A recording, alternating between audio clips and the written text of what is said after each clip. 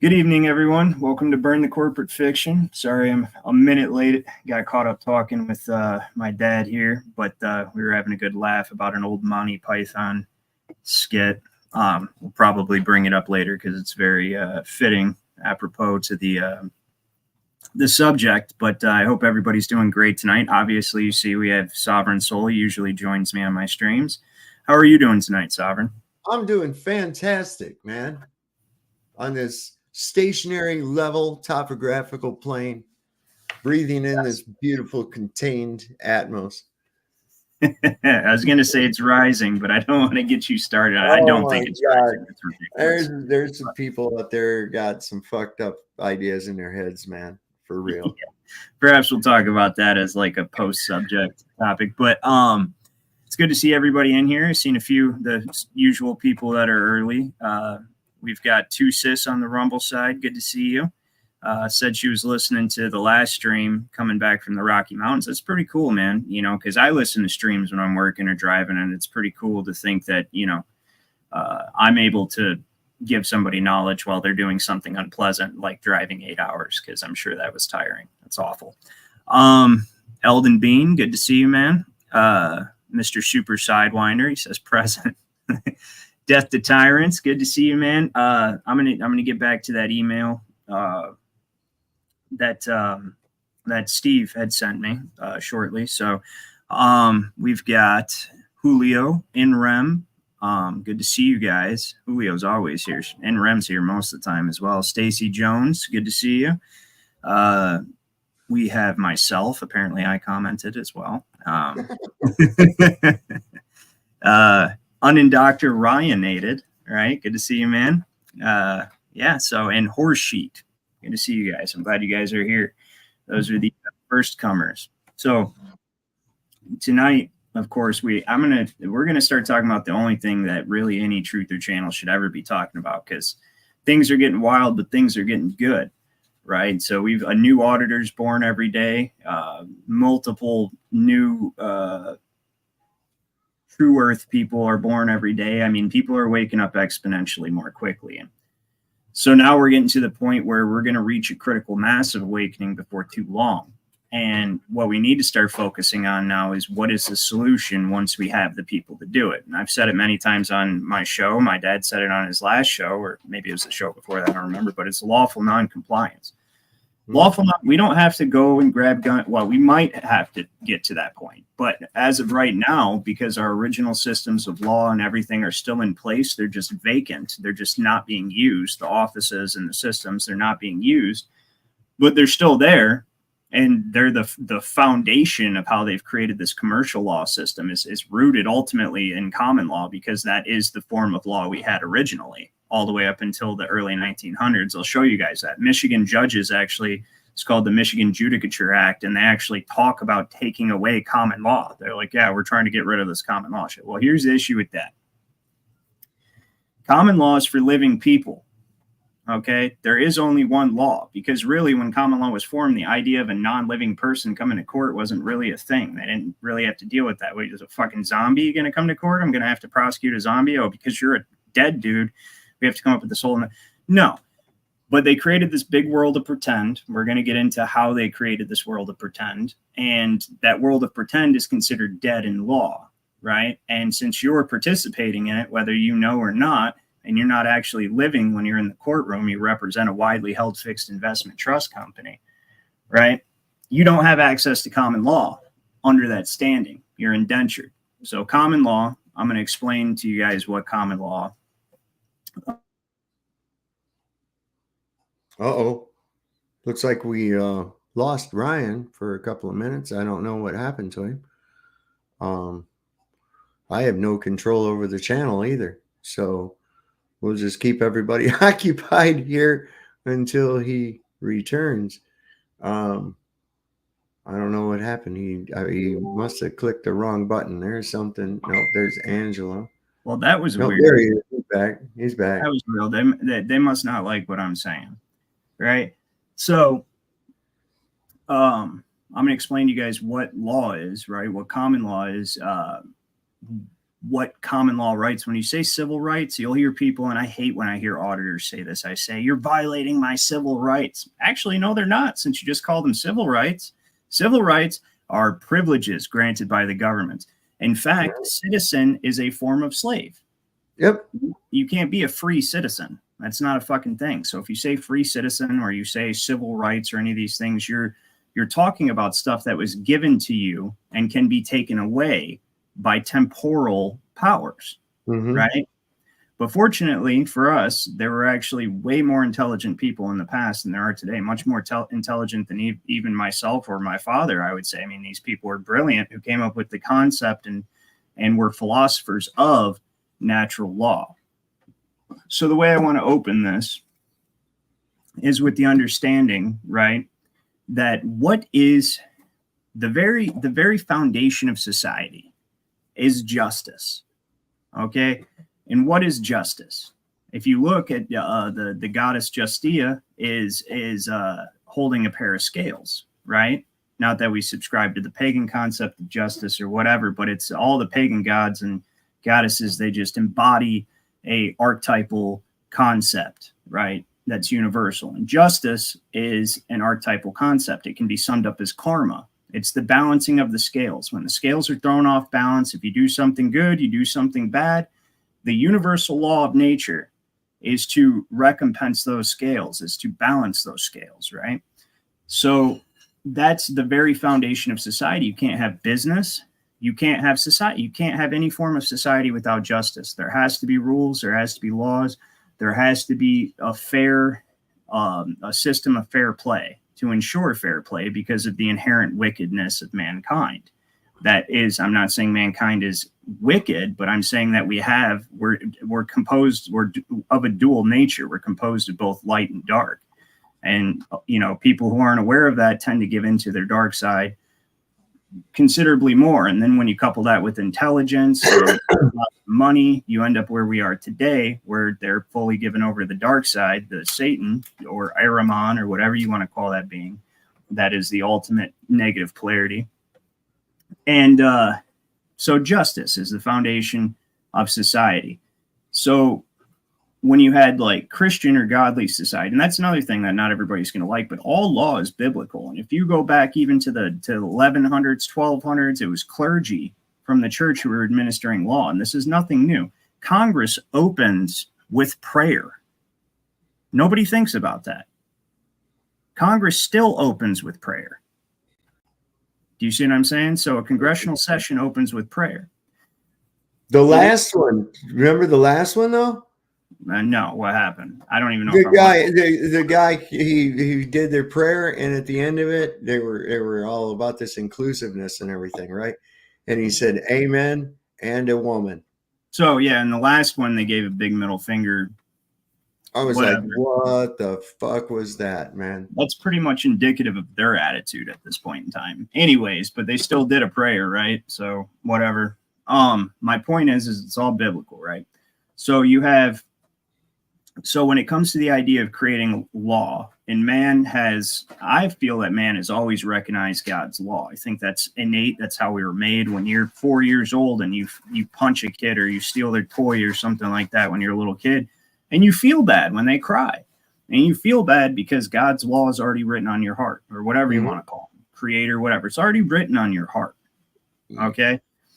And then once you come into adulthood, so now we have to take this in the concept of like, okay, so if we're forming society and we want to have a set of, so we're going to create this the idea of cities and towns and all that's the root of this artificial person as communities acting in unison towards a common goal, all subject to the same rules and stuff. Well, you can only legislate things. You can only write down what is consistent with divine law, because human law there's no such thing as human law. That's not a real thing until you come into the concept of contract. So you can only become subject to human law through contract, which there again isn't law. It's its own thing. It's equity. Well, now it's called commercial law, right? And that's just the enforcement of something you agreed to, because again, that goes back to the Bible. That which you bind on earth, I'll bind in heaven. And when you give your word, you have to fulfill your promises. And you're really never supposed to give your word, right? And they know this. They know everything that I'm telling you now, the people that run this stuff. And that's what this is. So the knowledge of good and evil, positive and negative, is basically is being able to judge. And that's the largest, that's the most powerful source of our sorrow, is our judgment, whether it be in our own minds towards other people and things. This is what creates belief systems, and this is what actually creates the bars of the mental prison cell you're in, is your belief systems, which are based on judgment. And that's the knowledge of good and evil, right? Well, it can be interpreted. It's also an intercourse thing, and it has multiple because it's divine, that concept. But in this instance, how it's expressed in law is its judgment, right? And it's being able to try to create law for yourself. And that's all well and good as long as the law that you're making is consistent with divine law. So here's what the Catholic Church did that was real clever. You know, once Christ came and started pretty much what could be considered a revolution, and Rome had to get it under control, they did what they've always done when they conquered other enemies.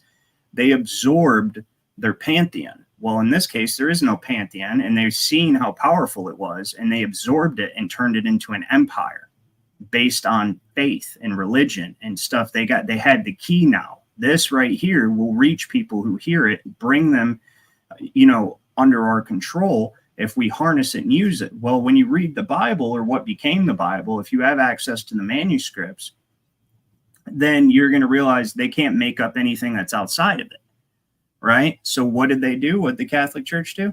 They took away the Bible for centuries. And they're like, oh, you don't need to interpret what the law is. We'll interpret it for you. And then, as you can imagine, by the time we got towards the end of it, they were selling tickets to heaven.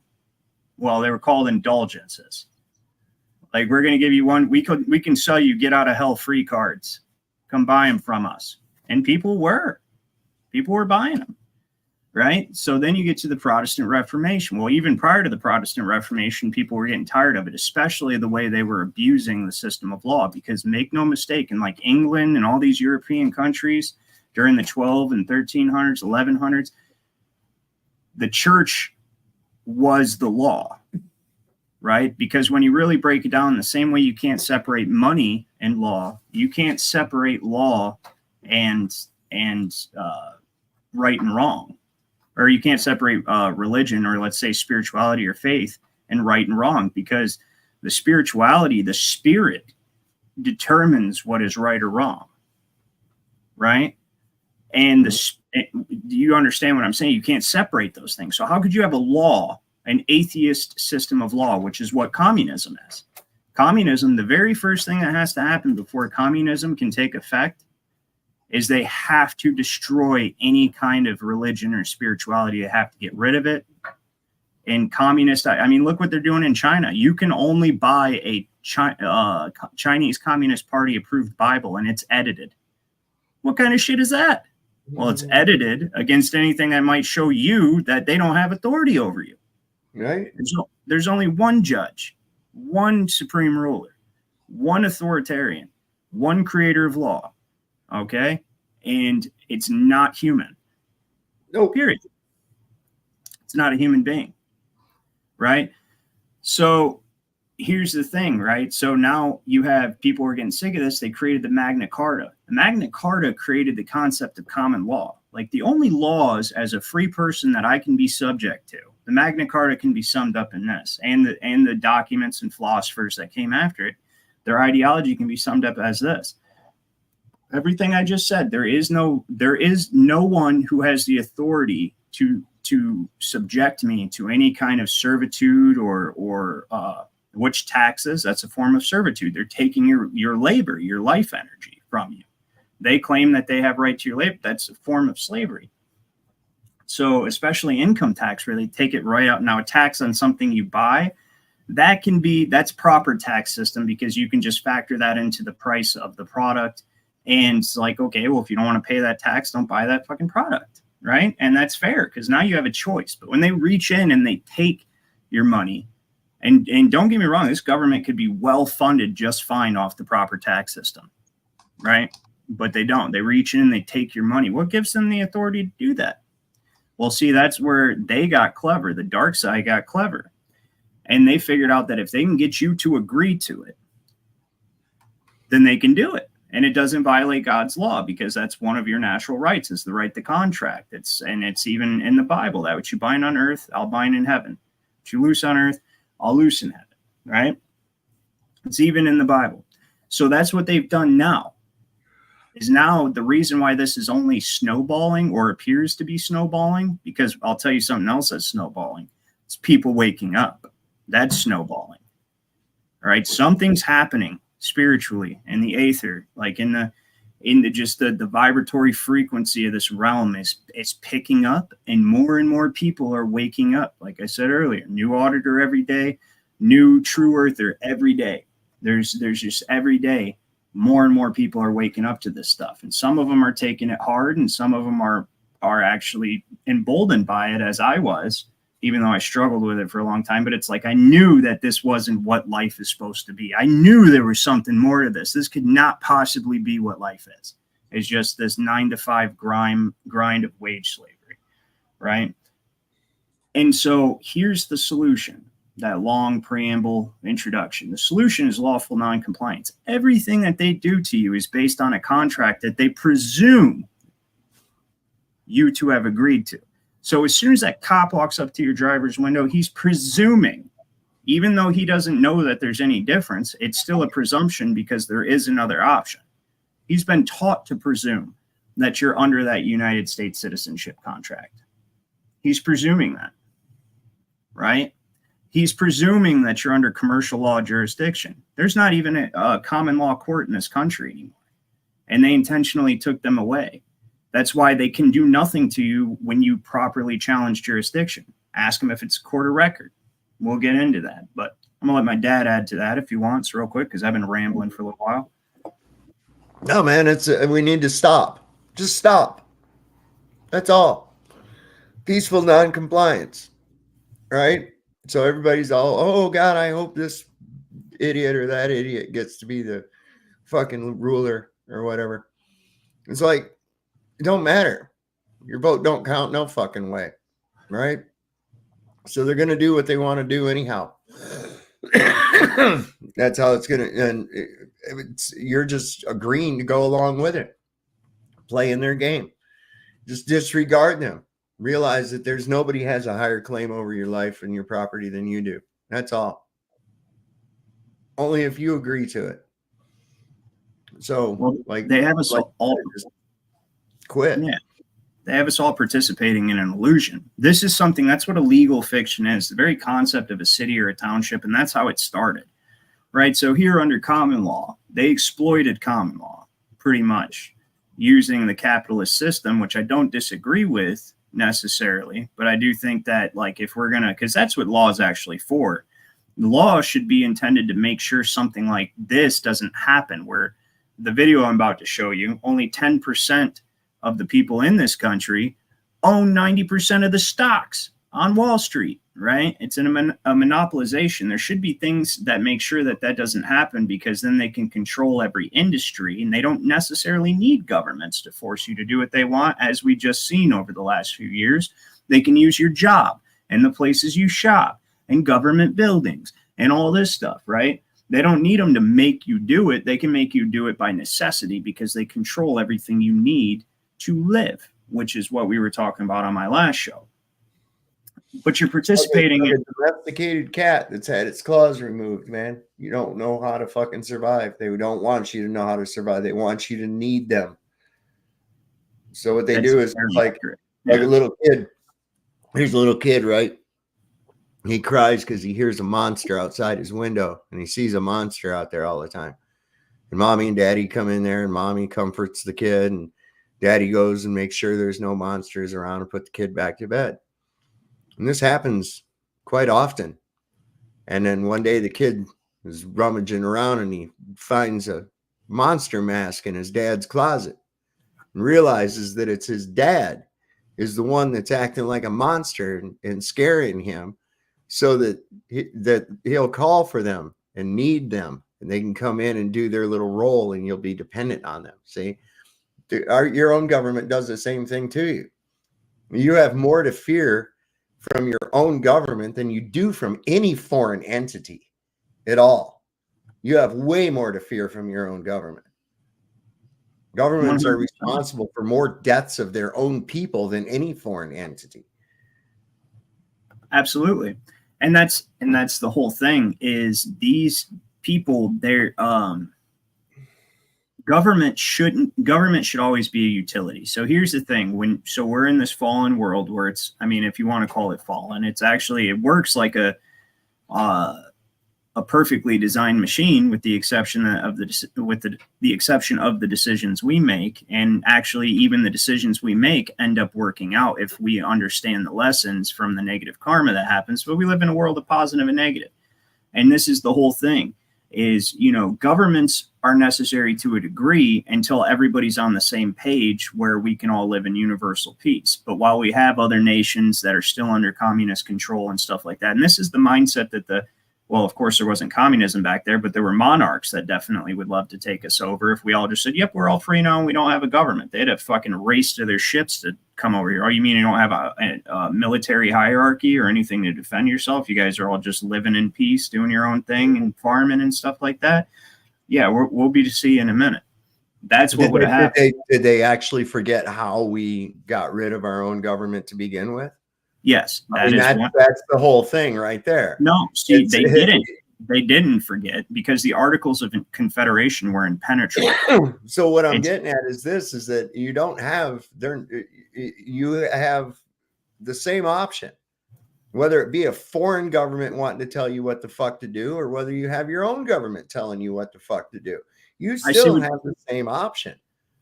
You do, but you need a military hierarchy. You need to make battle plans and be able to get conditioned and trained troops. So otherwise, I mean, it's like you'd train your boy how to defend himself, because sooner or later he's going to get into a fist fight with another kid at school. But see, right?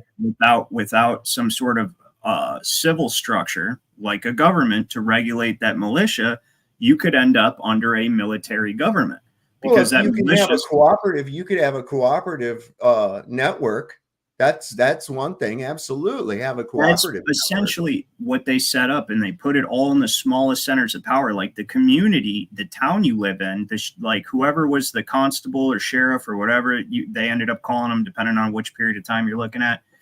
That was the most powerful person in the land. Nobody could come tell that sheriff shit. I don't care who they were, what department of the government, or what you want to call it, what branch, nothing. Nobody could tell that sheriff anything. And guess who controlled that sheriff? The people of that town. Now you're in a community small enough where they all share the same problems and concerns. They all share the same way of life. And if that sheriff starts doing something that they don't like, it's very easy for them all to get together and just get rid of him. It's very easy. It can happen, no problem. That was the Confederate form of government. That was brilliant. That was like, okay, here, we're under common law. Don't hurt nobody. We got a sheriff, to make sure we don't have anybody come in from out of town and do something stupid. Make sure, nobody around here does anything stupid. And obviously you have the right to defend yourself first before he even gets there. But if he happens to be there, he's going to help. And that's the whole situation right there. And it was brilliant, and that was the supreme power under a Confederate government. And that's what we had. We had the Articles of Confederation, and that only lasted about 12 years, right? And it's because the wealthy money powers and monarchy, but primarily the church and all the wealthy people associated with that and the monarchs and everything, they realized that this was a very dangerous concept. I showed you guys the Treaty of Verona. They all got together and said, yeah, the way that country's run, we need to take it out. Because if other countries start mimicking this, it's the end of us.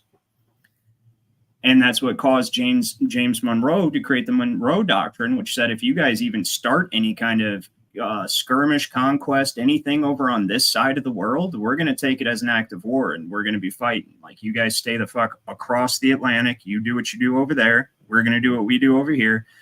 And that was the only reason we even had any kind of form of government in the first place. But it was a very...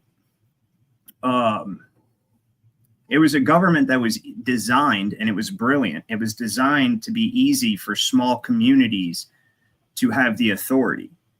and there's nothing they could do with it. So those money powers and people like Alexander Hamilton, who was raised by wealthy bankers in England because he was an orphan from, I think it was the Caribbean, and they realized he was smart and ruthless, and they took him in and raised him up, got him a law degree, all that, or whatever they called it back then, and sent him over here, and he was part of our government. We had agents like that in our government that was like, oh no, we'll be inefficient. We won't be able to decide on things quickly enough if all the power is so scattered about. So we need a stronger federal government. And really the real reason they wanted to do that was to centralize the borrowing power. That's one of the main things that fucked us over, was the Constitution giving the federal government control of the currency, because that's how they were easily able to give it away to a foreign third-party central banking cartel, right? But it wasn't never supposed to be that way. And that's why people have to stop getting so down on the system of government that we're supposed to have, or what this nation represented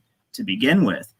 And we have to start recognizing that they set right to work at trying to undermine us. And obviously most people weren't prepared for it.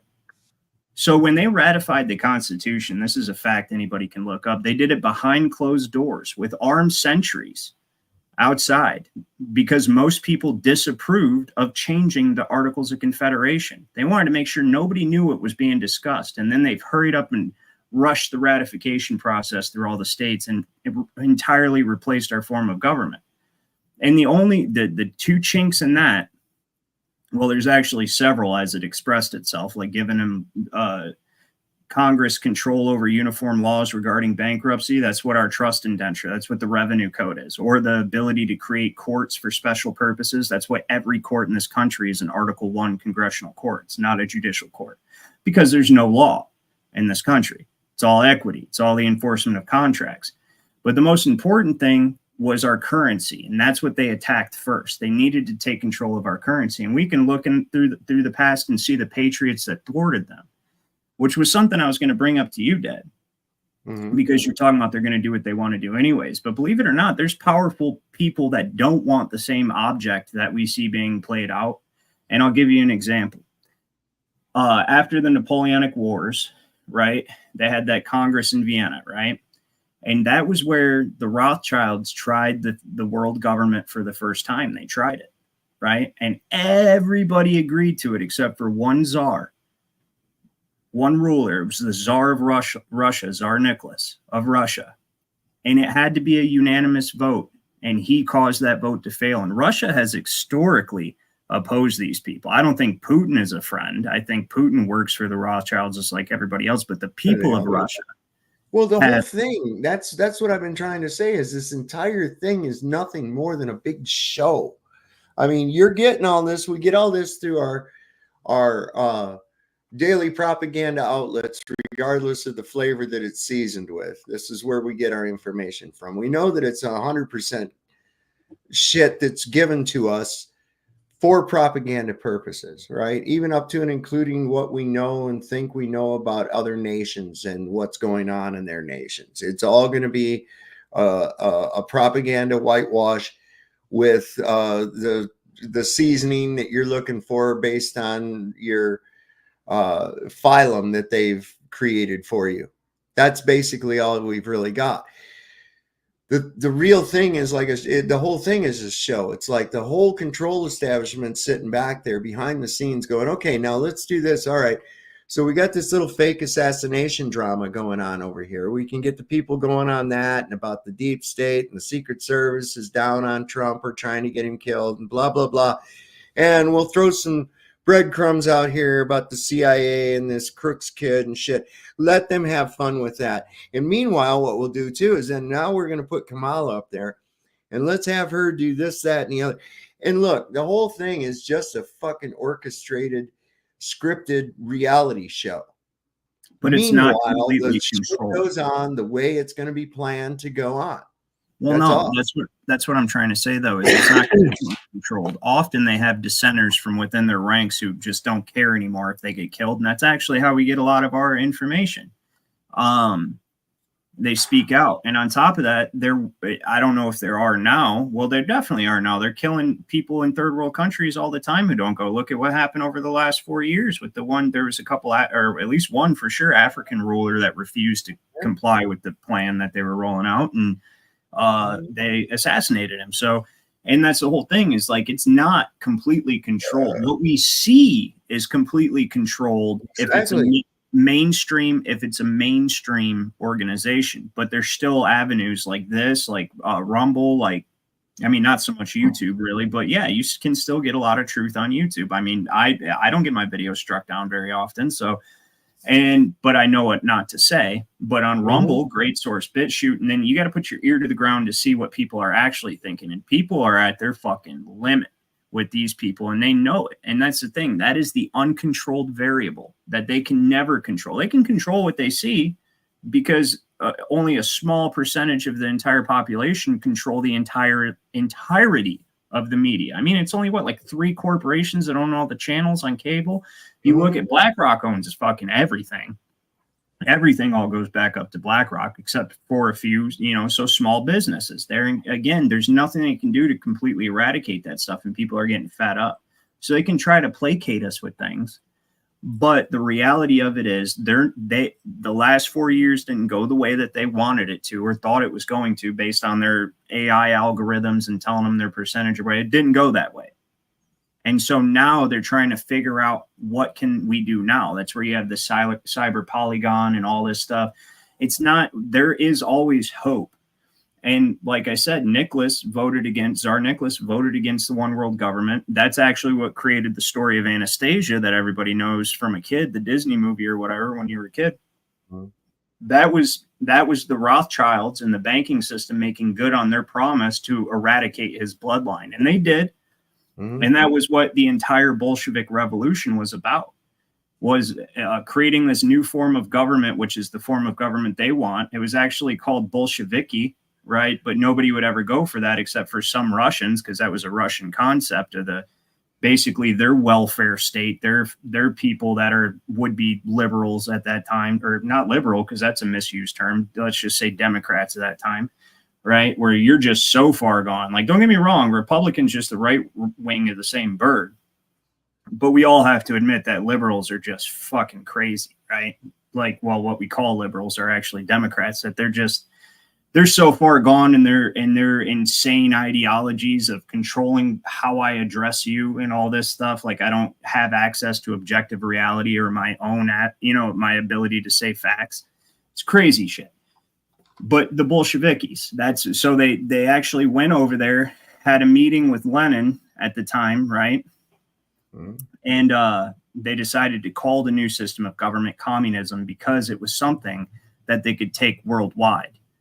And that's how long they've been planning this shit. Hundreds of years, thousands, I would say. Honestly, they've always been trying to do it, but here they've not been successful yet. And they've been trying for centuries upon centuries upon centuries. Why are we going to let them be successful now? We're not. And they know it. They're just too committed to back down. That's all it is. Right? So I want to show you guys this video, because it kind of sums up, and that was our discussion of the problem. We're going to start talking about the solution here and shortly. But I want to show you guys this video because I like what this guy has to say. Aside from the fact that he's in a labor union, which is it could be good, but historically it has not been. So it's overwhelmingly socialist. It is overwhelmingly. My father actually picketed the union.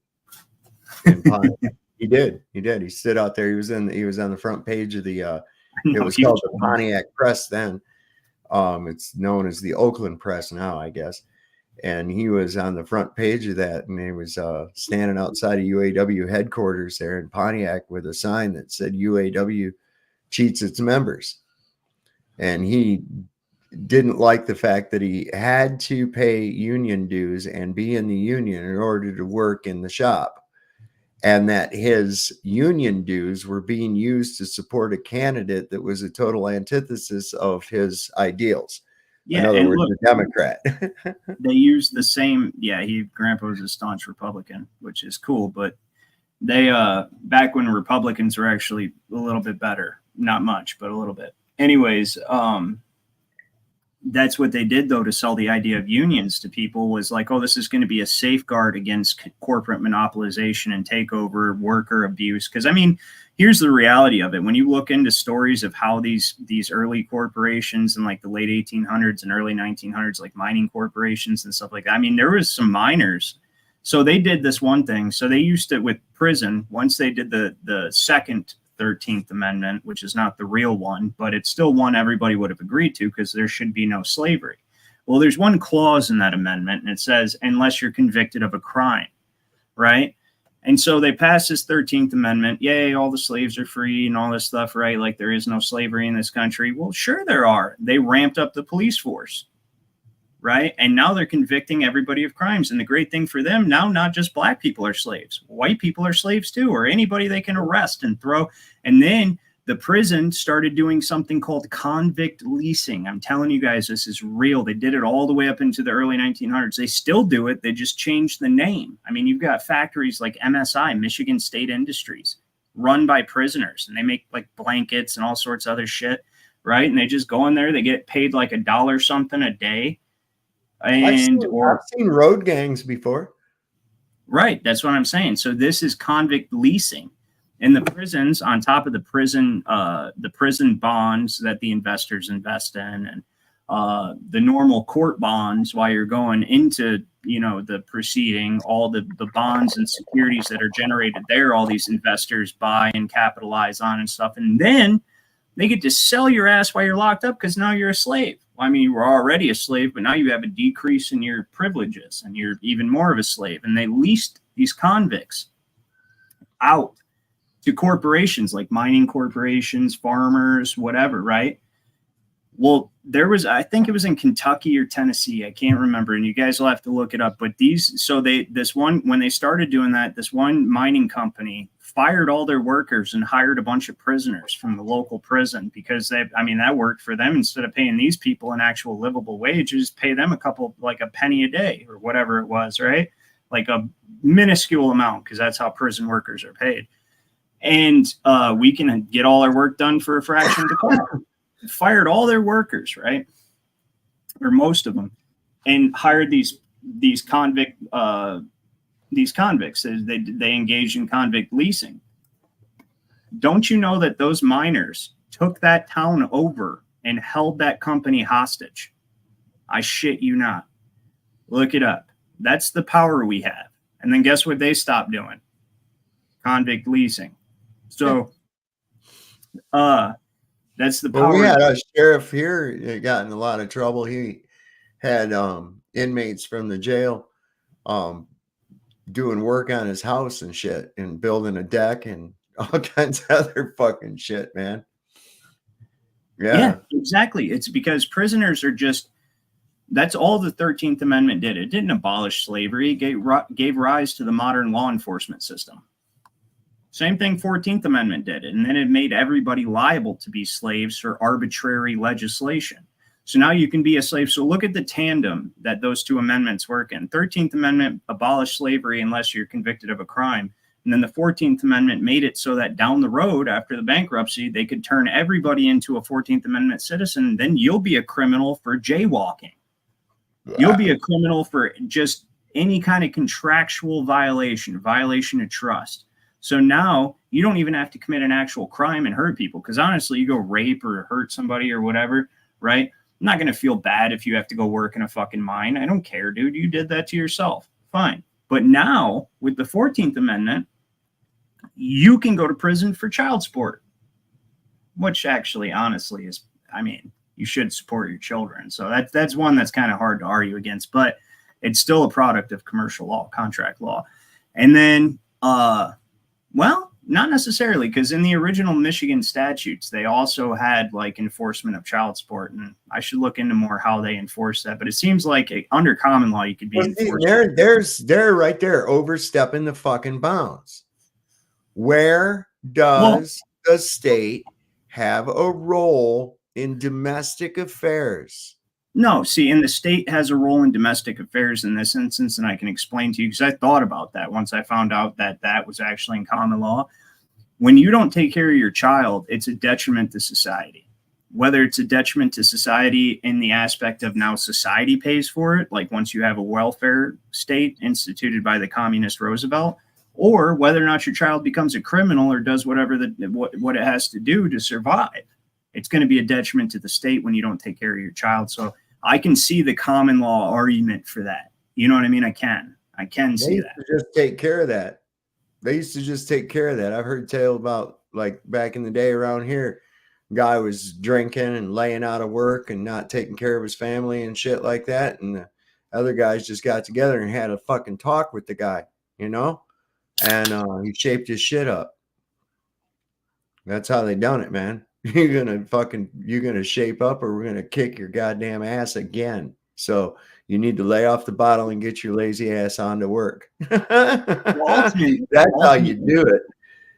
Ultimately, that's what it boils down to, is whether or not, you know, the communities are taken care of. And it should be up to, I think, like when it comes to matters like that, it should never be made a statewide thing. That should be like part of a community charter, right? So like, if you agree to be part of this community, and that's what the communities have to get charters. They've historically always had to get charters. They have to get charter from some sovereign to form an organization, just like a corporation does. That's how this whole system works. And it's really brilliant when you look at it objectively, and common law could make it excellent, right? But it should be left up to the community. And it's like, but then what you'd have there is, just because it makes so much sense, you'd have all these community charters being like, well, if you live in this town, this is what you have to do. This is, you know, like, you have to take care of your children. You know, it's not our children. You got to take care of them. You got to do something, right? So the common law argument for that is whatever. But back to what so a better thing to say is you can be thrown into slavery under the 13th Amendment through the 14th Amendment by, say, protesting your government. They could say you're inciting violence, or you're committing treason.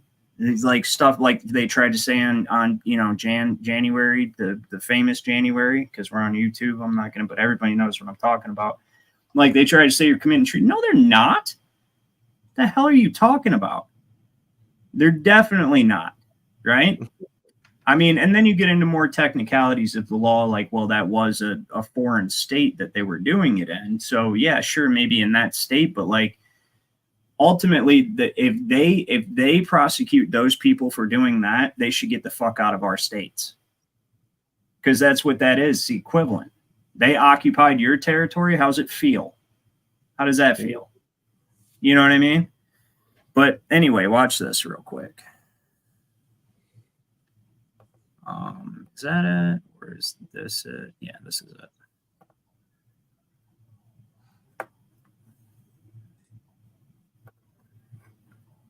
Yeah, of course. No sound. It costs $50. I can afford it. I'm in a labor union. Only thing I don't like about being in a labor union, they still want us to labor.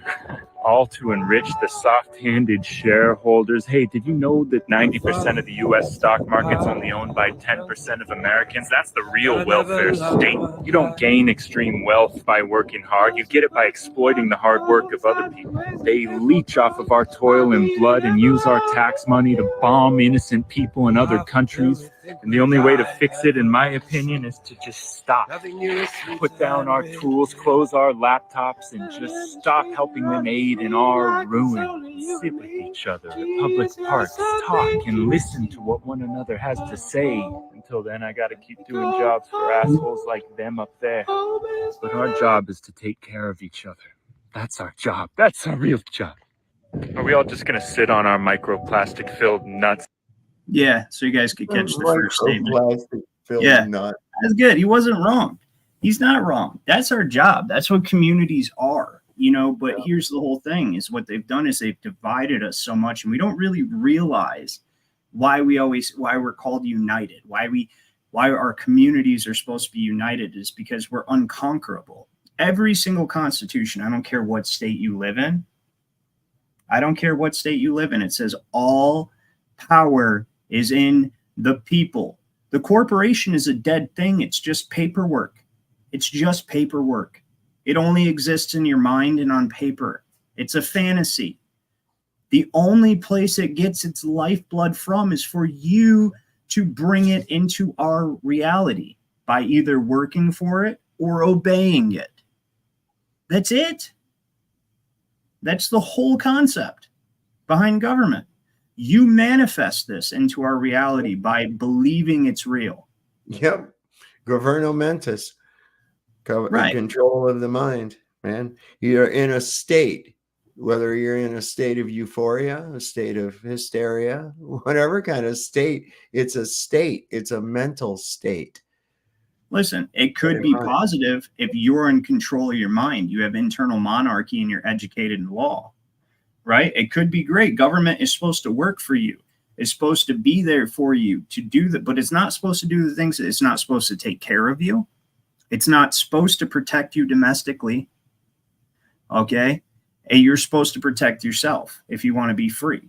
And that's the biggest problem we run into with most people, especially when you start to talk to them about cops, right? Like if your community wants a sheriff, great. You elect him, you own him. He works for you. He works for everybody in that community. And if you guys want to get rid of him, you can.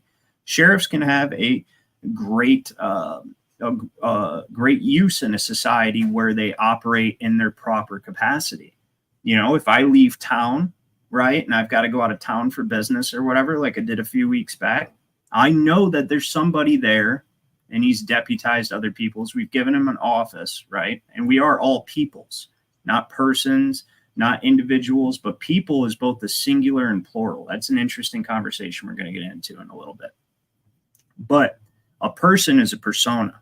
Person doesn't appear anywhere in the Constitution until the 14th Amendment, because a person is a persona. A person is a mask. A person is like it's like a suit that you wear in order to operate in certain capacities. But we're not. So everybody thinks that the individual of people is person. It's not person. It's just still people. You're one of the people, however you want to say it, right? But the people doesn't necessarily have a singular. The people, I'll show you guys something where I'll have to find it on my phone, but I can actually find it right now. Let me share the screen. We'll go to, this is one of my favorite resources because I remembered where I seen it now. It's one of my favorite resources. And it is 1215.org, which has a complete copy of Bouvier's Law Dictionary adapted to the Constitution 1856. That means whatever laws or whatever words are in here mean what they mean, regardless whether they were used in this new commercial law or this old, our common law, which is still here and we're supposed to be under. We just are under contract now, so the common law doesn't apply to us, right? But let me see if I can pull this up. Yeah, here we go. It's not letter D, but we'll go there. Fuck it. And go here, 1215.org, guys. And we're going to go to P for people. We're going to go down to people. And I want to show you something interesting in this common law definition. Oh, it's up. It's way up. P-A, P-E, right there. And then O. Right there, people. I just seen it. People.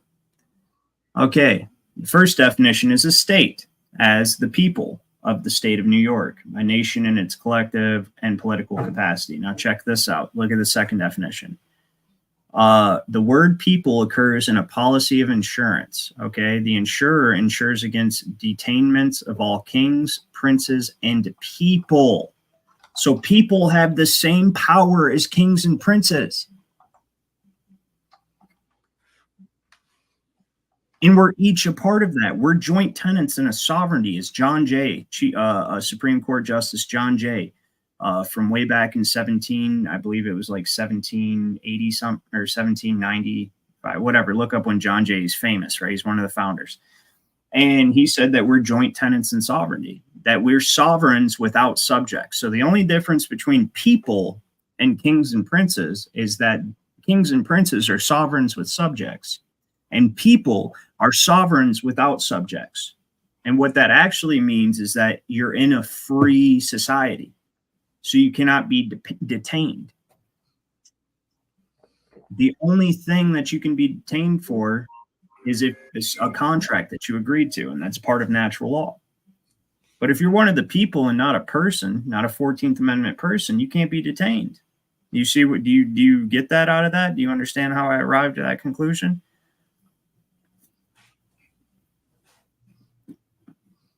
Because people is a sovereign term. We are we the people. You are not a person. Right? Persons are 14th Amendment United States citizens, which I can show you ad nauseum, example after example after example of how you're not a United States citizen. I mean, even just starting with, I think I got it. Is this Black's Law? Starting with the 14th Amendment, Black's Law Dictionary, right? It says it became part of the organic law July 28th, 1868, and its importance entitles it to special mention. It creates, or at least recognizes for the first time, a citizenship of the United States as distinct from that of the states, and forbids a blah, blah, blah. The rest is just a bunch of garbage, but that's exactly, it creates. I mean, because it existed before with people in the District of Columbia or a federal territory, but it didn't need to have a name on it. Everybody already knew that those people were United States citizens. So like if you were from, the state of Virginia and you went to Oklahoma territory, you know that you're a Virginian and those are United States citizens. They're elective franchises. I can show you court case after court case from that period during the Western expansion, which shows they call them elective franchises. They're not one of the people. They're citizens. You cannot be one of the people and a citizen. Citizen is a servant. I don't want to be no servant. I ain't nobody's fucking servant. Right. You're one of the people then, right? So, I mean, that's just a small example. I mean, we cage this thing in like a beast. Just like this. All these boundary stones exist around the 10 square mile. Why do you think they did that? Why do you think they deemed it so important to mark the boundary of this corporate creature's authority? Why do you think they did that? You think they just thought it looked neat? What does it look like? It looks like prison bars. They caged that fucker in there. Those stones are still there. That's what I'm saying. And they're still true. They're still effective. And this corporation has greatly overstepped its bounds outside of those stones. But that's how they do it. The states still exist in their original capacity, but according to them, they're empty.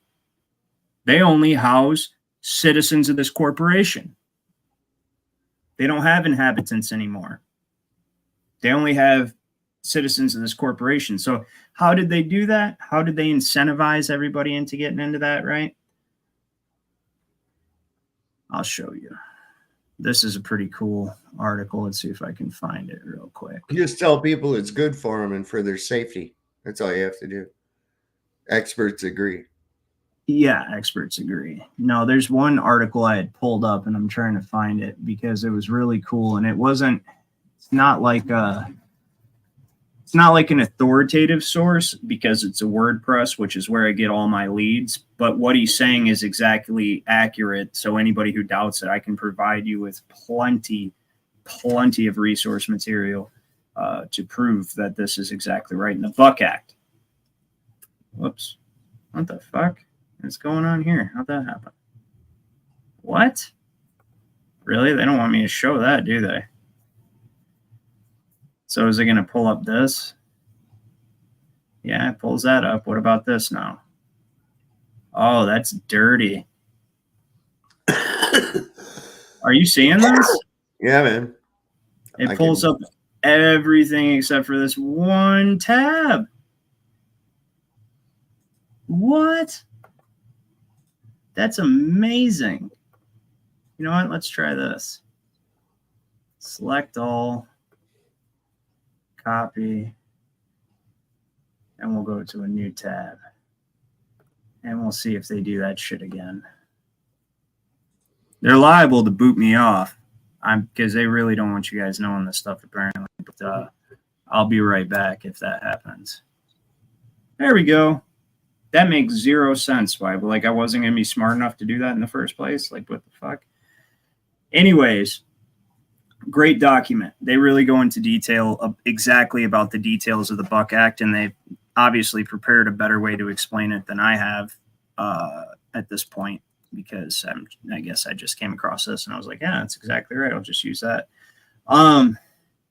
It says, yeah, so the federal government virtually always does its work according to the principles of law, and it does. The government. So the funny thing is, the United States government, that corporation, which is just another word to talk about a company that has nothing to do with you wherever you're at, especially if you're not in this country, obviously. But really, in all honesty, absent consent, any country you live in, your government has nothing to do with you without your consent. Did you ever knowingly and said, agree to a contract that says, yes, I agree to be an indentured servant and allow you to take a portion of my property weekly, bi-weekly, monthly, whatever you get paid? Did you guys sign a contract for that? I never signed that contract.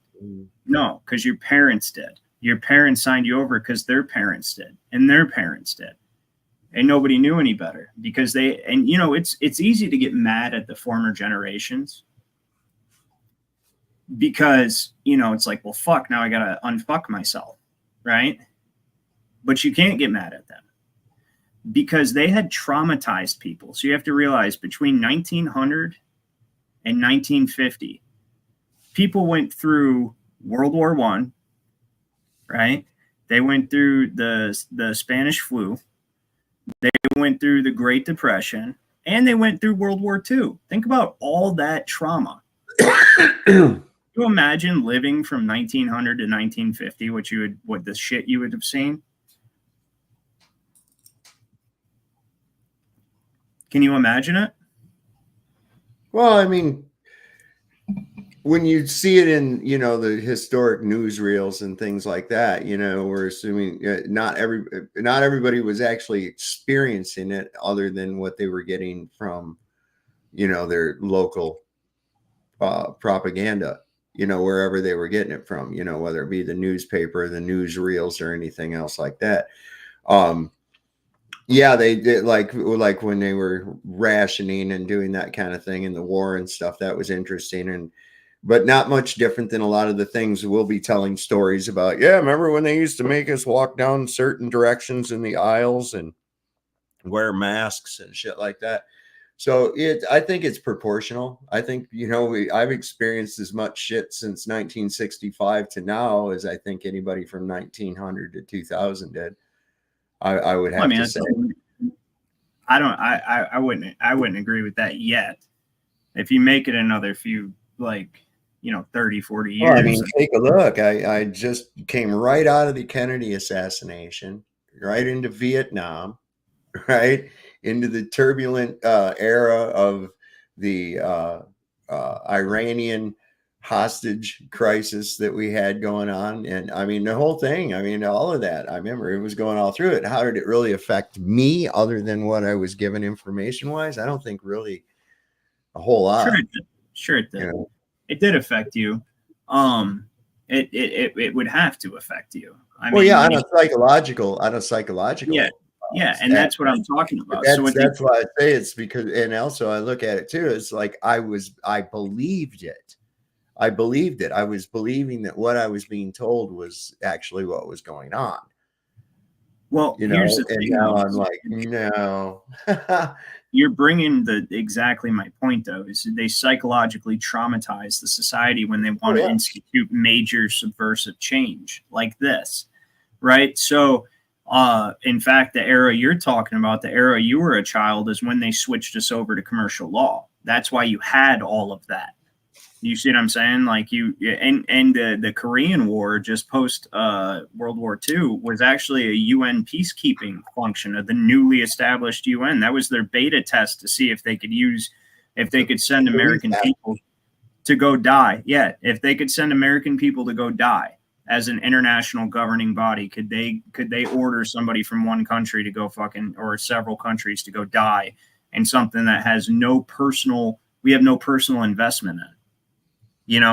until we started dying over there. And then that's a self-feeding cycle. You killed my brother, you killed my buddy, whatever the case may be. And then now people hate, the Korean, however it worked out. It's a self-feeding. That's the same thing with all the wars. It's like we don't have any beef with these people until we go over there and fight them. And then once we fight them and they kill people we care about and stuff like that, now we have beef with them. But we fucking never had beef with them. We didn't have to go over there and do that. They're not threatening us. They're not doing anything to our freedom, which we don't even fucking have. My freedom's never been in Japan. It's never been in Germany. It's never been anywhere. Okay. It's, nobody has. The last time an American soldier fought for American freedom was in 1865, and they were wearing gray. That's the reality of it. After that, it's all been for corporate fucking interests and control over bullshit in other people's nations. No, that is a 100% accurate statement. That and isn't the funniest thing is that the average person thinks they were fighting for slavery. That's almost like a beautiful symmetry in their irony right there. And I said it at 11:11. No, that's a beautiful symmetry in their irony, in the way that they invert everything. Is now the last actual freedom fighters in our country, like the last people that were actually fighting for our freedom, last soldiers, were the very soldiers that the average person will disrespect and disgrace without even knowing what happened by saying, "Oh, fucking rednecks" or whatever, right? Like you have no idea what you're even talking about, dude. Like that shit had nothing to do with slavery. Slavery was just Abraham Lincoln himself said, "I wouldn't have freed a slave if I could have preserved the Union." He was just an idiot. I still think he was one of the most destructive. No, I know he was like one of the most destructive presidents in history. I'd say it goes Lincoln, Truman. He was the Obama of his time. No, because Obama is actually intentional in what he's doing. Outside of that, yeah. The thing is that Lincoln didn't actually knowingly. Yeah, he was very overt. This is why there was so much controversy over this. No, you're not listening to me. He was overt about his retarded policies. But what I'm saying is he was not knowingly working for the Jesuits, whereas Obama. I don't know. I do. They shot him in the head. Yeah. And doesn't mean he wasn't working for him. That's like, okay, you're fired now. I'll give you the great, and I'll tell you how you can tell that he wasn't. And I'm not saying he was a good dude. I think he was an idiot and a very destructive president. Had no business ever being in the White House. But what I'm saying is, fucking dictator. He was a dictator. The reason I know that he was not working for the Jesuits is because he wanted to put the South on the same standing that they were prior to the war and act like the war never happened. And that would have been even outside of printing and issuing his own currency, which he was also doing. And that was incredibly destructive to their plans. But outside of that, putting the South back on the same standing that they were prior to the war would have destroyed their plans for the 13th, 14th Amendment, the Reconstruction, the carpetbagger courts that became today's local district court that they prosecute fucking traffic tickets in. Like all that stuff that came out of their Reconstruction acts, right, is the very system we all live in right now. And that's why they killed him. He was not going to punish the South. He says, we're just going to put this nasty mess behind us. It's right after his inauguration, he was shot. Or right after that post-war address, he was shot, not inauguration. He was shot because he said, we're going to move on. We're, our brothers in the South, we're going to act like this didn't happen. We're going to reinstate him, put him right back in. I mean, all the states that were banned from ratifying the 14th Amendment were a part of ratifying the 13th Amendment. Like everybody was like, okay, yes. I've seen his blood. I literally actually saw his blood before. That's interesting. When we went to DC and they took us to Ford's Theater and we got to see, where the assassination took place and all that. And then across the street to the house where he was taken to and where he died. And they've got that bed and everything all preserved, and his blood's still on the fucking pillow. So that's gross, but that's interesting. That's kind of cool to be able to see that. But the thing I'm saying is, they killed him because he wasn't overtly working for him, which is almost where he was just a useful idiot, right? And they got rid of him, and they did what they did to the South. They passed the 13th and 14th Amendment, which led to this, the Buck Act. The 14th Amendment is United States citizenship, right? So, like, you have to agree to. So, like, in I've shown you guys this McDonald v. State, right? McDonald v. State, the guy was found guilty of murder. He appealed it because he said one of the jurors was a foreigner. The foreigner wasn't actually, he did emigrate from Germany and ended up naturalizing himself in the state of Indiana, but he never filed federal naturalization papers. So technically he wasn't a citizen of the United States, but he was a state of Indiana. And it's all recorded in the court case. This is a verifiable fact. I've shown it on this show many times. I'm not going to look it up now because I'm trying to get to the main point of the solution, but anyways, you did not have to be a federal citizen. So in order for him to be a federal citizen, he'd have to file 2 forms of naturalization paper. Now, to sum up what this guy says here, and I'm going to put the link to this in the comments in a second. You guys can read. It's a very good document. Everything he says, I know what he's saying is true, and I can prove it. Like everything he says, everything, and he cites all his sources, and that's usually what a good journalist will do. Independent journalists will do. They'll cite all their sources. And anyways, the federal citizenship was voluntary, and you had to agree to it. Now, the reason that's the way that they even passed it on the public in the first place, even though they unlawfully ratified it without the requisite number of votes by excluding states from the ratification process that knew what it was going to be used for. And that's what they did. That's congressional record, June 13th, 1967, page 1045, I believe. I've also shown that many times. There's an entire debate about it on the floor of the House. And so it was voluntary. Slaves, newly freed slaves, is how they pass it. They're like, oh, well, we'll give you rights and we'll protect them. Since you don't have any God-given rights as a slave, you'll get government-given rights and we'll protect them. And that's what the 14th Amendment is claimed to be. But it says that the 4th section of the 14th Amendment says that nobody can question the debt, right? You're not allowed to question the public debt. What does that have to do with protecting your rights? Well, it's because it's actually to be able to rope you in as surety by getting you to contract into citizenship. And so once they got people to contract into citizenship, and especially after the bankruptcy, when they instituted all these, that's what welfare programs were created for. Roosevelt was a communist president, and he instituted all these welfare programs so that people would forfeit their sovereignty to get help to make it through the Great Depression and the times after, and take advantage of all these. There's no such thing as a free lunch. It's called the free lunch principle. And they used it on the country right at a crucial time that they engineered where most people were starving.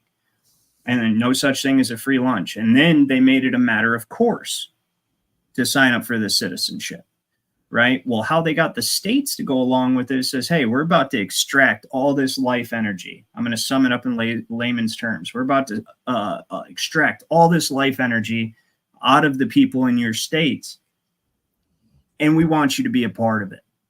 Okay, we know you wouldn't go for it if you weren't a part of it. So we're going to bring you in. We're going to pass what's called the Buck Act, which gives you the authority to charge state equivalents of our federal taxes. That's what a state income tax is. That's from the Buck Act. And we're going to allow you to declare your entire state a federal area, and then you can partake in the profiting from this pillaging. And we'll just allow you to collect all our stuff for us. And for collecting it, you can keep your own portion of whatever taxes you impose that mirror what taxes we impose. And that's the Buck Act. That's it. So right here, he sums it up. He says, because the corporate U.S. cannot tax private state citizens who live and work outside the U.S. corporation, territorial jurisdiction of Article 1, Section 8, which is what everybody's under now. It's the bankruptcy jurisdiction and military jurisdiction.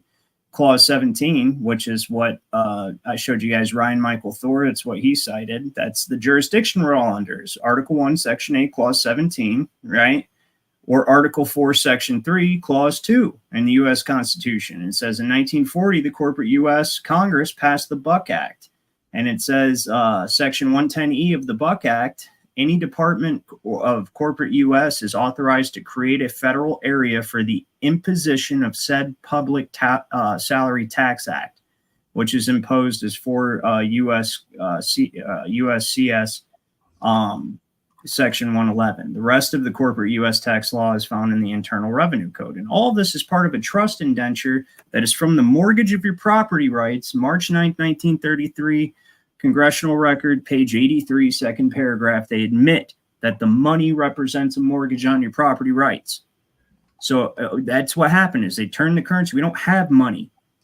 We have currency, and the currency are contracts, and that's where they created uniform commercial code, because everything in society, because most of society is commerce, right? And now everything in society that is commerce is contractual, because we're doing this all based on contracts. The Federal Reserve note, or dollar as you mistakenly call it, is a contract. That's why you're under contract law, because you use contracts to buy shit. And you don't actually buy it, right? If you buy something, it already has a lien on it because you used a debt note that you were used to secure in the first place. So they mortgage your property rights, which puts a lien on you, which means that anything that you purchase is subject to a trust indenture.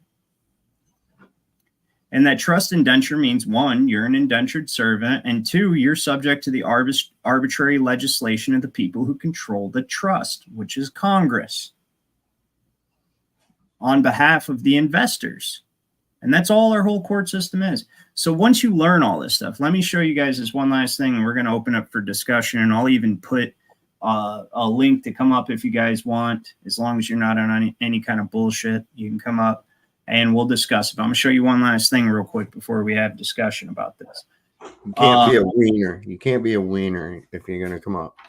No, you can't. I don't normally open my chat. The last few shows I have, and it's actually been pleasant. And as soon as people start coming up here being assholes, that's we're going to close it down again. Yeah, I was going to tell you an interesting thing that right over here, not too far from here, Lacey Spring, a little town between here and Harrisonburg on Route 11.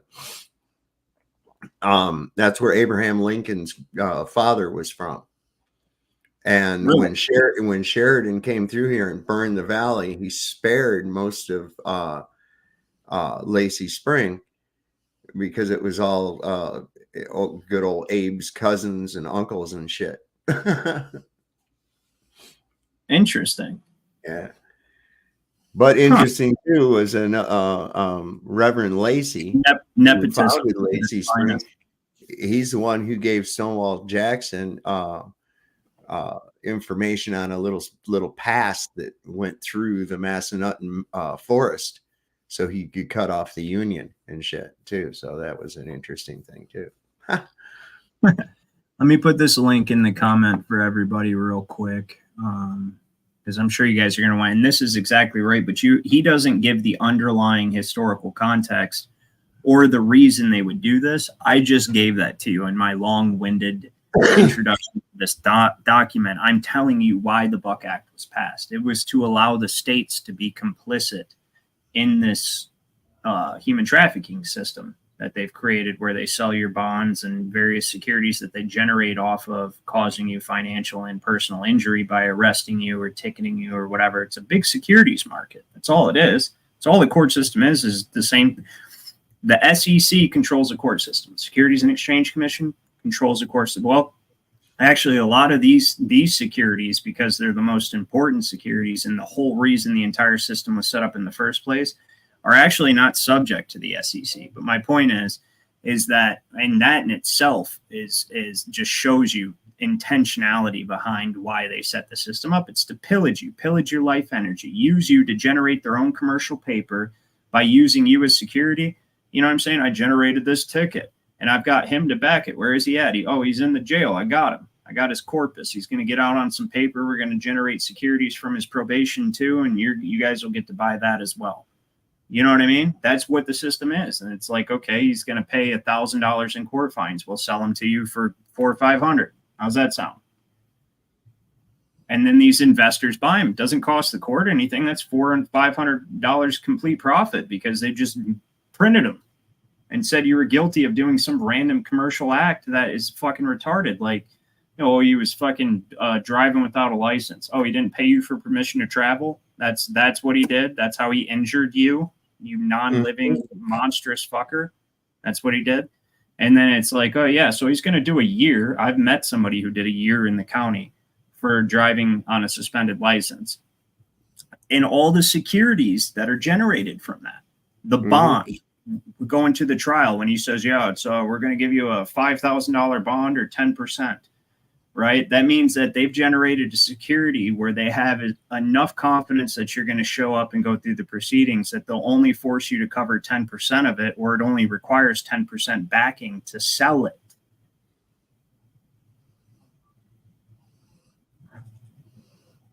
That's it. It's all just a loan market. It's all just a securities market, the whole thing. So let me copy this. And now that you understand this guy describes the mechanism that was used to allow the states who sold us out as well. Our own nation sold us out, which is Michigan or Virginia for my dad or wherever you live. That's your nation. It's not. It's what state means. That's your country. It's your country. The nation is the conglomeration of those countries. It's like, right. Well, like how the Sioux Nation was all a bunch of different tribes, but they all were considered Sioux. They were all related. So they called themselves a nation. That's exactly right, except for we are technically nation states, where we reserve all liberty except those expressly given to a foreign power by the Constitution, which in itself is a document of treason. And the real system of government is the Articles of Confederation, which gave that foreign corporation almost nothing, no way to penetrate the nation states, none, right? But yes, you are right, and thank you for that correction. That is exactly right. Is a nation is different from a state when it is completely, and a state is completely and independently sovereign. But the reason we are nation states is because there was many sovereign communities within the state, such as counties. You know what I mean? And that's how they set it up to keep the power in the smallest pockets and thereby in the hands of the people.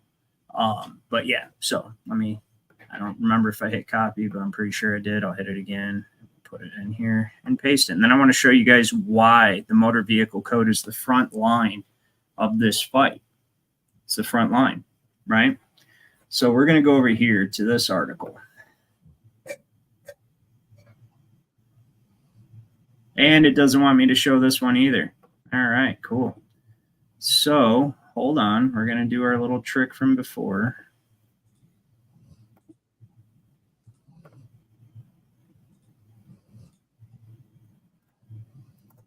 I'll get rid of the old one. Oh, it's doing it again. How about that? Close tab. Close that tab. This is crazy. I can just simply tell everybody what's going on. They can look it up themselves. I don't understand what the need is for all this stupid shit. Why they're locking my computer up. Gosh, you probably got too much, not enough video memory to handle all that. That's probably true. Here, let's try. You got a lot of shit open. That's eating up a lot of resource. Some stuff. Close. We'll close this again. Close that. We'll close. What haven't I looked at yet? So you know the dude from the Olympics that beat the hell out of that girl and won the yeah, I seen. Mike Tyson said he's willing to box that dude with all the proceeds to go to a battered woman's charity. That's actually kind of solid. It's pretty cool, actually. Yeah, I say do it. I say do it. I'm behind that. That works. Yeah, I see that fucker in the ring with Mike Tyson. Fuck yes. Did you see that Babylon Bee article I sent you where it said like what the fuck did it say? Hold on. It said something. It was hilarious. I got to remember how they put it though. I sent it to you. Remember? Got it right here. It says, do you got it pulled up? The Babylon Bee one. Oh yeah, it says Imani Khalif wins first ever gold medal in freestyle domestic violence.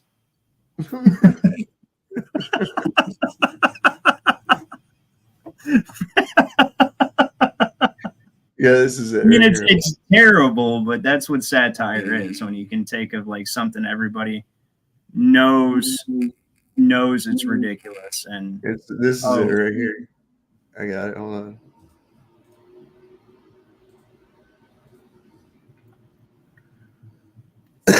There it is.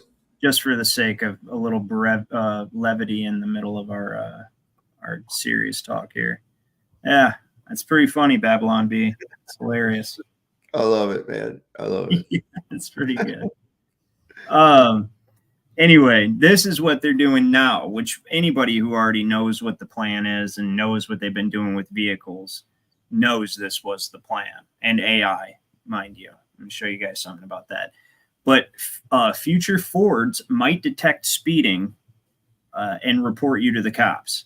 Okay? Now, I actually have something to add to this. Yesterday morning, and it's already in the United States Patent and Trademark Office, right? They have this. They're putting into the cars, and they already have it in the cars. And you know how I know they already have it in the cars? Because my wife test drove an Audi yesterday, right? I mean, as if we need an Audi, but she just test drove it. It's cool.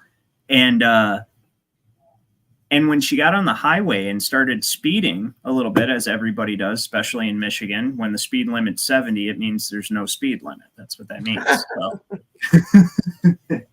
And she was driving this car, and what did it do to you? She's right next to me, actually. What did it do to you when you started speeding? It yelled at me and told me I was exceeding the speed limit. Yelled at her and told her she was exceeding the speed limit. What the fuck? But that's the whole thing. So now they want to put this technology in your car, right? Mm-hmm. That's going to actually report you to the cops when you're speeding. Yeah. It's going to have it set up to report other cars to the cops when they're speeding too. Yes. And beyond that, guess what happens when you get in the car, say like you had an unpaid ticket or something, just whatever you might just randomly have some commercial warrant out for. The future of this, and I've seen a commercial that they did say it was a real commercial, and I'll look for it and I'll show you guys next time. And they tried to make it like a joke, but dude had a warrant, got in his car, and his car locked the doors and drove him to the police station. You think I'm kidding? This is where they're going with this shit. And the motor vehicle code is the front line. So what good would this technology be if you're not a United States citizen? What if you're a Michiganian or a Virginian or a Floridian, right? New Mexican, whatever. That one sounds funny. But that would be what it is, though, New Mexican. And anyway, what would they be able to do? Now, if we all stand up, we're getting to the point where everybody has to stand up, and more people are waking up. But if we don't stand up to this, then this is the future. If we do stand up, take your license plate off your car. Don't present your license if you're not engaging in a commercial activity. Don't do any of that shit. What could they possibly do? What could they do? Right. They would have to create two different models of car. One for the United States citizen, the people that are comfortable in their slavery. They're like, my government protects me, right? Okay, well, you go buy that Ford. We get this Ford. Or stop buying fucking Ford, but it's all of them. It's all of them anyway. Ford's patent, it's all of them. They're all together. They're all one company. The names are an illusion. When you buy whether you buy from Pepsi or Coke, you're buying from BlackRock. Doesn't matter. Like, I hate Pepsi. I'll never fucking spend money on Pepsi. Well, when you buy Coke, you're spending money on Pepsi. Doesn't matter. Yeah. Does not matter. Chevy or Ford. And and they're both the same. It don't matter. You're still buying from the same people.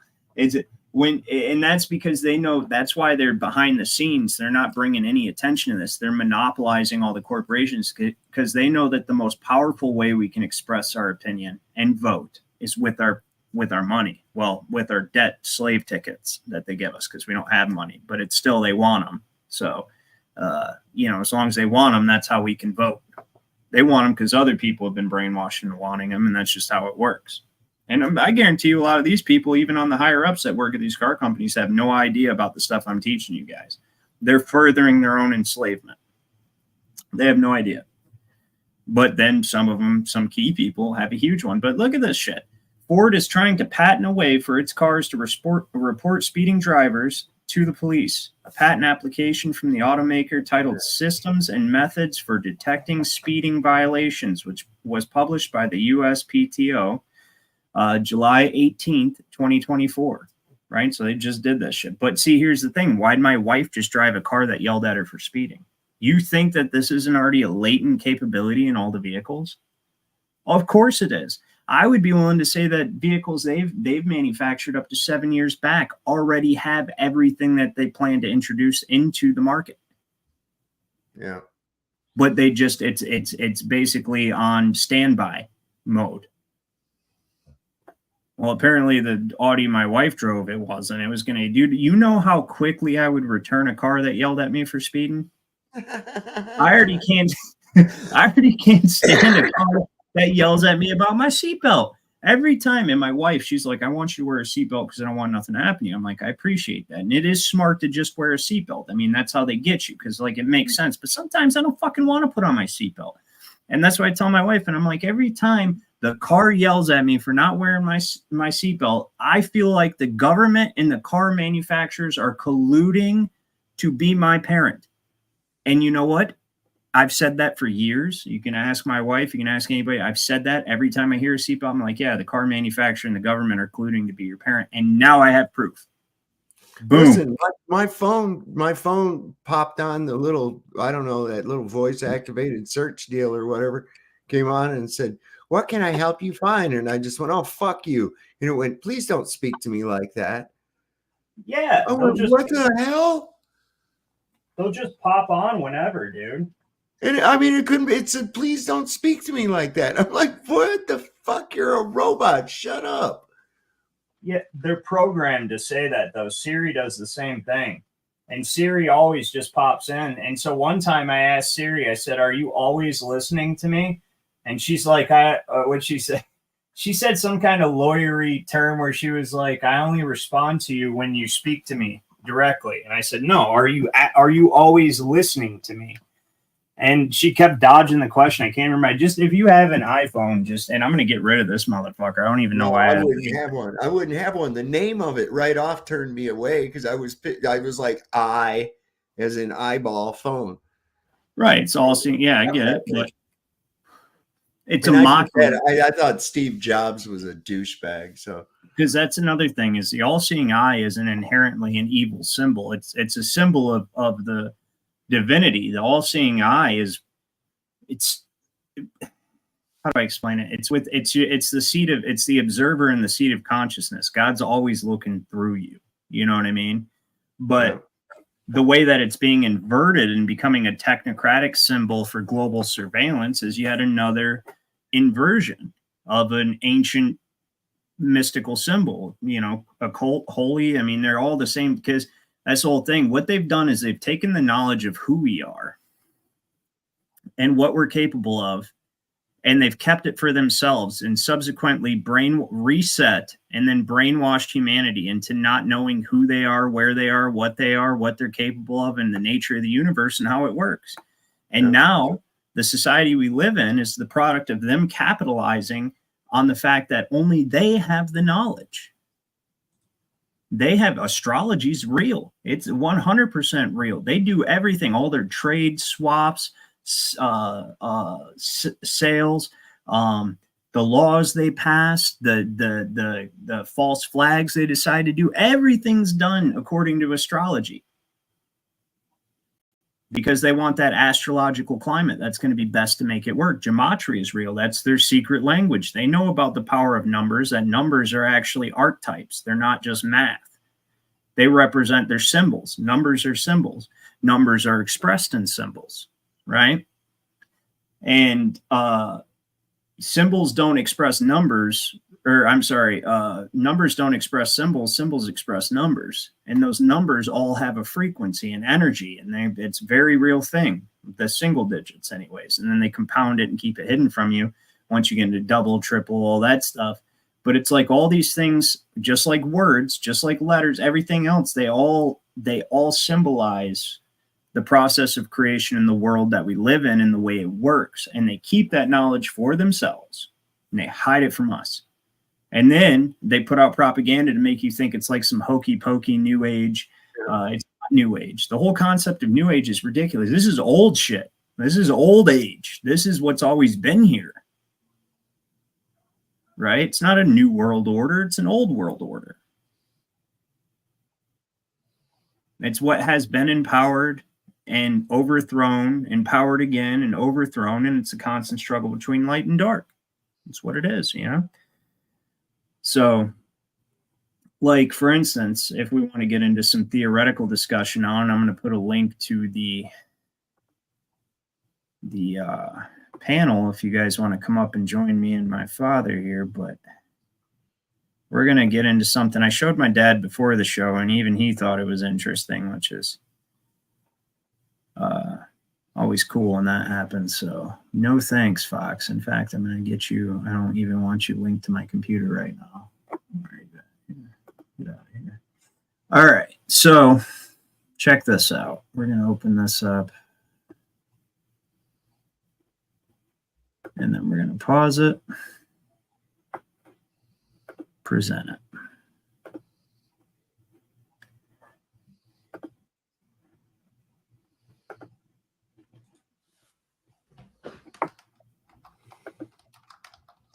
Whoop, my bad. I don't know why it always starts mute like that. Probably because I'm doing a show or whatever. It's like, but. Worldwide earthquake, an earthquake that was so powerful that it liquefied the soil and civilization sunk, destruction all around the whole realm. Think about like the Roman ruins. The Roman ruins had. God damn it. That's what Oh, yeah. What the fuck? Hold on. Sorry about that, guys. Technical difficulties. We'll go back a few seconds here. If it will let me. Had to be dug up. They had to be excavated. Easter Island and like the Moai statues, there was a time where people thought they were just heads. And then it was very recently, people said, guess what? They have bodies. And in some cases, the bodies go 20 feet underground. Said you go look around the Middle East, there's some gate in Iraq, ancient Babylon. The gate is like 25 feet tall, and it's literally buried under the ground in the 1850s. They had to dig it up. That is insane. I mean, that is insane. Like, go Göbekli Tepe. I think they said they only excavated about 5% of this place. Again, 20-foot tall megaliths under the ground. So what the modern archaeology says, their best theory is somebody buried their own temple. What? Buried? Evenly.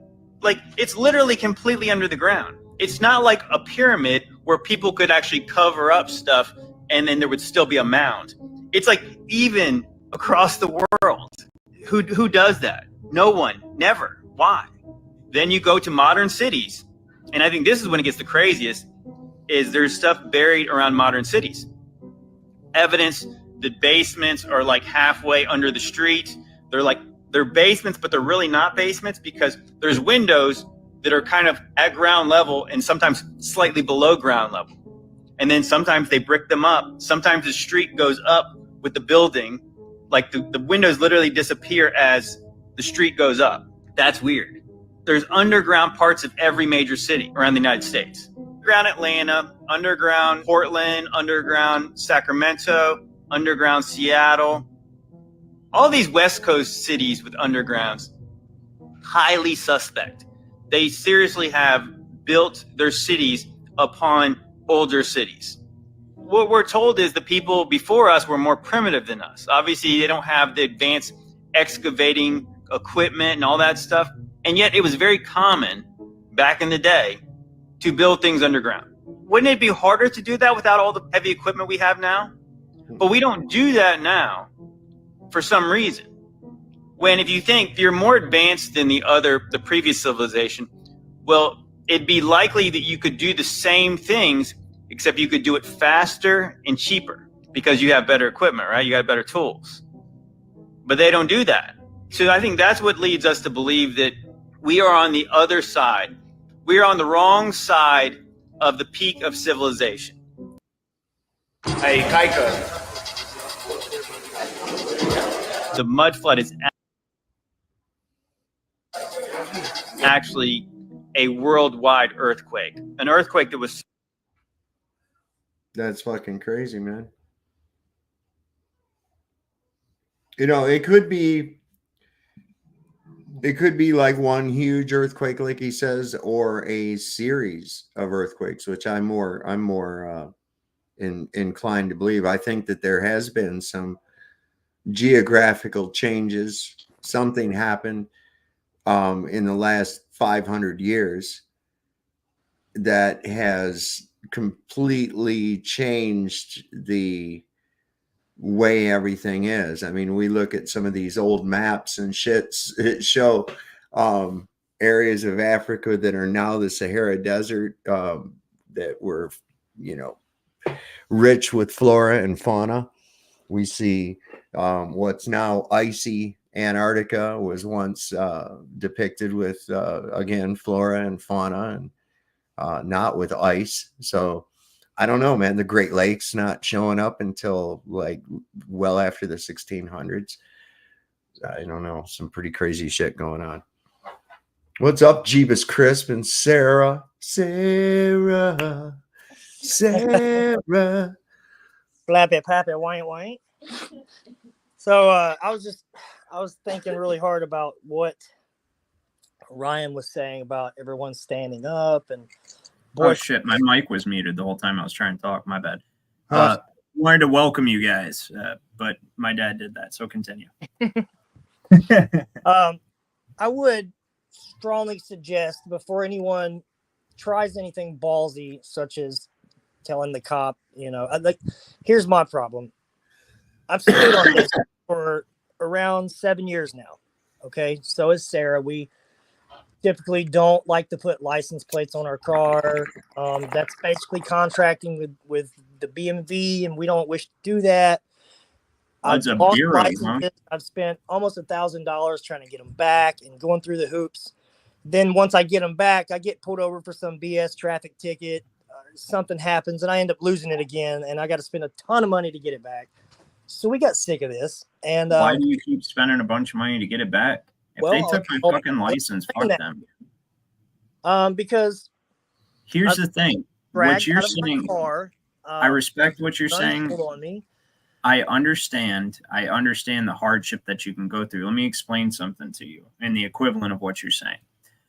Did you know that most of the signers of the Declaration of Independence died with their estates completely destroyed, broke and penniless? Yes, I did know that. Yeah. But guess what, guys? That's the type of commitment it takes. So I really want to be free, but I don't want to fight for it. That's the equivalent of what you're saying. Not that you haven't been fighting for it and you're battle weary, which I understand and I respect and I applaud, but what you're telling the audience right now is that it's not worth it. Your freedom's not worth the fight, guys. It's tough. No, I never said that. If that's how you interpreted what I said. That's how I interpreted it, because what you're saying is before you do anything stupid, that's what you just said. Yeah, that's what I'm saying. Okay. So it's not stupid. I'm not saying that not wanting to contract with the government is stupid. I'm saying that arguing with a cop on the side of the road when he has nothing in his head but stupidity and the way he thinks things should be. No, we can agree on that. Yeah. It's something that you got to take to court, and you're going to have to be, you got to be compliant with the cop. And this is what I've learned. Like, cop pulls me over and says, "Hey, what's this thing on the back of your car that says, you know, the commercial code and all this?" And I'm like, "Well, read it, look it up, you know?" Yeah, he's a knight. That's what he is. That's what they are. They're all knighted. So, but what they'll do is, let me see your driver's license. Well, no, I don't have to provide that to you. Have I committed a crime? Get me your supervisor, okay? In the midst of the supervisor being called to the scene, or before they will even call a supervisor to a scene, a stubborn cop is going to tell you the supervisor's on his way. but he's going to tell you the same fucking thing I am. And that was the exact words of the last cop that yanked me out of my car. Don't ever give them an account number. Make them take the account number and then win it in court. That's what I'm saying. You don't be belligerent. So we've got a great example of what Right. you're trying to say would be like Chili de Castro. And what I did was, okay, fine. The last 2 times it happened, yeah, no, man, I'm not making any money behind the wheel. I don't need a license for that. Well, yeah, you do. Blah blah blah. Okay, well, I'm not going to argue with you, sir. Nice, cordial, all that good stuff. And then No, but what information do you give him? Because that's not enough. Okay. He's never heard of that. He's never heard of, what do you mean you're not making money? I don't care if you're making money or not. It's, I have the right to just pull you over and harass you because which they you don't. It's a felony that they do that in the first place. Well, I know that, obviously, but what I'm trying to say to you is he doesn't know. It's all, you have to understand the subject, and that's what I tell everybody. And So- that's my point. That's exactly what I'm trying to say. Be sure that before you take that route, that you are willing to go to court and you are versed in the laws that you're going to fight against. Because, dude, They're not laws. That's the whole thing. All you have to understand is the mortgage of your property rights and the trust indenture and the 14th Amendment citizenship. All you have to understand is you only have to understand how to explain those things. I'm pretty sure I talk about them almost every single show. I've actually talked personally about this, and the best I could get from you was, hey, man, learn your stuff, look it up yourself. But that led still down an avenue where I lost a very expensive car, 2 actually. And now, like I said, I have a Because I didn't go to court the last time it happened. I'll be honest, because that's the whole thing. If I tell you, I could be like, I can't in this system. So in the old system, I could be your lawyer, because it's a lawyer is just somebody who's representing somebody who doesn't know the law as well. Essentially, it's not the common, whatever, a representative. I could be a representative of you in your case, right? But just for layman's terms, say lawyer. Like, you could do that. You could go represent somebody else. You don't have to have a fucking license or none of that type of shit to go represent but people would get licenses in this country from the bar in England to further their business of doing that, right? But you didn't have to have that.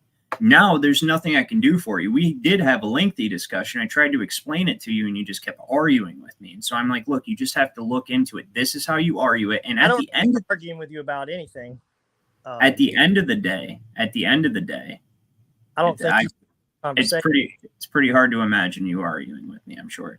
But listen, at the end of the day, here's the thing, is what you have to do is you have to know how to explain the lack of jurisdiction in the arraignment process. You can't get past the arraignment. If you get past the arraignment process to the actual trial part, you've already admitted their authority. In the arraignment process, you can't let it go. You cannot get to trial. You can't get past the arraignment. Like the video I show, Ryan Michael Thor, that guy did it beautiful. I've never seen anybody do it like him on the internet. I've never seen somebody be able to record something like that. And that's exactly how you do it. We are under an Article 1.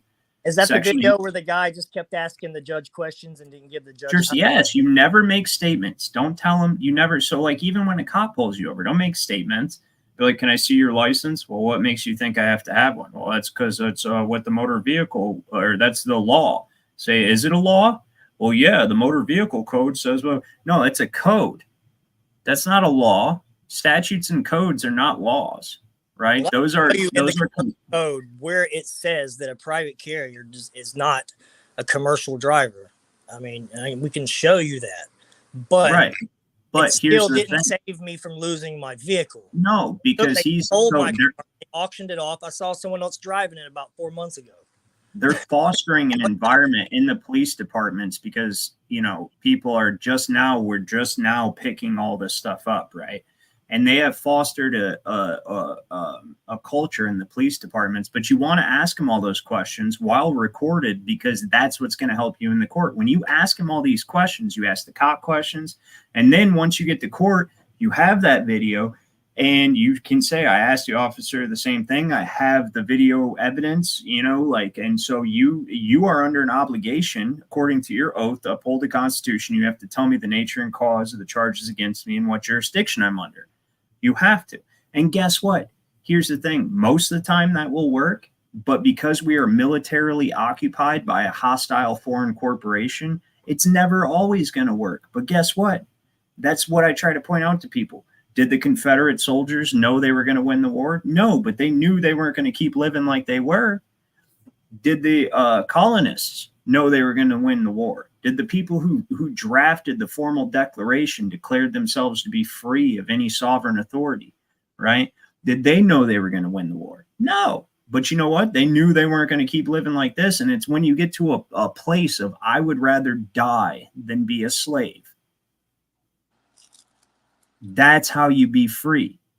And that's all the point that I was trying to make, Ryan, is that if you are willing to stand up for your rights and for yourself, and you're willing to combat these assholes on the side of the road, be ready for anything. Because like I said, I've experienced really rough ones, and I've had a cop say, "You're lucky I can't write you a ticket because my machine's broke," and then he just winks and lets me go. There are some good people that are wearing badges that I agree with you. There are a lot of aim to be cops, but they do it anyway. It's all they know how to do, man. Well, it's a secure, stable job, good paying job. Well, so yeah, it's a most part, lowering. they're Neanderthal. They pick the stupidest people to be cops because they know these dudes are going to follow orders and they're not going to know any better. They're not going to sit there and listen to anything smart. They're going to take it as an insult that you're a little smarter. Yeah. And they got that fucking qualified immunity, man. So they like beat the fuck out of you, and we found that nothing was done wrong. Where they we didn't do nothing. 3 times. In regard, you rebuked them in the name of Jesus. I mean, how stupid can you get? Well, that's some whole other thing. I suspect that to be a psyop also. Not that it didn't actually happen, but I feel like that there's a lot more to that. In fact, probably not even a psyop. I think with the little coverage that they gave it very little coverage. I think that chick's seen something. So, but that's not, generally what I get into on this channel, but I think she's seen something. I do. I think she's seen something. Because why? Why would she just all of a sudden start doing that? And then why would he shoot her? There was no cause. But on the phone with the police station while the sheriff deputies were in her living room, she didn't want to let the police station hang up because of the mannerisms of the one deputy.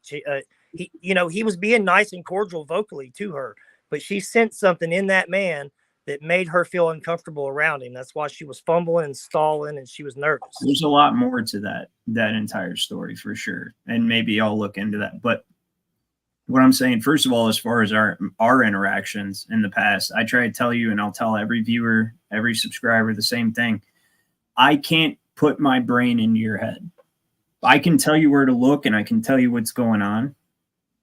Right. And because I can't, that was the ultimate end of what I was saying about representing you, is that I cannot. The only thing I can do is tell you, this is what's going on. This is what's happening. Here's where the proof is. And now go read it. And more importantly, understand it and let it change your perception. That's my point. Align with reality. It has to align with reality. You have to see it the way that it actually is. Jumping into an ocean full of sharks is what you're doing. And these people, we're living in their shit, and some of them don't. But when you go to court, you better know your shit, or you're going to lose. Period. You're living in a society that is entirely engineered by what people conceive of as the devil. That ultimate negative, it's the final boss, right? Is the one that's controlling this shit. You know what I mean? And when you see what's going on and how it's been done, not only are you impressed by the level of intelligence that's obviously inhuman and the commitment to carry it out over centuries, right? You'll be impressed. Like you can't, there's no way if you respect intelligence at all, you cannot be impressed. But also you're going to see the truth of the reality. We live in literally a constructed matrix. It's a constructed matrix and guess what? The bars are your thoughts. The very language you use has been converted into commercial terms. Like you're going to go say, oh, I just bought, you got a new Smith & Wesson or something, right? I just bought a firearm. No, you didn't. No, you didn't buy a firearm. What the fuck is a firearm? Only fictions can have firearm. Firearm's a storybook term. There's no, you bought flamethrower. Is it flamethrower or something? Right. Yeah. You didn't buy a fire. And the fact that it has been introduced into common usage for us to just use these words. Oh, I got charged with a crime. Oh, so you were in the middle of a trial with somebody that you hurt and they said you did something and the judge, interjected and said, if he did this, then it would be this. And that's a charge. No, under the commercial term you were charged, which only a fiction and engaged in a fictitious scenario that was put down on paper that was the product of man's imagination. Can you be charged in a commercial sense where it renders an estate responsible for the performance of an obligation? It's in Bouvier's Law Dictionary, 1856, adapted to the Constitution. That's what charge in the sense that they use it today. Because otherwise, a charge is while you're in the middle of a trial and you say that this person did something, or the other person says that you did something, and the judge speaks up and tells the jury, who is the only sovereign in that court, the jury, right? Outside of you as the plaintiff for even erecting the court, because the court could have never happened without a sovereign. The judge, think about this. That's what a court is, and the judge works for you. That judge can only come to court if the sovereign calls court. The sovereign is the plaintiff or the victim in a case. That's common law. That's reality. That's real perception. That's when you get to understanding that. That's when you see the system for what it is. He can only go to work if you have a reason for him to work, because he is your subject. You are the sovereign that calls that court. Court's a utility. It's there for you to use it. It's not there for you to submit to it. Thomas Jefferson said that very thing about the Constitution. He said it gives too much power to the judiciary branch of government, in the Supreme Court specifically, that it can work by night and by day, like gravity. He used that term, right, to usurp the sovereignty of the states. Okay, so what about drug charges, drug cases, when someone gets possession of a large amount of illegal substance or something like that? Who's the victim in that? There is no victim. It's a victimless. That's why they created a war on it, just like terror. And why are people spending 30 and 40 years in the penitentiary? Because it was used to. Are you seriously asking me this question? It's because it was used to increase It was to militarize the police force and take away liberty. They create a war on fictitious stuff, like a war on drugs, or a war on crime, or a war on terror, or a war on illness, right? To take away your freedom, because you can't. Where is crime's home base? Where is drugs? Where are their top leadership located right now, where they're making their battle plans? Can you go wipe them out and then return to peace? No, you can't return to peace. No, because they don't exist. So they create a war on something that doesn't exist so they can create a wartime environment to enslave you with. And guess what? It's an unwinnable war because they made it up. There is no top generals of drugs. Well, I mean, you got cartel, but you get what I'm saying. It's like a hydra. They're always going to pop up something that's an intangible concept to have a war on drugs. Right. I had this vision of an amphibious invasion by a bunch of big packages of weed and cocaine and shit. Somebody says, "Get the flamethrower! We're being invaded by drugs. Light that weed!" Oh, that's funny. Yeah, no, that's exactly right though. That's the idea. It's like a war on drugs, a war on crime. What the fuck do you mean? I guess a war on crime is what we've always been fighting since humanity existed, is a war on hurting other people. Like that's the whole. Yeah, okay. So you are gonna create a war on crime, and then you're gonna pass a bunch of legislation, which guess what? Takes freedom from us to keep everyone else safe. That's why Benjamin Franklin, and I think he was a fucking devil. Don't get me wrong. He was involved in the Hellfire Club. They found a bunch of dead bodies under his house, all sorts of stuff. I think he said it almost mockingly, right? He said, "Those who sacrifice their liberty for security deserve neither and will lose both." And it's because you always want a parent. You always want Papa Government. That's what they call prison. When you go to prison, do you know they call the prison that you go to is your parent institution? That's the term they use. Not in this state, but yeah, I could see it. I don't know, but in Ohio, that's what they use. the CO that assaulted me in the receiving when I went to prison. I got The one that birthed you I got as the a guy in the prisoner? guillotine, and him and his partner fucked me up. When I woke up, they used smelling salts to wake me up, and the dude's standing over me. I got 2 cracked ribs, and I'm fucked up. He's like, if I'm under invest when I get back from vacay, you won't make it to your parent. Like, he was using all them little short terms like that. I'm like, wow.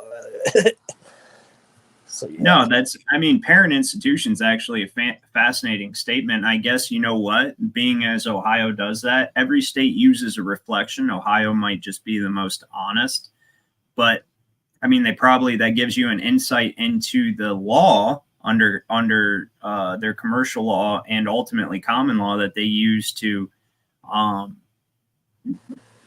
put you in that status, in that position of prisoner.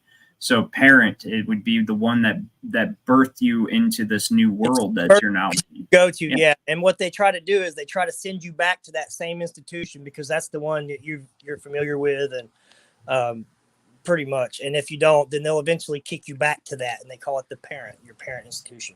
Right. It's an indoctrination. The first prison number you get is your parent institution. That's the place with that logic, that's the term we should use for your elementary school. You know, what elementary school did you go to? You mean my parent institution? Right? The one I was first introduced into this fake reality through, right? Because that's what they do, right? Check. I was going to say something about the flood thing we watched when you were coming on. I had this thought, right?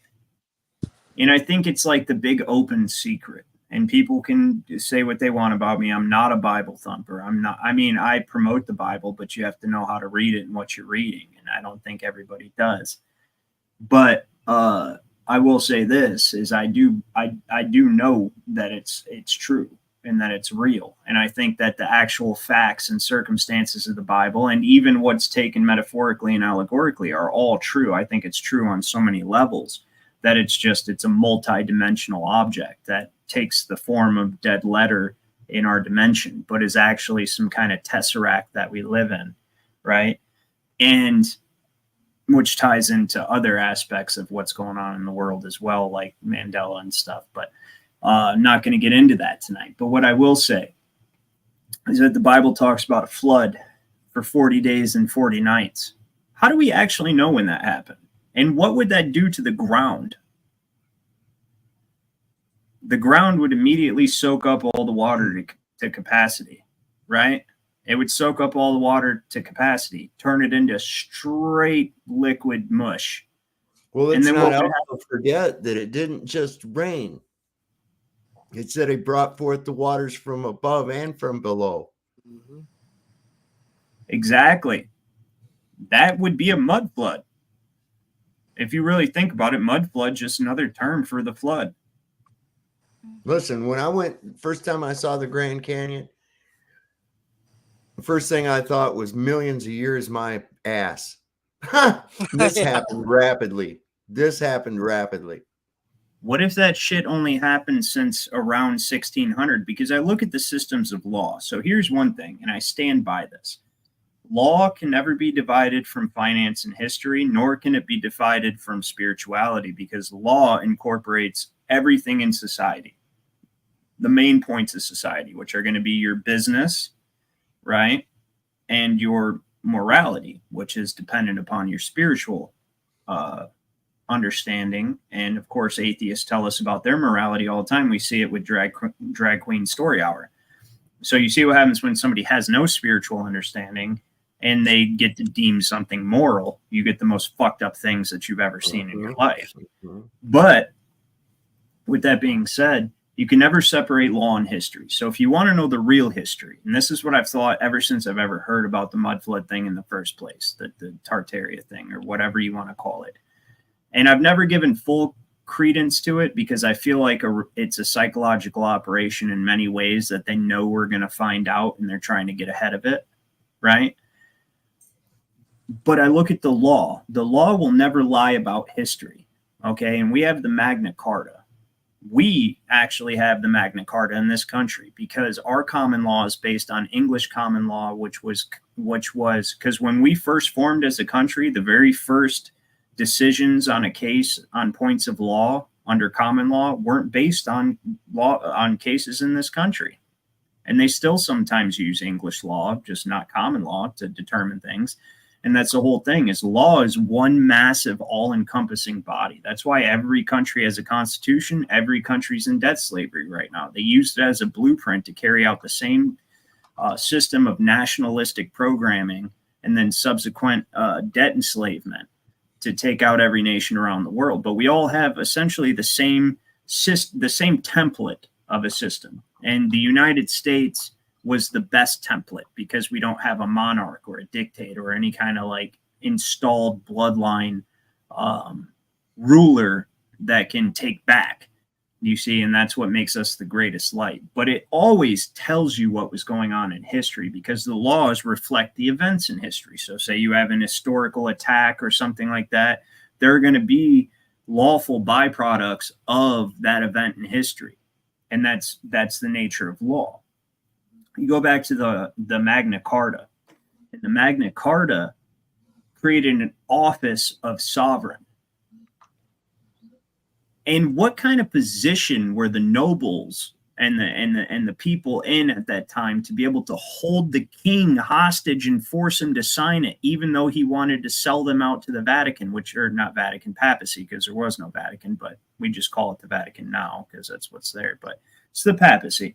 And he subsequently signed the Magna Carta and then subsequently sold England out to the Vatican in the same period of time.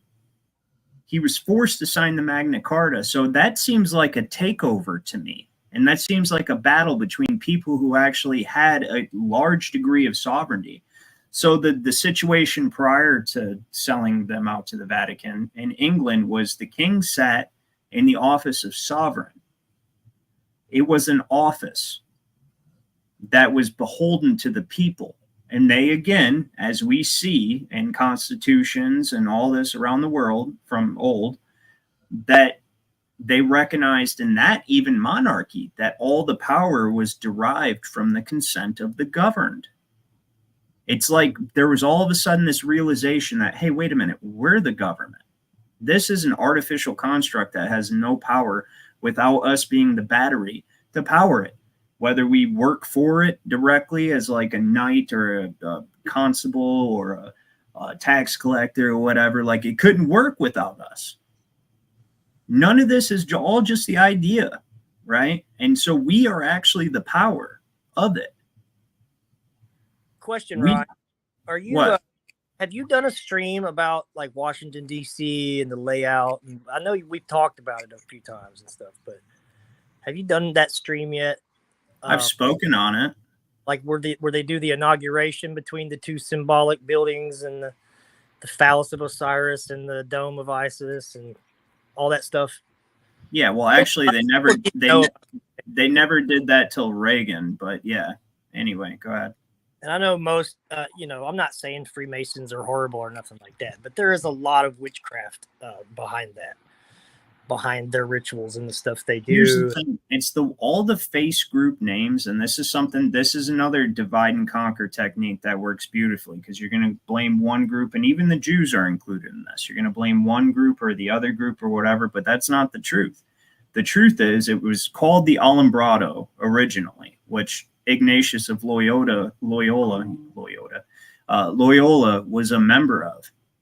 And then he transmitted that ideology, or not him, but he created the Jesuits based on the Alumbrado.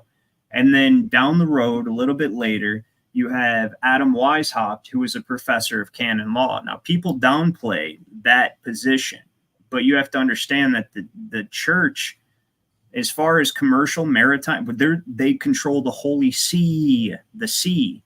It's not just sea. It's that they control the sea. Maritime law is their creation. And it actually goes back to ancient Babylon. That's why they have floodgates when you walk into court. You stand before the judge. The little gates. Yes, and it's all maritime. It's all water terms. We're always on a ship. All that stuff that baby truthers learn, right? Yeah, all that stuff. All about the banks.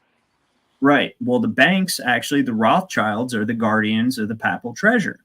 they work for the papacy. That's the whole thing. But the papacy wasn't always what it is today. The papacy has been taken over by this cult from ancient Babylon, the Canaanites, if you want, whatever you want to call them, that still run the world today, that engage in human sacrifice, and that are just the ultimate, they believe in just the ultimate darkness, evil, sexual depravity, just every kind of obscene middle finger to God you could ever think of. That's what they do.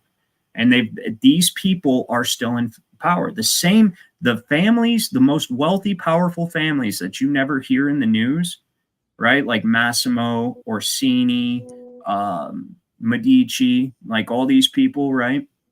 They trace their lineage back to Babylon openly. They're proud of it. Just do research into it. They're proud of it. They still run the world.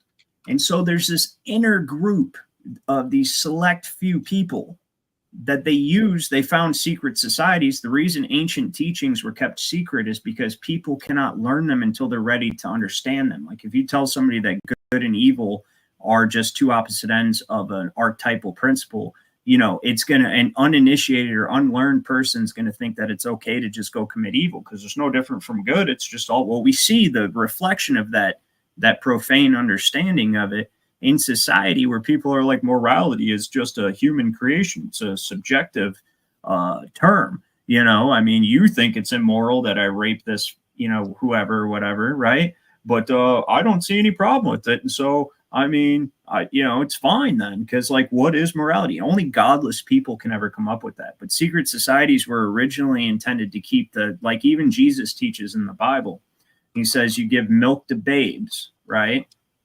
Right. Give milk to babes, because not everybody at their point in their spiritual evolution are ready for the deeper understandings of the way reality works. Now, with that being said, the enemy saw this as a perfect vehicle to enter into, to keep people secret about what they're doing. And that's why the Illuminati was created in a Bavarian Freemasonic lodge by a Jesuit. And that's why you have letters from George Washington to Reverend G.W. Snyder and founders.gov where they're talking about, they're like, wait a minute, are you saying, or he's like, have you heard of this new group of people exposed by John Robeson? John Robeson, do you know about the book Proofs of a Conspiracy? Mm-mm. No? Proofs that no. Look it up. That's when the world first became aware of the Illuminati. Okay, he published the letters. He was invited over by Adam Weishaupt because he was a Mason. John Robeson was a Mason. He was invited. He was invited over by Adam Weishaupt because Adam Weishaupt thought that he would be a good, candidate to be initiated into the inner circle, and he pretended to go along with it.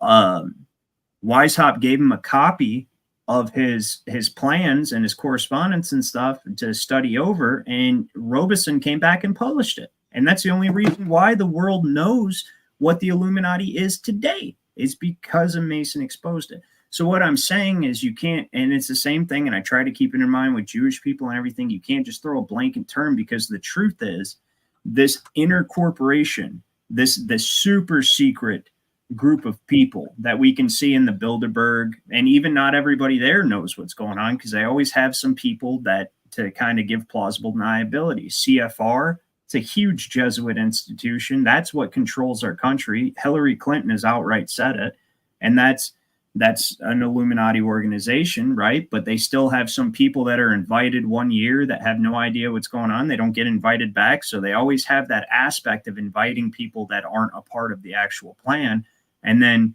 letting them go on. You know what I'm saying? So that's the whole thing. You can't ever really actually tell till you look at what they do and what are they doing in society? What are they promoting? What are they advocating? What are they? And you know that the ultimate end is the destruction of spirituality and complete subjugation under a technocratic communist society. So what you're saying is that not all Freemasons are Illuminati, but definitely all Illuminati are Freemasons. What I'm saying is that not all Freemasons are Illuminati, but the Illuminati definitely has its hand in Freemasonry for sure. Yeah, right. Not all blackbirds are crows, but all crows are blackbirds. Yeah. Right. So what's That's the obsession with ancient Egypt and ancient Egyptian culture? Like I see a lot of it even in Washington. If you go like to the Capitol and a lot of buildings, they have these monuments. They love their mummy. They have mummy Well, issues. Well, we were talking becomes- Grand Canyon, like they found all that shit from Egypt, Yeah. or we don't know if it was from Egypt. Maybe it was here first, Yeah, right. It feels like, so what I'm to speculate about that, because that's something I ask myself a lot, and I know how I interpret the symbolism in the Bible, and honestly, none of the symbolism that they use contradicts the principles of duality. Like, that's what they are. Those are the principles of duality, the generative forces of this planet that they manipulate and use against us. And I do also believe that they call over dark energies from other dimensions, but that's something I can't prove, yeah. so I don't really talk about that. But they do, I do believe they do that. And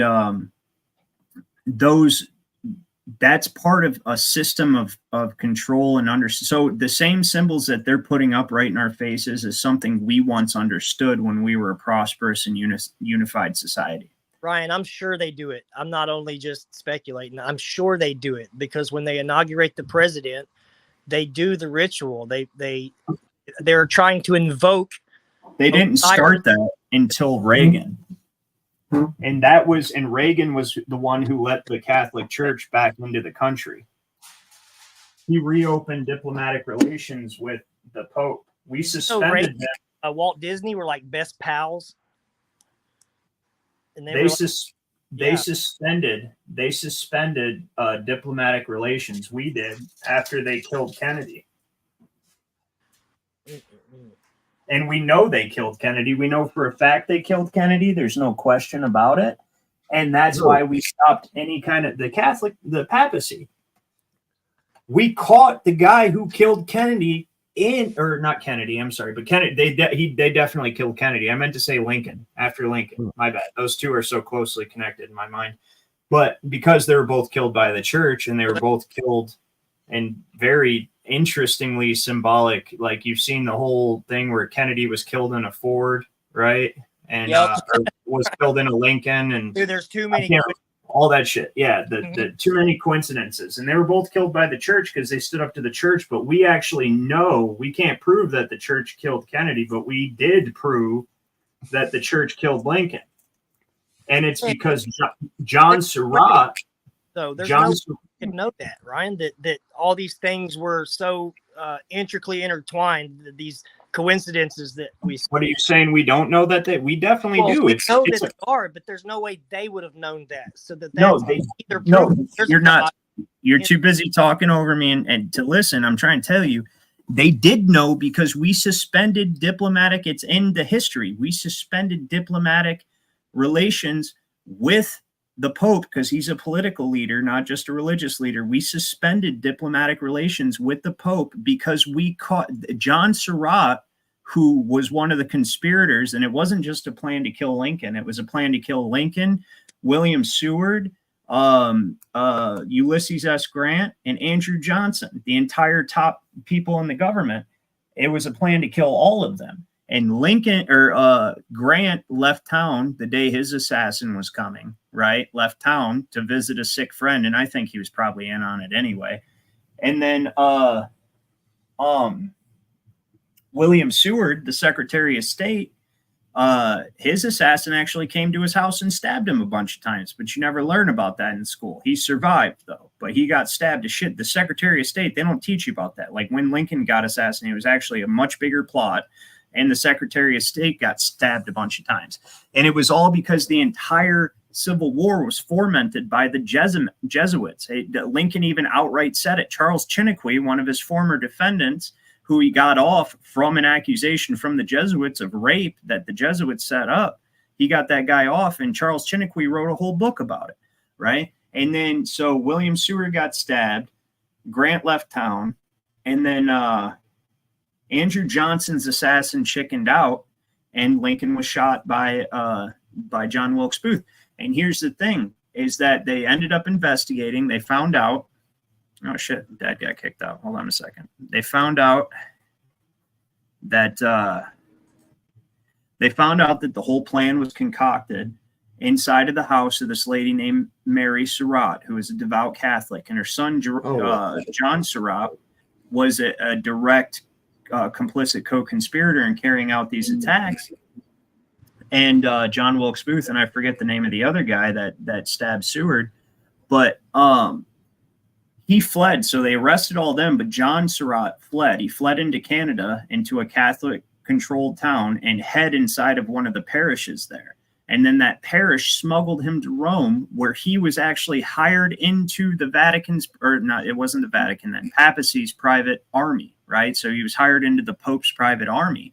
And somebody recognized him because he's the most wanted man in the world as part of a conspiracy to kill one of the nation's leaders of the world.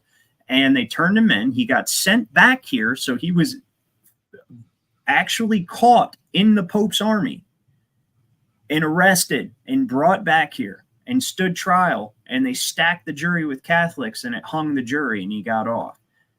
But as a result, especially because of where we found him, there was no doubt of who, especially since everybody knew that the Jesuits were behind the war. Lincoln said it. He said that it is because of the Jesuits that our nation's soil is wetted with the blood of our noblest sons, or something to that effect, right? And we knew it was them. It's always them. It's always been them. And they only became them after Jesus caused a big stink. Yeshua, right? Caused a big stink. Know that these guys were so, and that the coincidences were so coincide, like that would be very impressive. If that they didn't know all that shit. No, they didn't. Well, because Kennedy didn't exist, so how the fuck did they know about the? There's no coincidence. There's no other way of knowing other event match up so perfectly. And right. They did is like some kind of like sign to me. Like it's like, I don't know, it's God. It's got to be. Like when we look at this last little fucking thing that they did to us right over the last 4 years, Anthony Fauci's a Jesuit. He says that that's how he became who he is, was being Jesuit educated, Jesuit trained. He spoke at Jesuit schools. Joe Biden's a Roman Catholic, right? We had George Bush for the first time in our nation's history run out to the tarmac. So normally when we get a diplomatic visitor, what happens, Dad?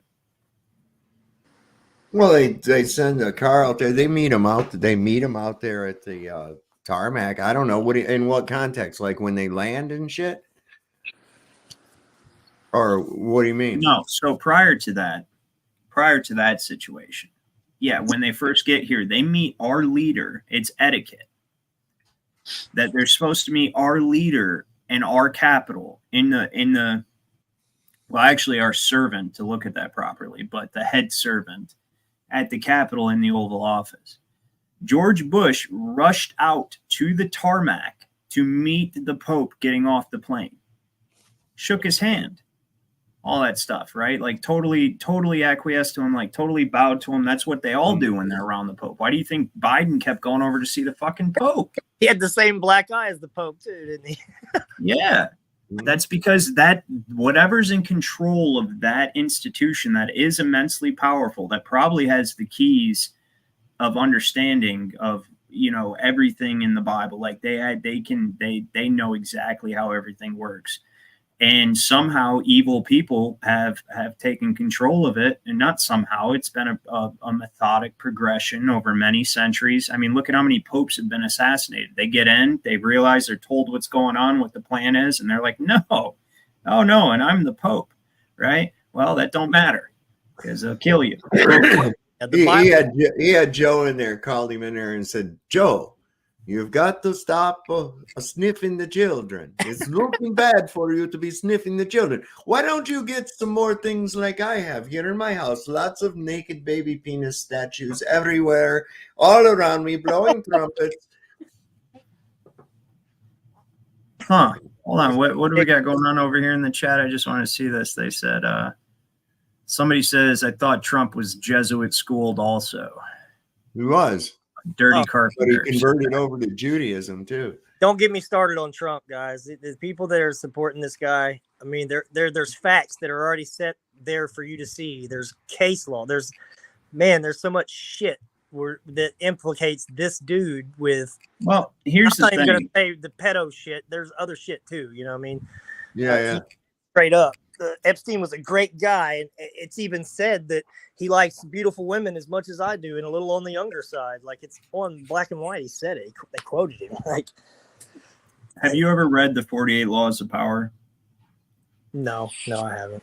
It's a deeply satanic book, but also very insightful. It's good. I read it. I mean, it's not good. It's awful. You should never use this shit on anybody. But the fact that that's been put in that it's been distilled down to like principles of people who acquire power, how they do it. It's a good study for everybody, even if you're not a power hungry megalomaniac, to read. And that's why I read it. And one of those is to use surrender as a tactic. Okay, when you're facing a no-win situation. Let me tell you something, guys, right now. If you guys don't realize this, we're facing a no-win situation. If the left wing, which belongs to the same bird as the right wing, but if the left wing is allowed to get in there, what we are signaling to the people that are controlling everything, or rather the entities that are controlling everything, is we are totally ready for submission. That's all these guys are. That's why they're both controlled by the same people, but always but one what is side. it that we can do out here Hold on. that can Hold on. stop that? Let me finish real quick. Mm-hmm. Well, we've been talking about the whole time on the show, non-compliance. That's the key. So you don't vote. Well, I'm not telling anybody to vote, because when you sign up to vote, you sign up for a voter's That's what I'm trust. saying. Don't vote. Right. You're part of a voter trust. Cutting you off. And I have a lot to say about this, and I don't want to stick around too much longer and take up your okay. shit. Well, you're elected franchise. Subject. But That's what I love about you, man. If I can just say, okay, what about this part of it? What about that? And you got a lot. I mean, dude, you got a lot of knowledge. And I would just say, people, that if you do have the knowledge, also have the wisdom, know how to apply it, because it could get you killed, and you got to be willing to stand on that too. And I'm not telling people, I'm not advocating for fear or anything like that, but you really got to know your shit when you go to court, or they're going to railroad you, man. I've lost so much stuff standing on this, and freedom's hard, and it is scary. Like the dude said. That's very true. But freedom is scary, but you got to be willing, because you want your children to be free. And eventually the ultimate result of a free society is a joyous and prosperous society that lives as a community, because we can't be free if we're not a community. If we don't care about each other, if we don't help each other, if I see your kid going in the road, I'm going to go down and be like, hey, get out of the road. What would your parents say? And then I'm going to tell your parents about it, because that's a community. I care about your kids. I care about you. I care about whether or not you're prospering, or I care about what you got going on, in a respectable way, none of your personal business. But I care, we care about each other, because we realize that we are a hive. It takes all of us working together to get what we want. And we've allowed a foreign, malicious entity to hijack our consciousness, the hive consciousness, right? We're just like incredibly advanced ants, right? Essentially, we're made in the image of God. That's the whole thing, is we work in the same way everything else in society works, like as a community. And we've allowed people to take over our community. And that's where we have to get back to that in order to be free. But getting free from tyranny is scary. That's what's actually scary. Freedom is joyous. What's scary is becoming free when you're under tyranny, because that tyranny is going to hurt you, or try to hurt you, or want to hurt you. And 9 times out of 10, it will hurt you at some point, right? But you know what? You're either a warrior or you're a bitch. Mm-hmm. That's what it boils down to. What were you born as? Are you a bitch? And women, I guess the equivalent would be, are you I guess the best way to say it in general, to be inclusive to everybody, is, are you a fucking coward? Are you yellow belly? Panty waist pushover. Are you yellow belly?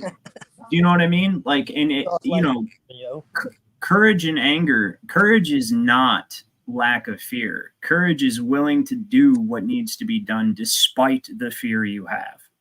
Yeah. Yep. That's what it is. Hey, I think you tell me every day, dude, man, just stay off their radar. Leave it alone. Leave it alone. But my dad's old buddy used to romp with my dad around, Ironton's pretty fucked up place, man. But a lot out of it. Handcuff marks on their wrist in the ditches, and back when I did this and that, and just leave them alone. Like, bro, do you hear yourself right now, man? Like, what more can they do to me, man? They could do a lot. I'm like, just listen to you, you know? Right. You're why they can do this to me. People like you are why they can do this to me. The people that take up for it is what kills me. The Stockholm syndrome. bootlickers, whatever you call them, but The Stockholm. Yeah. It really is. But they literally, guys for what they do. It's like, wow. That's not a jab. It is what the psychological condition of Stockholm syndrome is. That's really, what they have. It really is. They have learned to love and revere. They've developed an affection for their masters, and they know that as long as they're a good boy and they're obedient, their master will pet them. Like when you got a fucking back the blue line sticker on, or what is it? The thin blue, whatever the fuck that is. Thin blue line, whatever stupid. And they have it in more countries than just this, which shows you it's an international propaganda. This is a solidified, unified tactic to have that thin blue line. It's not just in this country. Did you know that? I just found that out recently. It's amazing to me. But yeah, it's if you've got it. Oh, if I've got this thin blue line thing on my fucking truck, then when the cop pulls me over, he might give me a lesser ticket. Like, oh my God, dude. And the suffocating to them. Yeah. Here they put Freemason stickers on their vehicles too. And there's a lot of blue line shit. I mean, a lot of it. And I laugh at it, dude. I literally have a compilation, an entire album of cops breaking speed limit laws, traffic laws, and people's symbology on their vehicles, like the back, the blue, the little badge with the rose in it, the Freemason stickers. They think that this is like gonna, and some of them do. Like they pull over, they know everybody around here and stuff. It's a small place. Well, here's the thing about that is that Sarah said, if we hadn't stood up for ourselves and if we hadn't stood up for what we believed in and tried to hold these fuckers accountable, then we would never even have met you, Sovereign. We wouldn't have met you either, man. You know, that's what you're talking about it like it's over, guys. Like Tim, Sarah, like you guys are talking about it like it's over. You're not going to win every battle. No general, nobody wins every fucking battle. We don't expect to win in the long run, period. But I mean, we're not going to stop fighting it. We're still doing. Dude, we are everything that they need to survive. How can you not expect to win? Like, look at the way, and there's something divine happening. And you guys might think I'm crazy when I see that, but I've got my finger on the pulse of our community all the time. I do. In fact, the algorithms work against them because of what I look up. I don't ever look up bullshit on my phone. As many tabs as I have open on my computer, I have open on my phone, and it's all researching what the fuck they're doing and how to stop them. And so as a product, because that's what Facebook and all these other companies, their algorithms aren't smart enough to weed that out yet, but they're just smart enough to give me what I'm interested in. Right. Hey, Bryant, Sarah. Hey, Sob. Good to see you. Hey, what's going on, babe? Not much. So you just made the comment about like how everything you look up is research. Ever since all this stuff happened with us and we started, trying to do the accountability thing for the last 2.5, almost 3 years, every night right before bed, I'm looking at nothing but laws, case law, this, that, how it applies, who does it, like I'm obsessed with it because I'm sick of being screwed over. Like I'm sick of it. Well, it's not just that, that's put in you, Sarah. That's what I'm saying. We can never take credit for the way that we are. Like people would consider us obsessive. You see what I'm saying? It actually annoys my family quite often. And well, obviously, except for my dad, who's the same way. So,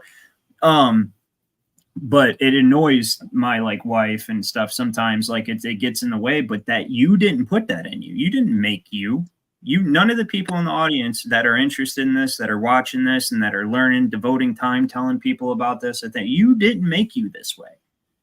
That's what I'm trying to point out, is that there's like a several generations or more of literal spiritual warriors that have been born, and we are now all coming into our own at this point in time, while simultaneously something's happening in this world where the vibrational frequency of everybody is raising, and things that have been hidden for centuries are coming to the light, to the public forum. And the technology just so happens, the very technology they're trying to use to enslave us is the technology we use with this spiritual frequency that's going on, to expose shit that's been hidden for centuries. Nobody knew this shit. And for the almost last 2 months, I've had constant tinnitus. Like I have either a super I've duper. had it for years. I know exactly what you're talking about. Yeah. That's what I'm talking about. Yeah, that's not us. That's something else outside this dimension. I don't even understand what that is, but it happens to me all the time. Sometimes today, I even asked my wife, I heard it, and I was like, do you hear that? And she said, yeah. I said, thank God. Because a lot of times it's just me, but you know what I mean? But a lot of times it's like, do you hear that? No. And it's like, what the fuck was that? Sometimes it even hurts. Sometimes it's so sudden out of nowhere, and it's just like, and then somebody will be like, what was that? And I'm like, nothing. Oh, you know what I mean? It's deafening. Like, yeah, for sure. I know exactly what you're talking about. That's what I'm saying is we're on the certain frequency that everybody is coming to now. Well, everybody that's able to is coming to. And their plans have no chance. But it requires us to fight just because I know the outcome. I know the outcome only because I know what's happening with humanity. Like, we're waking up. But I also know that doesn't mean it's going to happen unless I do what I'm supposed to do. Yeah. That's the whole thing. That's a dichotomy of free will. Like, yes, everything is preordained, but everything that could happen is preordained. And that's how God reconciles himself with free will. And then that's where you get the concept of multiple dimensions. And that's actually where CERN comes into play. I believe they're trying to find a dimension where what they're doing actually works. Yeah. And it's up to us to make sure it doesn't. Right? We have to make sure it doesn't. And we can only do that by remaining positive. We are people who can look into the darkness. We can look at the horrors and not close our eyes. And we didn't make us that way. We can't be proud about it. We're owls. We were made to be able to see in the darkness. And maybe that's why they use that owl. They know what it is, what it symbolizes. They're on the negative aspect of people who can see in the darkness. Instead of running, they love it. We can see in the darkness. And instead of running, we fight it. Right. Because we have love in our hearts. Yes. Do you know what I mean? We care. Like, even if I don't like most people. I think they're stupid, obnoxious. When I'm driving, I have road rage all the time. But I do love people. I'm in like, its when is entirety. the shop's gonna kick in, man? I do love humanity. I love, like, the world. I love the opportunity for somebody to have children and raise them. And that's ultimately what it boils down to. And to cooperate in a community and to deal with good, like-minded people. I love that. And we all love that deep down. We've just been brainwashed to think that it's not a thing, but it is. You know, like, even if like my dad just said, he's the same way. On the average day, you're irritated by most people. Most people are still waking up, but we all have a mother, father we love. We have children we love, or, not everybody has children, but generally, parents. And that right there is the biggest wake up right there. You realize what your purpose on this earth was. You are to raise, you were literally to teach another person or people this stuff and what the truth is and how the world works and how to be a good person and find the balance in everything.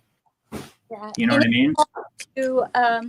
It's hard to explain to someone else that hasn't started to wake up yet. Even if you're trying to nudge them, they're not going to grasp it Some until people it's never will. their time, and some people never will. That's how it happened with my mom. But I Straight up. I That's how try it happens with a lot of people. all the time about, making sure that they're integritous and they stand up for the right things and don't get drawn in by this or that. And, like, now I know how they always say, oh, I sound just like my mother, or, oh, I should have listened, told you so, blah, blah, blah. But it is, I know what has to come to pass in order for a lot of things to happen as well. So, Well, that's another way that social media and the technologies they've developed work against them. They've developed this to enslave us because they need this Internet of Things to enslave us. But this Internet of Things, the most important thing it does is it allows us to communicate with each other and share information, right? And so never underestimate the power of planting a seed. I've seen that meme so many times on my feed on Facebook, right? And it's so true. I thought I'd like, because I'll give you guys a personal example. Somebody he's a friend of mine, but I don't talk to him regularly or nothing. We met in a dire circumstance. We became friends and we remained friends on Facebook and stuff like that.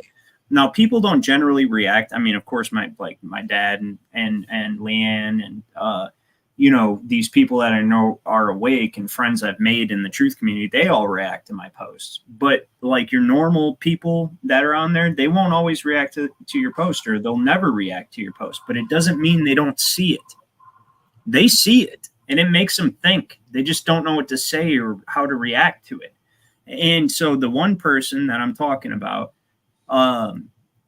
I've noticed recently that not only, you know, if you open like you're to send something to somebody, like the second or third person that's on your list is constantly looking at your page. It's kind of the way the algorithm looks or works. It tells you by like, oh, you must want to send this to them because they're always looking at your page. And he's right there like second. And just recently this happened.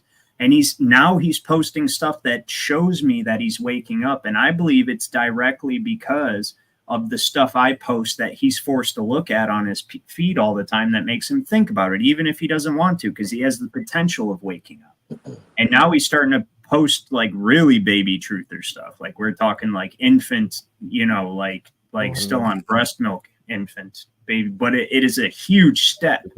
Yeah. From being asleep. Same thing with my mom, man. She would, I would always try to tell her to look up at the contrails, right, and to see, because it's bad here. I mean, it's bad everywhere. But I've got some video evidence too of this stuff just raining down at night, and there's others on the internet that have filmed this in the daytime as well. These tiny little particles and these little fibers, they look like cat hair just flying around. I mean, so dense that if you see it from a distance, it looks like fog. But we walked into this stuff and took a flashlight and filmed in it. It's just nuts. And this guy, Jim Dillinger on, I know this is way off subject, but I got to tell you about it. This guy, Jim Dillinger on YouTube, he filmed one of these little fibers. He got it in a Petri dish like we did. And he put it under a magnifying glass and filmed it. And this little thing was kind of twitching around. It was like a tenth of the width of his hair on his arm, right? He's filming this thing close up on a hair on his arm. And this thing's moving around like twitching and stuff. And when his dog barks, the thing goes nuts. It freaks out. So it reacts to sound, right? That's what he found out. And I thought that was just like a major piece of evidence for a YouTube channel that only has like 2,000 subscribers, you know? Well, it's funny because those nano machines and the RFID chips and all that stuff, they're of roughly that size. And if you think they're not spraying us with that shit, of course they are. Oh man, he calls them Morgellon showers. They are Morgellon. That's exactly good term for them. That's like it's a good observation, because you can ask Sarah, like for the past 7 years, like I'll have instances where I swear there's like a bug or something crawling. I mean, there's nothing. And it's like something's coming out of the freaking pores of my skin. You know what I mean? Like, no, it's in our food, and they have nanotech in our food. That's why I try to buy as much of my food as I can from farms. We spend a lot of money on food from farms. Borax is your best friend. I will tell you that. I'm not going to go too deep into that, but look it up. Borax. I've heard that. Yeah, I will actually look it up now that I've heard you say it as well. But I'm part of some groups that are about the parasite. Yeah, I get it. And that's ultimately what it is parasites. But here's the thing, I think, and I want to see what you guys think. I was hoping my dad would be around to hear this one too, but this is what I was going to get to with the whole resetting the civilization, because I think this is a natural cycle. I do think we can win this time, but I think they keep doing, the reason they reset humanity is because we regularly do wake up like this. We regularly do wake up like this. I think that like you can only keep us in a slumber for so long, and then the astrological influences, or however it works, the stuff I don't know, that are like, that's like divine knowledge. It's like that X-Men movie when Apocalypse is like running shit and got everybody brainwashed, and his own people just decide one day just to fuck him up and take it back. Yeah, exactly. And he wakes up Exactly. years later and tries to take it back. It's Exactly. And I think this happens regularly. And I think that's what resets are. It gives them, it levels the playing field back out for them to try it again. Right. And I do sincerely think that's what it is. And I think that the latest reset happened in the 1600s. Mm-hmm. And the reason I think it happened in the 1600s is because in 1600, exactly 1600, it's almost like they waited to 1600. The East India Trading Company was created as a company, which was the first and largest concept of a company in the world. And I'm sure you guys aren't very familiar with the East India Trading Company outside of they were Brits, right? They weren't Indian, they were Brits. No, they were a company. Right, but they were mainly from Europe, right? They were. But that's the whole thing. They're a company, their own sovereign, independent under a royal charter. So the only person they answer to is the crown. Right. And then they have the ability to wage and make war, right? Make and wage war, rather, to colonize, they have all the powers. That's what governments actually are. They're companies. Like governments that don't have a direct monarch over them, that's a company. Because there's some sort of esoteric thing where it always has to derive authority from a sovereign. And that's what separated our country from every other country. We're not going to have one sovereign running the company. We're going to have everybody is a sovereign running the company. Mm-hmm. Does that make sense? But in the 1600s, we look at is the government, and that's the only sovereigns I see. When I see cops call people sovereign citizens, and I laugh my ass off because the cop's the only one there that's sovereign, that he does what he wants and gets away with it. That's the definition of sovereign, being your own ruler. You know what I mean? Sovereign, you're not your own ruler. Actually, real sovereignty, and this is why the sovereignty movement fails so much, and even why a lot of auditors fail so much, is because there are universal natural laws. You're not actually free to do whatever you want. You just, when you say you're sovereign, you're saying, I recognize the authority of God and the natural laws that have been put in place to run this machine here. The dichotomy of good and evil, the oscillation between positive and negative. I understand it. I know how to operate in it. Therefore, I'm not subject to any temporal power. I am only subject to God. Before you have that realization, this is another one of their creature creations. They view you as an animal. Like people, that's how they that moral relativity, that's how they justify doing the shit they do to people, because they're animals. They're not actually man. They're mankind. They're humans of the color of man. They're in the image of man, but they're not in the image of God, because they don't know how to conduct themselves. And so they're mentally incapacitated. And that's why you have the doctrine of parens patriae, which is government as parent. When you don't know the law, you're considered to be incapacitated. And I'm not talking about commercial law. I'm talking about when you don't know the law, because if you know the law, you won't end up in their court. And that's how they morally justify it. It is plain and simple. When you know the law, you understand that this is not a fantasy. It's not a storybook. It's telling you the way the world works, and it's telling you about good and evil. It's telling you the oscillation between light and darkness. It's telling you what's right. It's telling you what's wrong. And it's telling you how you should live your life. That's the authority, right? And I'm not even talking about the written version of it, but the oldest ones are the most accurate. I'm talking about what's written on your heart, what should be written on your heart. And then there are people who are born where it's not written on their heart, and they're born damned, kind of like you would think, right? Or I honestly don't think those are actual people, because I've thought about that. Yeah, I have too. That's where I'm at. Those are the NPCs, man. Or they're like a creation. Because if you think about it, we didn't have, like in the 60s and 70s and stuff, we had an epidemic of serial killers in 80s. No doubt. I think all those people were created. They were MK Ultra, That was what that was. That was to scare society into giving up their rights for police power to protect them from serial killers. I honestly do. You look at even Dahmer had connections to intelligence. Huh? You could really be onto something there. I mean, really, some of these dudes, like, have you heard of a serial killer of like Gacy proportions since? No. That's No. why I'm saying they only brought that idea out when they were trying to convert us over to commercial law. And that was 60s, 70s, and 80s. By the end of the 70s, they had us completely over. And then the 80s was a rejoicing era where everybody was just engaging in debauchery, cocaine and men dressing as women and all. And they were celebrating their victory of getting us over from God's law into man's law in a way that the rulers weren't going to experience any kind of repercussion because they got you to agree to it. You notice all those bands from the 80s that like came out wearing makeup and stuff like that. They were mostly British. That's what I'm talking about. Yeah. From England and stuff, and started making them famous over here. Like, almost as if Tavistock, man. Tavistock. I was just going to say it. You beat me to it. Tavistock, 100%. It is Tavistock Institute. If you think that these people that are none of these Travis, what about the incident with Travis Scott?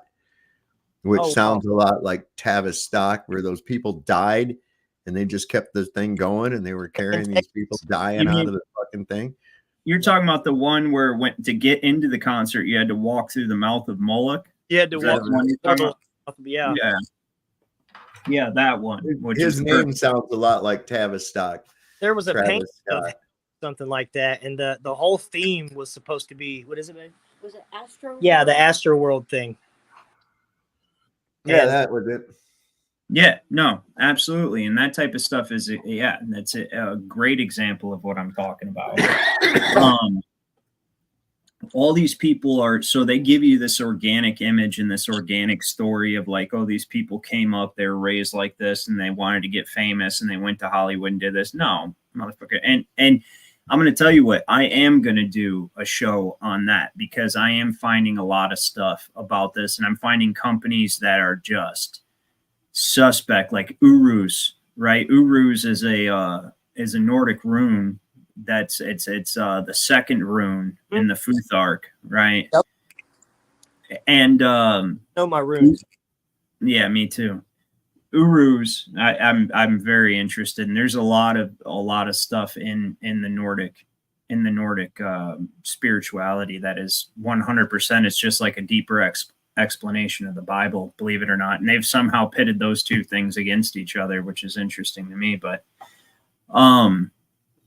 it's like a further explanation, right? Like from a word to a word, I was led to a word, or no, from a letter to a letter, I was led to a letter. From a word to a word, I was led to a word. Like that's deepest wisdom, and nobody's going to understand it right now. But if you think about it for a while, you might. Anyway, the Uruz means the oryx or the bull or the ox. It's the horned beast, right? And this company's called that. And what they do, and they're located in Wisconsin, if I remember correctly. I'm gonna do a show on this. America's. You know that most of the cows that we get our meat from are not just genetically engineered; they're cloned. They don't reproduce cows generally like small farmers do. The big companies, they clone them, and they clone them quickly. They clone them extraordinarily quickly, like you wouldn't even believe how quickly. Like within 6 months, you've got a full fatted fucking cow ready to be slaughtered. Have you ever They seen clone them. Buffalo? Well, here's the thing. Hold on before you interrupt, because I'm going somewhere with this, and then I'll let you do. But Go ahead. before you, but here's the thing. They're doing this in the food industry, yes, but these companies, that's not where they make their money. They're in Hollywood, man.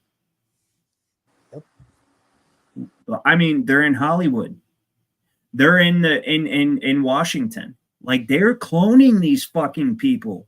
You've heard so you do sell your soul. What they mean by that is you've entered into a contract with the devil. That thing's so perfectly written and it is so explicit that you give over the rights to anything that makes you to this company, label, whatever. that they have rights over your image. Mhm. They have rights over everything, including your soul. You have given yourself to them, and that's what selling your soul is. You have completely given everything that makes you you to them to be used as a product. So when somebody gets a conscience and starts saying, I sacrificed my mother and Jews control Hollywood and control everything, and start going crazy and popping off, and of course the media goes on a full propaganda campaign to say he's just nuts and he's off his meds, because that's what they first did to him when he first had a problem with killing his own mother and doing all this stuff, right? Is they put him on meds. They'll lock him up in the psych ward first. Poor Britney Spears, huh? And that's, yes, exactly. That's what their managers and their agents and all these people that surround them, those aren't their friends. Those are those people. Those people are hired to make sure that they produce and that they don't say anything. Song, right? The Britney Spears chick put out a song. Yes, I've seen it. Let her do it. She ran to the record company, went up in there while she was supposed to be in like a donut shop or some shit, and ran out and skipped her guards and ran up in there and gave them a CD and said, play this. No one's ever heard it. And they played it. Is that the story behind that song? Yeah, it's called The Original Doll, right? Yeah. No, 100%. That's exactly right. They clone these motherfuckers. They clone them. About it. And she would have spurts of where she would remember things of being handled by a bunch of old dudes. And there's a lot of entertainers that are coming out now. Project Avatar. Everybody research this. DARPA. And they'll testify to it all day. And these people aren't insane. They're really smart and well-versed. And they're talking about how when they go to sleep, they're going to another place, and it's like this cloning facility, and these people are having their fucking way with them. You're talking about Donald Masterson, or what was his name? Donald. There's a bunch of them out. There's like I know of like 5. No, Donald. B.O.B.'s one of them. I can't remember Donald, but yeah, no, you're right, and they have been speaking out. B.O.B.'s disappeared. White dude that was in the Yeah, Donald. Yeah. But I've looked into and I've been looking into, and that's what I'm saying. They're not crazy. This is actually like a real thing that's happening, and I'm compiling evidence on it right now. And here, because we've been able to clone since the 40s, dude. Like that's the whole thing. People don't know. This is a super secret thing. They can replace it. For all we know, the majority of society could be fucking clones. Like think about Ridgecrest, Dad. Think about how nobody's ever from there. They all moved there. It's weird, man. That fucking place is weird. And I personally had some very weird experiences in that town. And they like, you don't know, what we call NPCs could be just fucking manufactured people that are put into society. You know what I'm saying? In large groups at some point in time. We don't know this stuff, but what I am 100% sure they clone people. I just can't prove it to you right this second, but I'm telling you, this channel's going to do a show on it once I get all the research done and have a compelling case against it. Number, man, like seriously, tells you his serial number, shows you documents where he was like. And I wouldn't doubt that they do release some of these people into society or whatever, but for the most part, I think that they're keeping them there. And no, I'm saying like that. How hard would it be for them to erect a town of clones in the desert? You know how many ghost towns are in the desert that nobody even knows about? I know, man. I know. There's all kinds of little remnants of settlements and shit like that. We run across them all the time, man. You could erect a town, right, that was filled with clones, and then have it grow like drastically over a period of 10 to 15 years into a bustling commercial city, and then they could all be founded upon clone. Like they could easily do that, just like they could easily hide continents in the southern not hemisphere, but in the southern part of the coordinate plane of what we would consider the south of the true earth. Like they could hide this stuff. They can make this happen somewhere where nobody ever travels. They can just pop something up, which might be why they chose the desert for China Lake Naval Weapons Station, right? And it has a doppelganger. Everyone has a doppelganger. I found mine. That's crazy. Air and Naval Weapons Station. Yeah, they could do that. That could be why they chose that specific. Maybe we're the original DNA code from which they derive their production material after a reset, and then they regenerate us or what. We just don't. There's so many possibilities and avenues with this that we would have to consider. But what I am personally sure, but I can't prove it to you guys just yet. they are cloning all of these people. Mm-hmm. Like all these people that are in the public eye, they're cloning them. Who thinks Dave Chappelle is actually Dave Chappelle? One thing I want to say before anybody answers that, though. Project Avatar. What Tim said about the transferring the consciousness into a different body. DARPA's had this for decades. Like they've been working. It's called Project Avatar. Look it up. It is Project Avatar. They did a movie like this. They did a movie like They've that. done called Avatar. Called fucking Avatar. No, yeah. not that one. There was another one though where they. I watched it not long ago. I'm trying to remember what it was now. You're talking about Transcendence with Johnny Depp, maybe? This is a theme, and they're showing this stuff to you so it's not a big shock. That's predictive programming. I don't think they've just developed this. Check this out. Project Avatar. Watch this. When I tap on this. You seeing this? I barely. What's it say? Yeah, what's it say though? Then something unexpected happened while accessing this website. Looks like it doesn't have an active domain connection. Upgrade a link. Request a domain name to the WordPress.com site. Or it's trying to direct me to another site. Want me to log in. It's trying to get my info. Yeah. So if you're dedicated and you don't use Google, you'll be able to find out. Especially like use Yandex, search with But they're quotation. doing look it up, right? They want to know who I am. Oh yeah, 100%. Yeah, that's obvious. Well, that to me is like an operating perception. I already know those things. You know what I mean? Like I already know. They already know who I am. They're very well aware of. That's why they freeze up my computer, boot me offline, all that shit. Like they know who the fuck I am, right? But I can't take credit for who I am, just like nobody else here can take credit. We were made this way to be these people, but we're a huge thorn in their fucking side because we're putting this is broadcast on the internet. Anybody can come look at this fucking, as long as I don't say certain keywords that the algorithms trip the fucking remove my video. If I say, then I can say whatever and it's going to be recorded for posterity. Right. And it's on, and I have my own copy. I have it on Rumble and I have it on YouTube. My dad, same thing. Right. There's nothing, this is a problem for them. And believe you me, they're trying to figure out how to stifle it. But fortunately, it's very difficult for them to.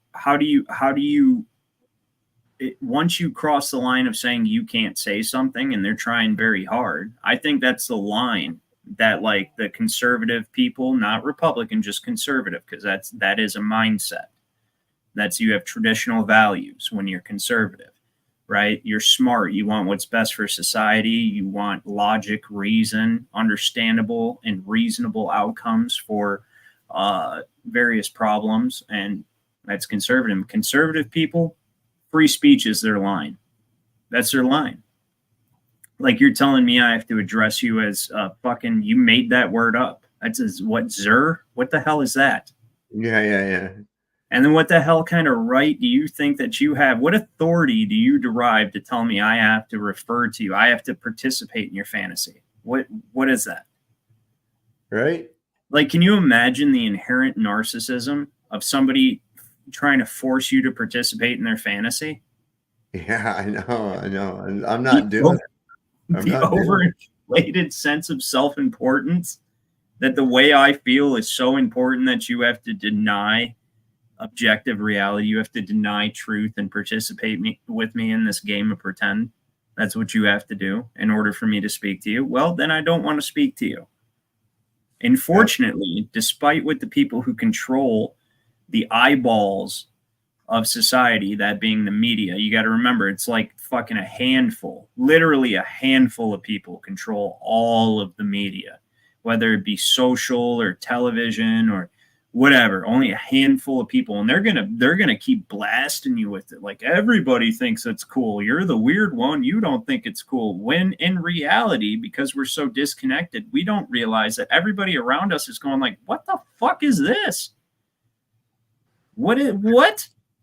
You know what I mean?" Oh, well, everybody's going with it, so I guess I better just keep my opinions to myself. No, that's not the reality. Nobody's going with it.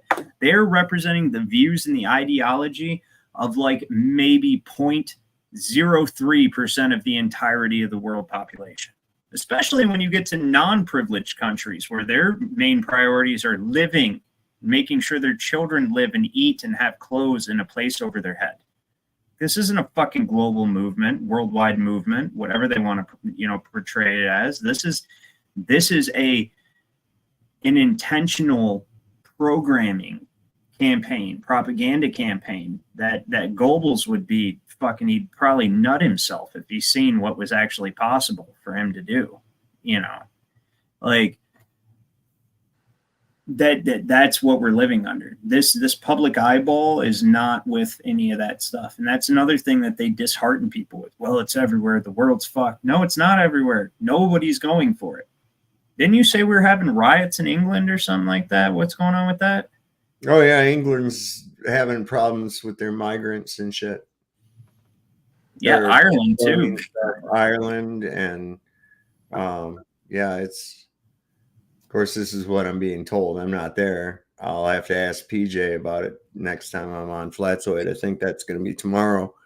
So some of my friends across the pond, I'll have to ask them for, boots on the ground description if they're seeing any of this shit, or is this just little events that they're making big shit out of. We know how they do that. You got the little blinders on you. So that's the point of what I'm saying. That's exactly right.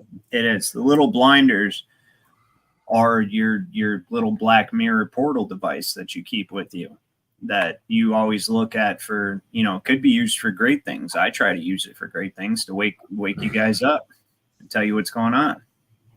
But also, if you just go through the mainstream portals of it, that's going to lead right back to some fucking messy propaganda that doesn't reflect anything in society. That's actually the truth. But they want you to believe it is, so that you feel that way, you act that way, you vote that way, you decide that way, because then that's the whole thing. Everybody needs to look up Edward Bernays. You know who Edward Bernays was? Yeah. Yeah. It's the nephew of Sigmund Freud, right? And he's also responsible for pretty much every propaganda campaign that we have in this country. He figured out that people have such a strong desire to belong to a herd, to be accepted, and that desire is actually linked directly to our desire of our need for self-preservation, connected with the reptilian part of our brain, survival instinct, as it's normally called, because the way that you subconsciously, not you guys, obviously, you're here, but the way the average person looks at the scenarios, conspiracy theorist is considered undesirable, right? They're wackos. They're outside of the norm. And even if what they're saying has made sense, it's going to decrease my chance of mating if I am viewed in such a light. And it's that simple. It's going to that's why they put sex in our face all the time. And then to be a conspiracy theorist is going to make sure that you don't have any sex coming your way. Ryan, I was just talking about that earlier on Facebook. Somebody was talking about where I put something on Facebook with a bunch of celebrities doing the same symbolism and shit. And somebody said, yeah, man, they've been programming since we were kids, and just made me think about when I was a kid. And I think we're around the same age maybe. But He-Man, Thundercats, things like this were cartoons. They had cartoons where they had pentagrams, where the heroes would come down, they'd form a pentagram, and it would light up, and it would put all the symbolism in our face. But the main thing I remembered was like how scandally dressed like these characters were that we watched on cartoons, like on these different. All the dudes were like wearing loincloths with their nipples and their body muscles. All the dudes were like bodybuilders. All our heroes, besides G.I. Joe was like the only one. And then all the chicks had like these big breasts with cleavage and these little loincloth. They really, the people that wanted us to watch these cartoons wanted us to be sexually active at a young age, right? They were putting it right in our faces. Well, there's another factor. The reason they did it subversively like that, to where it's something you actually have to notice and point out, is because the morality of your parents would not have accepted that. That's how they've used this television, or just say media propaganda, to progressively corrupt the nation from generation to generation. I mean, look at television. You started out with Happy Days. That was very wholesome, but they started saying some pretty crazy shit on there with old Barney Fife started talking about locking people up for not putting their bike away or some shit, and then locking the dad up if he said it was okay. And that was, I watched an episode, I was like, okay, they started with that real quick. But otherwise, outside of Barney Fife, who was probably the worst character in that show, yet most beloved today, it was a wholesome television show. It completely reflected the average American family at that point in time. And so it was filled with morality, good messages, you know, but they threw their subversive shit in there that you don't realize, like the Barney Fife thing I was just talking about. And then you can get people to go along with whatever the fuck you want as long as you present it correctly. And if you're the right person. I mean, just recently I heard this fucking clown Trump talking about it should be a mandatory 1 year. Let me sow the seed of thought real quick. I'll totally let you speak on that. Hold on 1 second. So art imitates life initially. You can only create art that is the imagination of what you already know. So it must imitate life. But then when art becomes a life of its own, as it has in the realm of the goddess media, right? Which is actually a goddess named after a goddess, all that stuff. And that takes the throne of what people desire, which they've made sure it did, then life will imitate the art, which is the other side of that nobody ever says. Life imitates, or art imitates life, but then once it takes on a life of its own, life imitates art. It can only take on a life of its own when a bunch of people are giving attention to it, just like a corporation. So you have Happy Days, reflected the traditional American family with the exception of the ridiculous police powers. Then you get to the next decade and you had what? Happy Days. Now you got the rebel, the teenage rebel who's sexualized and, hey, it's Fonzie, right? All the chicks love fucking Fonzie, right? Still not too egregious. It's palatable for the previous generation who had Happy Days, but it's a little bit more racy, but they'll allow it, right? And it's been that pattern of subsequent tiptoes by night. You know what I mean?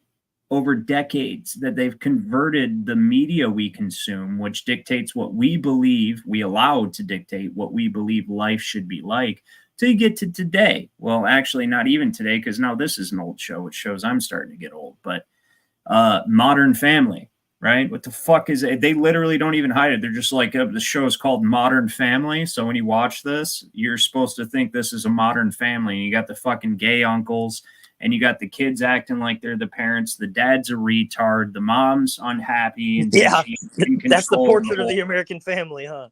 Right. Yeah, it's Modern Family. That's the Modern Family. And that shit went on for fucking like a decade. Right? So I don't know. Could still be on. Is it still on? I don't know. But anyways, that's what I wanted to say. Dad, are you still there or did you bounce? No, I'm here, man.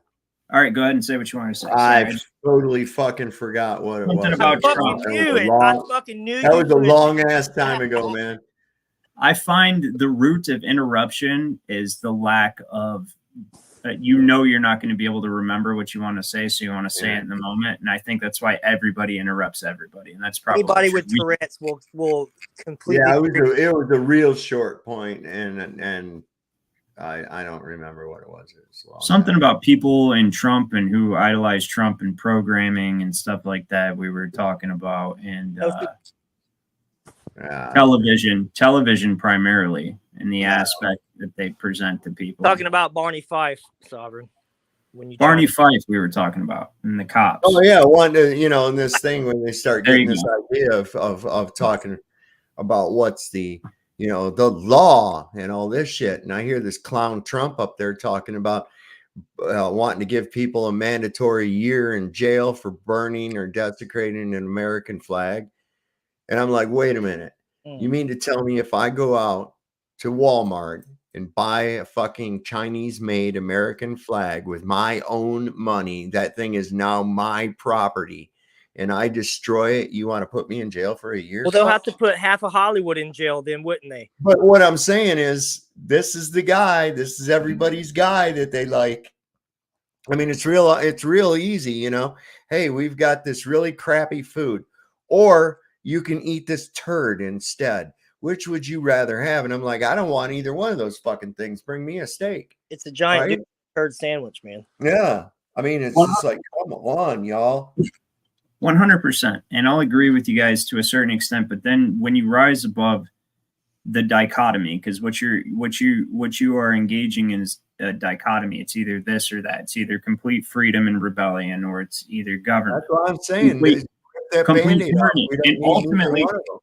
at the end of the day, it is. But here's the big thing about why I say, like, anybody with a fucking half a brain, the fact that anybody believes the assassination attempt was an actual thing it's ridiculous. But what I will say,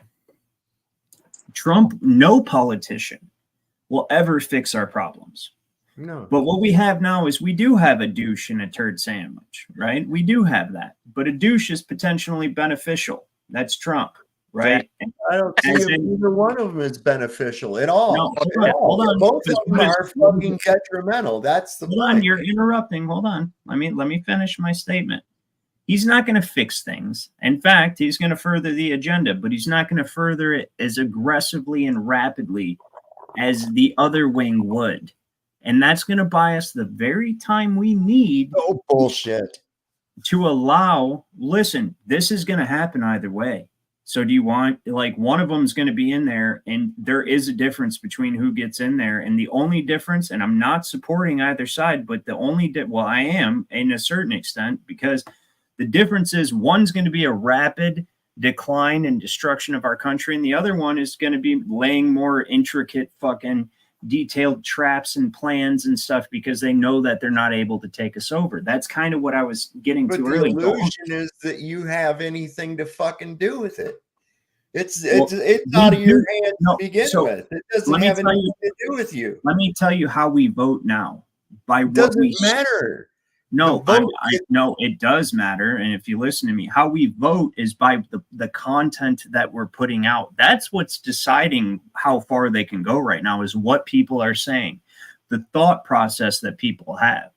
And I give this to the truth community, and I'm not saying Donald Trump's a good dude, and I'm not saying that he's not going to further the enslavement program. I'm just saying that the other side's going to do it a lot more quickly. And what I am saying is that for the truth community, it's like we should recognize what the most serious threat is right here. None of us are going to go out and vote. At least I hope you don't, because then you sign up for a voter trust. You see what I'm saying? What I am saying for sure is that one side is going to buy us a little time. The other side's going to fuck us immediately. And that's the choice. And that is the douche and turd sandwich choice that they've given us. And so, see, the thing is that regardless, everybody in the fucking country could go and vote for the same candidate. It doesn't matter. That would actually, because that's the thing. What they're actually afraid of is the same thing they've always been afraid of, and it's a revolution. They're always afraid of it. Why do you think they created this Jones plantation? Right. So they're afraid of revolution. So if the pulse on the public, if the thumb on the public pulse tells them that if they fucking do something, that they are going to die, and they know they would, there's more guns in this country than there are hands to hold them. Right. And the only problem we have is not everybody's awake enough to understand what's going on and why they should be used. And that's what we're working on now. And it's happening exponentially faster. Right. But that's what they're doing, is they have their thumb on the pulse of society, and they're saying, are they ready to be butt fucked or not? And so all your MAGA people, as dumb as they can be, generally, I think a lot of them have the potential to be woken up because their views, their traditional family conservative views, that's what he appeals to. So we have this entire MAGA community that has a great potential of being brainwashed, but also has a great potential of being woken up, but they're not falling for the other crazy, insane shit that's going on right now. They're not. And that's why they're MAGA people. They think that you fix things by voting. That's the only problem. They think you fix it by voting. That's not how you fix it. It's definitely not. The government should have never been able to deal with your personal rights in the first place. Your natural rights, and not personal, because persona, but natural rights in the first place. They didn't. That's why the Bill of Rights was created. It's not a list of rights granted to you. No, it's a list of rights that they're not allowed to fuck with. Well, that's what I'm saying. And the MAGA people know that, and Trump appeals to that. And so what they're doing is they're presenting us with the choice. What are you going to allow us to do? Are you going to let us give you the douche, or are you going to let us butt fuck you? Well, wait a second. Just as I just illustrated, though, these people, if they're actually down for that and they believe that natural rights and the Bill of Rights is, No, they don't understand that's what it is. They don't understand. I'm trying to make my point with this. Okay. Okay, go ahead. The Bill of Rights doesn't give you rights. It's a list of rights that they're endowed to you by your creator. Okay. So if they're also down with it and think it's all great, why, when he says these things, would be obvious violations of natural rights, does he get all this applause and praise? Being in favor of red flag laws, being in favor of and a big fan of civil asset forfeiture. You are literally straw manning me right now. No, I'm not. I'm not straw manning you. Don't take it personal. I'm talking about Donald Trump, not Ryan. Well, I'm talking about Donald Trump. He's a piece of shit. I'm not denying that. So what? My point being, well, there's no need to defend. What I'm getting at is these people, if they're so lauding of the Bill of Rights and natural law, why would they be so? That's what I'm saying. They're no better off. They're no better than the left. Neither one of them. I didn't say they even have knowledge of any of that stuff. They probably have no idea about natural law. They probably never read the Constitution. What they do know is that they're conservative, traditional, they're God-fearing, and this is the way life should work. And they're capitalizing on that. At the expense of natural law. Right, but they don't understand that yet because they're asleep. That's what I'm saying to you. Well, and they're no better than the other side. That's all I'm saying. They're just as fucking zealot and wrong as the other side is. Do you want the process to work, or do you not want the process to work? It doesn't work. There is no process. We're not a part of that process. That's the most negative shit I've ever heard. No, it's not. Your vote is not. Listen. Your vote. I'm not telling people to vote for anybody. Nobody. Then what does it matter? Then why would we even? It's out of our hands anyhow. Because we're putting negative energy out about the only situation. They don't give a fuck about that. They've already got this planned, bro. That's okay. I see the biggest problem. You don't see the esoteric aspect of this. Like when we have a channel, okay, when we have an audience of even 1,000 people, right? That eventually, like my Rumble videos get like anywhere up to 1,800 views, and my YouTube generally get like 700-800 right now. And that's a large number of people, not comparatively to other big people, but it is. And when you have that kind of influence, what you say, what you're putting into these people's minds, if I'm negative and I think all hope is lost, and they're only watching negative, Brian, what I'm saying is just don't fucking bother with it. Well, yes, that's the name of the show. But what I'm saying to you is there is no reason why we shouldn't have a concern in what's about to happen, even if we know we don't have to participate in it, because it's the occupying country or corporation that's occupying our republic. This corporation is occupying our republic. If it was going to be Darth Vader or fucking Emperor Palpatine, you'd probably care which one. Do you know what I mean? Like you're a rebel. You don't want to be under the fucking, but the different things that they're going to do are going to affect your rebellion. Would you rather be beheaded with an axe or a guillotine? Right. Well, here's the thing. That's the choice. That's what you've got. I mean, the one side is no better than the other. The future I see is this, is that people have invested so much emotional, and I almost think like it's intentional. I almost think like there's some sort of interdimensional entities guiding this stuff towards the ultimate good, right? And like it's God, like that's God's movement. And I think that they're getting people who have that conservative, traditional, like righteous kind of ideology for the most part, because we're all human, everybody makes mistakes, but for the most part, that's what unites that movement. They're getting them to invest this emotional energy in this guy, so that when he does get in and he does do fuckery that he's going to do for Israel and he's going to do for the banks and he's going to do for all this stuff, but guess what? He's not going to immediately sell us out to China. And all it does is buy us time. I can't emphasize that enough. This is only about buying time. How much time do you think that that's going to buy? 4 years? No. I think it'll buy 4 years. I don't think it. Look, it's like this. It's not going to get no better. They've already told us when the clock ends. They've told us when the clock ends, and we can see the exponential increase with rapidity that things are happening, right? And that's 2030. They've told us already. They told us. Like I said, it's not going to matter. So 4 years This last time. Do you think we cannot win? Do you think we cannot win? Do you well, think we're going to win? We're going to win. The point is that they're going to play their little game regardless. They're going to do what's planned on doing. They're going to run through with their little agenda. They're going to continue this little charade. This show with the election of the left wing, of again the same bird that's trying to eat you, with the election of the left wing of that bird. Right, we're not prepared for that battle yet. It doesn't matter. We don't have anything to do with it. No, I'm talking about nothing to do with it. You don't see what's going to happen if that happens. Are you serious? You don't see? It's not in our hands. What don't you understand about that? It wasn't in our hands the last time or the election before that. I understand completely about it. It is in our hands right now. It's where we focus our energy. We're the powerful ones. We're the ones who are.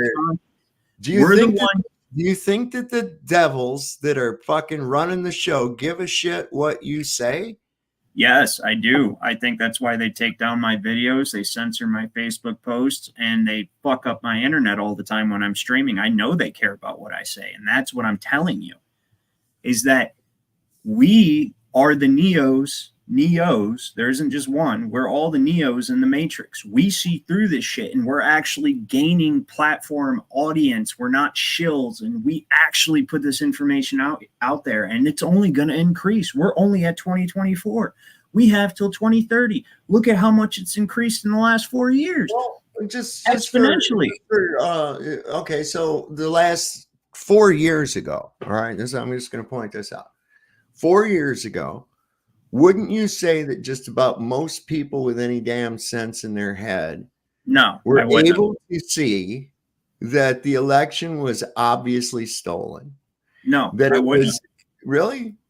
No. Everybody I've ever talked to says, yeah, that was fucking fishy as shit, man. No, because these are the same people that were starting to put on fucking masks. And so I already knew what was going to happen. Like, that's how many people were asleep. But also simultaneously, that same event, both events. But in 4 years, nobody's woken up to that in 4 years? No, dude, so many people. I know. Okay, all right, that's my point. Many people. Yeah, all right, so that woke a lot of people up, didn't it?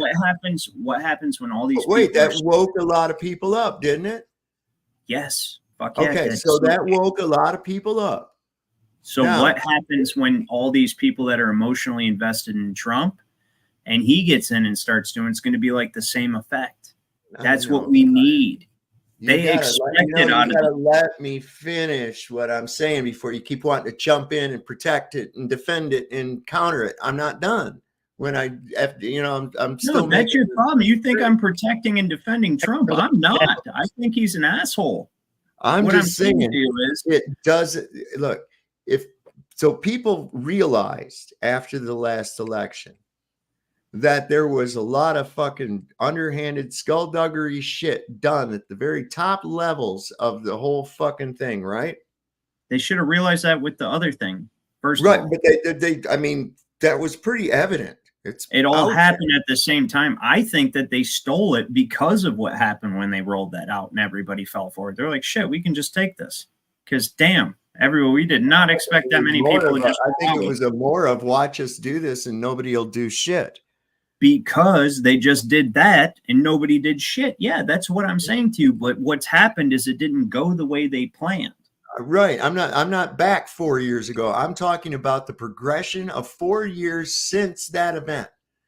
People have had 4 years to wake up from this fucking illusion. If And they're they still are. in it, they're not gonna come out of it, So man. you're the arbiter. You're the person who decides how much time it takes somebody to wake No, up. I'm Listen, just let me tell you saying. something. Are you kidding me? How many times do you need to fucking bite down on a razor blade before you figure out that that's detrimental to your Apparently, for both you and I, that took a long time, and other people. We never saw anything that blatant before. No, there's other razor blades.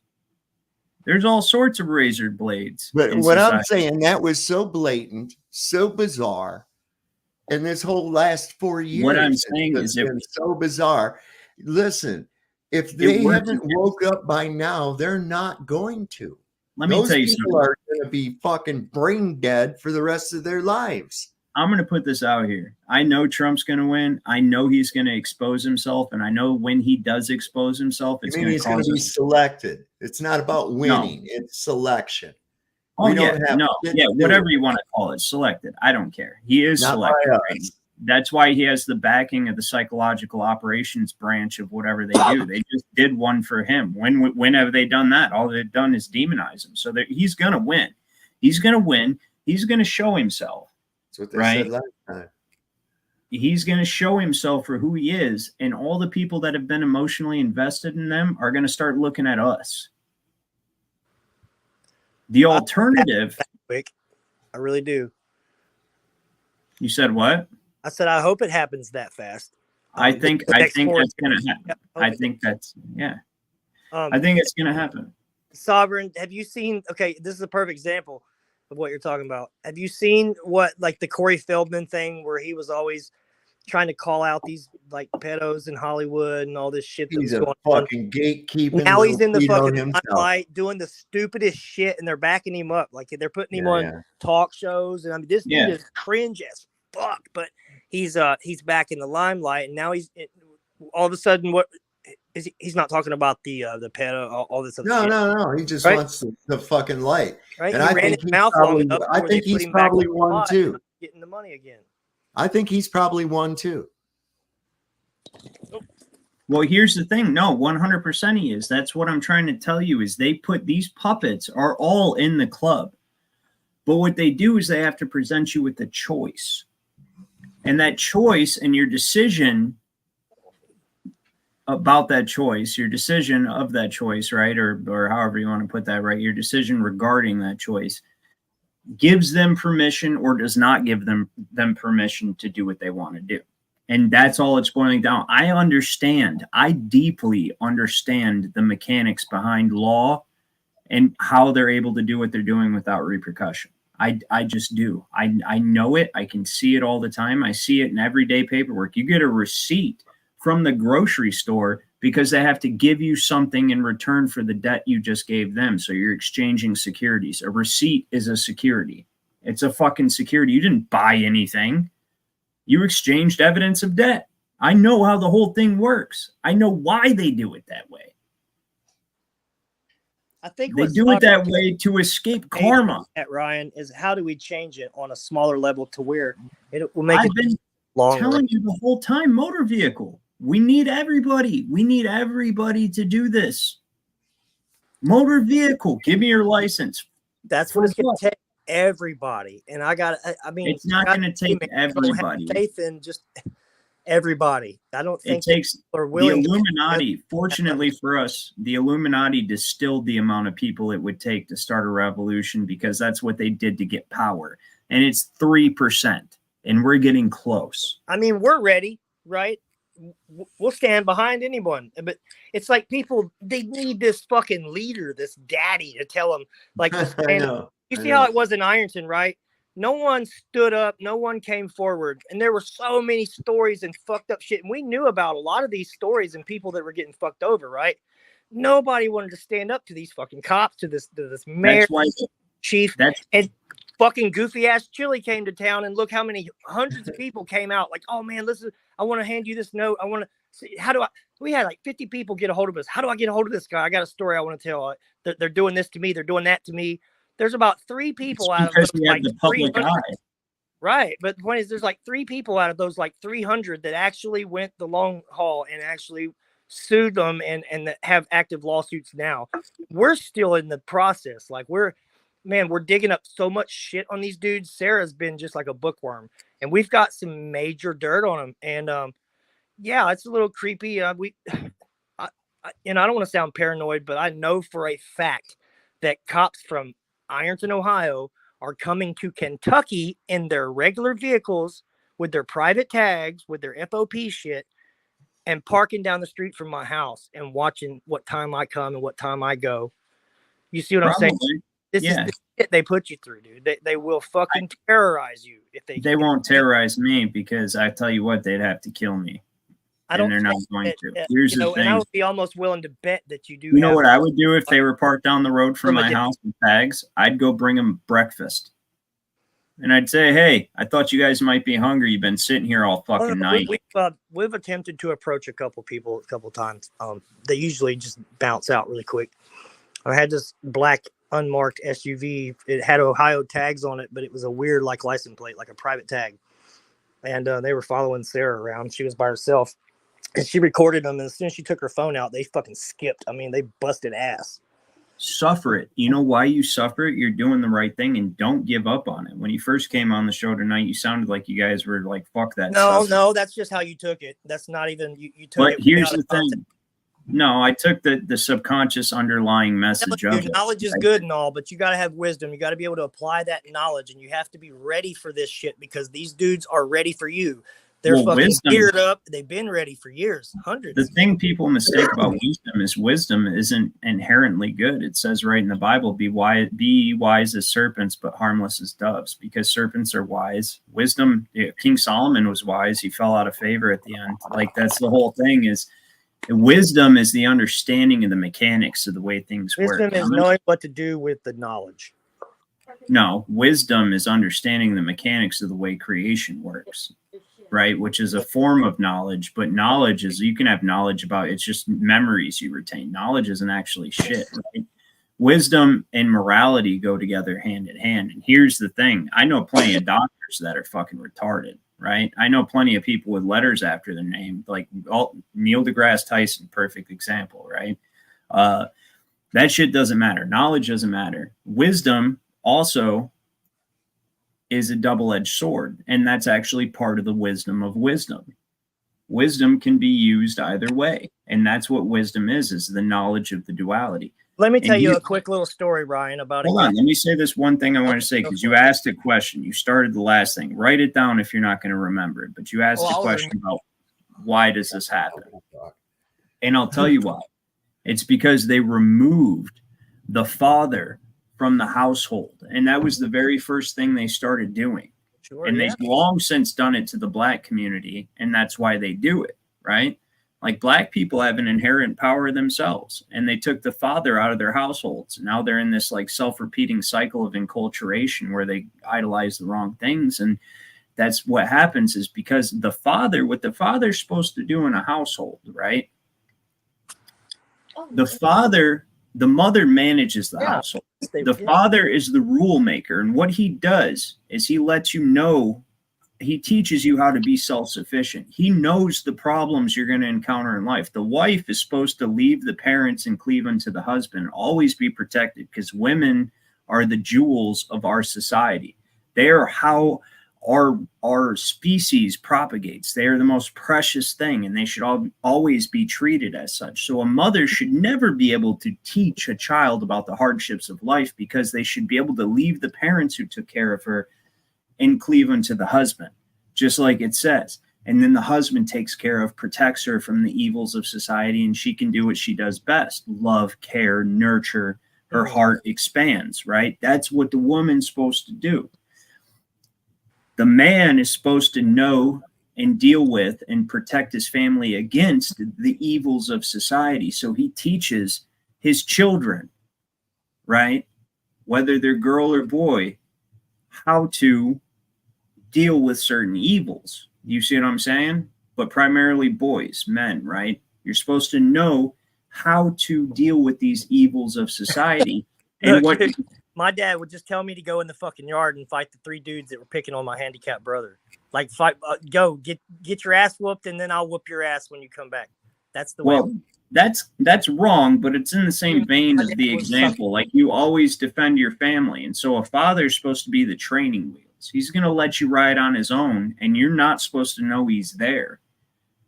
But if you fuck up, he's going to protect. He's going to protect you. If you fuck up, because he knows he's supposed to teach you how to be self-sufficient. They have emasculated our society. They have. Yeah, we're not dealing with real men anymore. So how can you expect your father to do anything if he's not even a fucking real man? Like, if he's not even if he does, you know what I'm saying? If he doesn't display the characteristics of a man. The father is the training wheels. That's what I was getting to. Is the father is the training wheels. He's going to tell you how to deal with. You want something, earn it. Somebody picked on you, handle yourself. Mm-hmm. But he's always going to be there because he actually loves you. He doesn't just want you to deal with your own problems. He wants you to learn to deal with your problems. And I can honestly because he knows when you're a man or a woman, whatever the case may be, that you're going to encounter this in life, and he's not going to be there to protect you. You're right about that. I hated my fucking dad growing up. I hated. He was an abusive dude. But then after he passed away, I was just like fucking overcome with this, I don't know, kind of relief, because I started looking at it through his eyes. And then, I went through some pretty, I'm not going to go into it, but I was highly abused as a kid by my dad, physically and mentally. And, but then when I look back on it, I'm like, damn, dude, he wasn't telling me I can't do it because he didn't think I could. He was telling me I couldn't do it because he knew I would fucking prove him wrong. Right. When the day that I knocked my dad out flat on his fucking ass, I hit him right in the chin too, was the day that, like, my dad had always told me, and it happened. You should never do that. It's the most disgraceful thing. How it happened. He always said on my 18th birthday, he was going to take me out in the yard and beat my ass in front of all the neighbors. Right. Well, on my 18th birthday, ironically enough, I came to my house to get the money that I had saved up in my bedroom, and he had taken it. And he also had other money that belonged to me that was supposed to be transferred to me and wasn't. And he had it in his fist. And he's like, "You're gonna fight me for it." And the little chick next door was there, and people were around, and I didn't want to fight him. He threw a punch at me. I ducked it. I hit him in his. My cousin was behind me, like, "Punch him, man, knock him out," because my cousin, knew the shit that I went through with this guy. But that's that day that happened. I knocked him out. He was laying in the middle of the street. A car came, and I tried to help him up. And when I tried to help him up, he stumbled into me trying to punch me again. And I just hugged the man, right? Well, at that point, my money was laying all over the ground. I just picked it up and left. But then about 4 months later, I moved to Nashville. And I came back home to visit about 4 months later. And I went and visited my dad, and he was kind of bad off. He was sick. And he just looked at me and said, "I'm proud of you, son." And that was the first fucking time that man had ever said that to me. And I know it was because I had the balls to hit him back. And that's why he said that.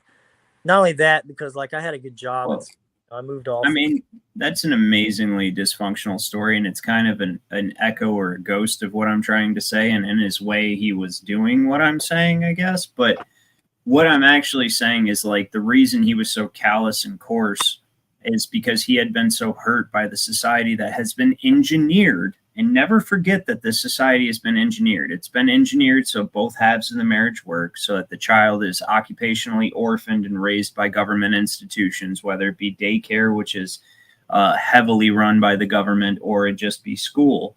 So that the state can raise the child. And so they're occupationally orphaning people. But the thing is, he had been so hurt by his childhood and his society that was the example he grew up with.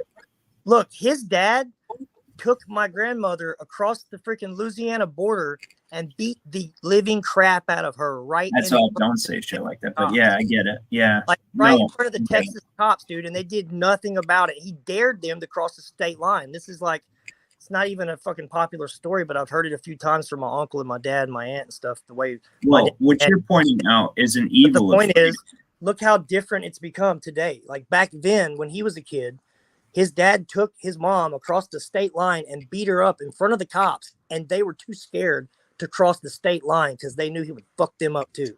That was a good old You don't see that shit nowadays. And now you're an inevitable progression towards the good. That's what you're the byproduct of. That And was the the way good you- old days when you used to be able to do that. You smack your bitch. Okay, And shut up. if your Shut bitch up, didn't shut listen up. to you, Awful. you just smack the fucking That's bitch. awful Listen. shit. Listen, they are the jewel of society. Women are the jewel of Street and society. shoot 'em right in But front they're of you. also meant to be taken care of. You know, Yeah, well, if we gave him an inch, he took a mile. Used to be able to take your old lady down on the courthouse steps and whoop her ass on Sunday afternoon. Mhm. what the fuck is wrong with you? It's awful. Listen, Well, you're Here's the saying like thing. Aaron Burr, right? but here's the thing: you can handle your business. the community, though, the community should stand against it. And that, again, everything you guys are saying, it's evidence of the corruption of the community, because that's not what community was. And they want to tell you community that. didn't stand with it, but women couldn't vote. See, that was the whole That's thing. what I'm saying. And is women's suffrage, and women's suffrage immediately. what you're realizing, what you guys are describing, is the corruption of society. It hasn't happened just in our lifetime, and it hasn't happened in our parents' lifetime. It hasn't happened in our grandparents' lifetime. They've continually, like, passing a law like that could do nothing but corrupt a family unit. And on what lawful basis do you derive the husband's authority to whoop his wife? Where do you get that? Where? Somewhere. It's in there somewhere. It's definitely not. Oh yeah, it's Oh, in there wow. somewhere. You just gotta look Spare for the it. rod, spoil the child. Huh? Well, that's true, and that's a euphemism to discipline, and absolutely, yes. Well, they don't allow that anymore. They don't. Let, Why do you now think a that kid can is? call- Are you guys literally defending the enemy's tactics and viewpoints? No, Like, I just don't saying understand. now, No, like, I'm just being I'm just kid, I'm he's just gonna being run fucking for silly. youth is all. services and have me arrested. You know what I mean? Well, And so that's what they I'm saying. They want to raise your kids. They don't want you to raise them. They want to be the ones raising your kids. That's why they started all of everything you guys are talking about. Like Point. the Exactly. unit, the woman runs the home. Let me tell you something. My wife does the bills. She tells me what I can spend. She tells me what I can't. But guess who makes the ultimate decisions regarding our lives and where the direction we're going and what we should do when it's a major decision? That's me. She runs the bills. She's the household. She's good at it. They are good at it. Why do you think women are always secretaries and clerks? And why do you think there's so many women in the courthouse and all that stuff? That's what they do. They're good at that. We're not. We're warriors. Well, and plus they make sandwiches, so that's a plus. You know. We're warriors. Oh, What's wrong with you? We are warriors. Not that women can't be. In fact, in the Nordic tradition, the women would come out as shield maidens to their husband and fight along with them. That's why the fucking Vikings were such a scourge to England. They couldn't beat these people. Not only did their women and children fight with them, but also their idea of heaven they could only get to by dying trying to kill you. So, I mean, they were unstoppable. They're the best fucking, what do you mean? That's amazing. Like, you can't stop that. But the women were women. They were wives. They did what wives are naturally good at. Husbands were husbands during times of peace. And they did what husbands are good at. They provided, women managed the household. And then when it came to war, everybody fight. And they're like, shit, we get to go to heaven now. I don't care if you come. I'm going to try to kill you. But if you kill me. Every good woman, or behind every good man, is an even better woman. That's 100% true. Yes, that is. That the man is entirely the sum of the woman he chooses. There's no question. I'll second that. That's who's going to rear your children. That's who's going to control your household. That's the person who's going to have your back. She's going to be your conscience. She's going to give you that part of us. Happy life. I'll say Sarah's definitely a better woman than I am a man in some cases. But can I just real quick, because I got to get off here, man. But I want to jump back because you told me not to forget. And yeah, fair enough. There's a story that I read about this guy, this big ship, like a big, some kind of ship that was hauling some shipping ship that was shipping ships. I don't know. They had a problem and they couldn't solve it. There was something going on with the ship. It was malfunctioning. They hired this dude to come in. They paid him a whole shit ton of money. And he like tightened up one little bolt and fixed the whole fucking problem, right? He just pecked it with his hammer, right? And they were like, whoa, wait. We're not going to pay you all that money for just that one little thing you did. And he was like, well, that's the difference, man. He said, because I knew exactly how hard to peck it, exactly what to use to peck it with. And I knew how to fix the problem, and you didn't know. And that's why you hired me, right? As far as the wisdom thing goes, it's a big deal because, I mean, you have to know how to apply that knowledge, man. I've been fighting these courts, Ryan. I'm telling you, man, I've been in and out of it. These little Okay, small let town me ask courts, you they're something. 'Cause fuckers. I've been I've had a fighting judge them. cuss me out and tell me he was going to put me in jail for 90 days. And then that Sunday, a clerk came to my cell and said, "Hey, you get out tomorrow. Don't piss the judge off ever again." These are the types of fucked up games they play, and they get away with. Let me tell you something. Let me ask you something, and then I'll tell you something. Let me ask you something, though. Since you've had those negative results, how much time during the day on average, do you spend looking up law? Oh, I don't have to, dude. Sarah does it all. She's constantly. I There's your problem. I would That's your say problem. 16 hours out of every day. And she So shares you it with personally, me, and I do the work like I'm working. I'm constantly on the grind, dude. Like, So if you you knew how personally- hard it was for me, you can't judge that, man, because I right can. now, I like I work said, 10 I hours lost a a day. vehicle, right? I lost a vehicle. And just because I met the right person, they had a car, they offered it to me for $1,200. I didn't have $1,200. I offered her $800. She was iffy. About 2 weeks later, she agreed to the $800. And then somehow this lady gave me this car, and all it needed was an alternator and a battery. And it's a 2015. It's probably Okay, the that's car I've owned in totally 20 aside years. from the question I asked you, though. I asked you, since you've had these these negative events, right? How much time have you looked into what you did wrong? Okay, so what I did wrong was arguing with a cop on the side of the fucking road. That's no, that's not wrong necessarily. Well, arguing, but asking questions is what you should be doing, and you should know that, because after you have that negative experience, how much time did you spend literally going back and saying, okay, well, when I did this, they did this. Where do they derive? Yeah, I learned from my mistakes, and I try to apply different. So you have learned. No, I'm asking you a sincere question, man, because the way you gloss over I've learned from my mistakes is serious. I have lost in court. I've had my ass kicked by these people before I knew how. That's actually how I got here. The entire path to me getting here is based on me getting my ass kicked. Sure. No, it is. So it's 100%. I go back to the drawing board. But I I'm go talking back. I'm about like, okay, cops. what I'm not did I do? talking about in court. I'm talking about cops that will fucking shoot and kill you, that will drag you out of your car, that will tase your old And lady. I agree with you, but I believe so. There's a difference when you watch these videos. Some people they'll drag out, some people they won't, and of course that depends on the county, state, cop, all that stuff. Take their shots, right? Another aspect of it depends on what you say, because when they go back to the car, they check with their bosses, and their bosses check with their bosses, and their bosses are the fucking real pirates, which are the bar members. And they say, well, what did he say? What did he have? What's going on in that situation? And now this isn't going to be 100% the case all the time, but 99% of the case it is the time. That's why they always disappear and go back to their car. They're trying to check, like, wait a minute. We got somebody What do I got the power to do here and get away with it? Okay, but put yourself in my shoes on this instance. Okay, I get pulled out of my car because I tell the cop that I'm not operating under commercial purposes. I'm not driving. I am traveling. I do this. Okay. Now, okay. Let me finish, please. You already fucked up. You already fucked up. Let me Why finish. did you tell? Okay, I'll let you finish telling me how you fucked up. The point is not what I did. The point is what I'm dealing with when I did it. So listen. No, the point is what you did, which is why you're dealing with it. But go ahead. You gotta let him finish, man.